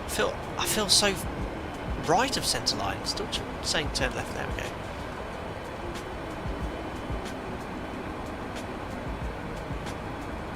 Right. I think it's very sensitive.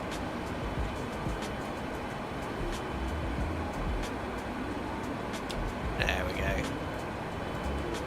Parking brake set is super bright here as well. Right, what else do I need to do? Clean up flow.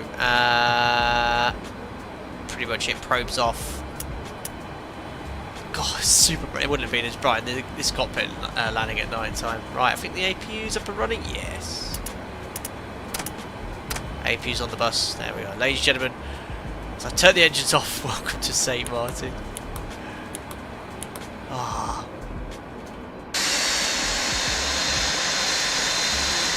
What a... Oh yeah, my lights. Oh, tower view.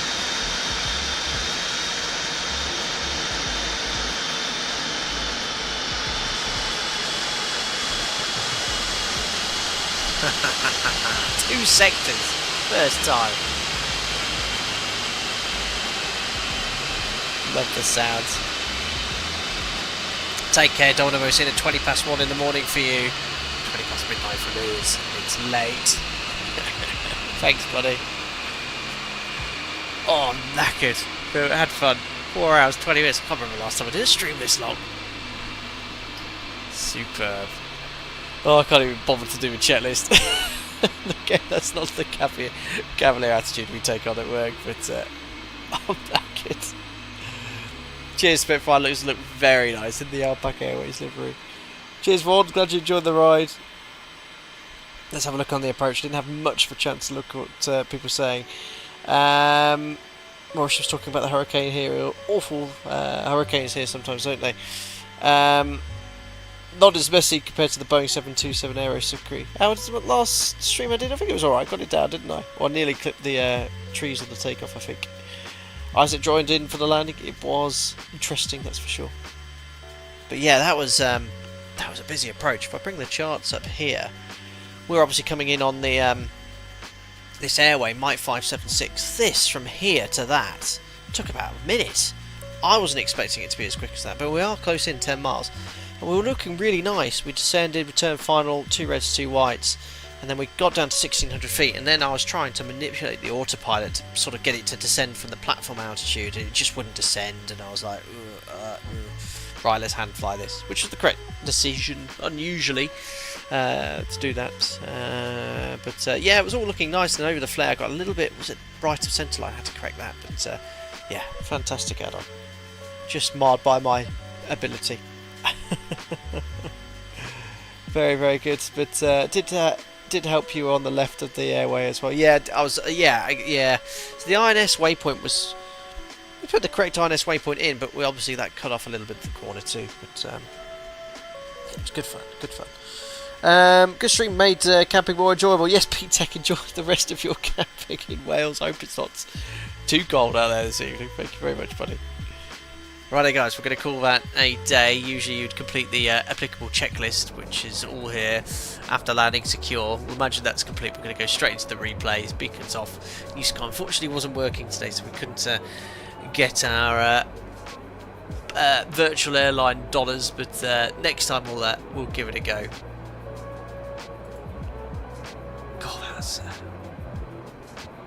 rewarding but hard work, this add-on, but fantastic add-on if you want to fly a real challenge, and it's so versatile. And don't forget as well, we've used INS today, but if I quickly go here to home, where is it, options, there you go. So system, you've got the default FMC, and explain if you want to use that. Not a fan of it, but you also got this LTN 92 sort of real OG FMC. Now there isn't much of a manual on this. There's a couple of YouTube video tutorials, but you know, this adds a little bit more compatibility and flexibility when flying this add-on. You can't fly sort of RNAV approaches off it, but you can certainly fly, I think, stars. It takes a bit of getting used to, but if you want to fly on VATSA, you've got a new style FMC. And I think there's a couple of 200s in the real world flying around, but they've got sort of the classic Boeing FMC. So it'd be nice if Felis one day looks at that. He's got a fantastic model of the INS and the LTN 92, so hopefully maybe one day I'll look at making a proper FMC, and I'll definitely be interested in trying that, that's for sure. Anyway, let's conclude the stream. Turn that off here in the background as well. Cue the replay music. We won't go all the way over to Curaçao to see the first landing, but just that landing at St. Martin. Oh, look at that for replay positioning. Let's have a look from there. Right, I don't know if it does it from the beach. Yes, pretty much. The other side of the fence. Let's have a look from there. I forget to turn the lights on. No, I think it's just the replay.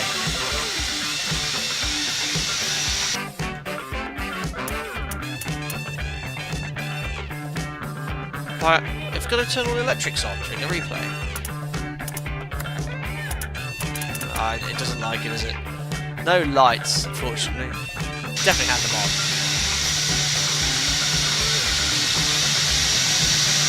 Whoa. Yeah, look at it, it's cracking onto the sensor line in the flare logo.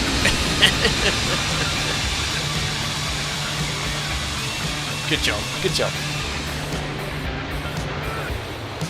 Yeah, it's well to the right. Should have corrected that sooner. Bit of a wet runway, but looks of it.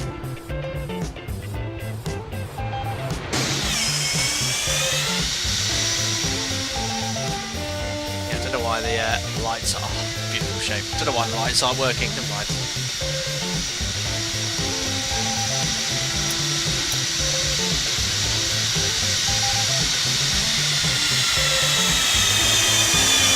Bit high in the flare, but we're in the touchdown zone.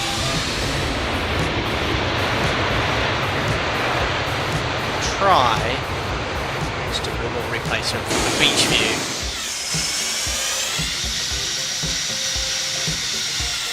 Think I'm there. Ah! Quick, let me just pause the replay. Try and get it from here. Oh, that's a favourite. That's a view we've seen a few times on YouTube, isn't it?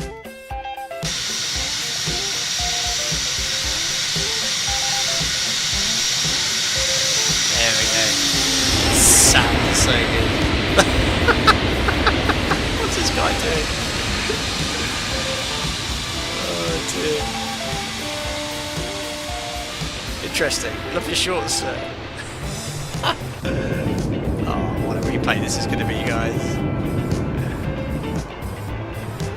Ben is calling. Yeah, you guys can tell when I'm tired. Oh. But I'm enjoying it. Thank you very much.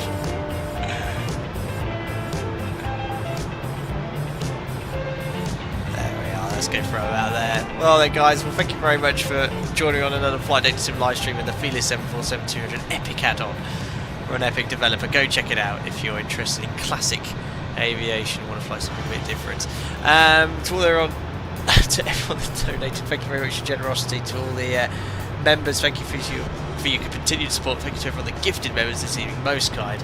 As mentioned, I do a chill stream on the second channel, Airline Pilot Play, so if you want to go have a look at that, feel free to do so, and hopefully the PMDG 737 next stream, hopefully Tuesday. But as ever, subscribe to stay up to date with the latest content. Take care, guys. I'm off to bed now. Enjoy the upcoming week, and I'll see you all very soon. Good night.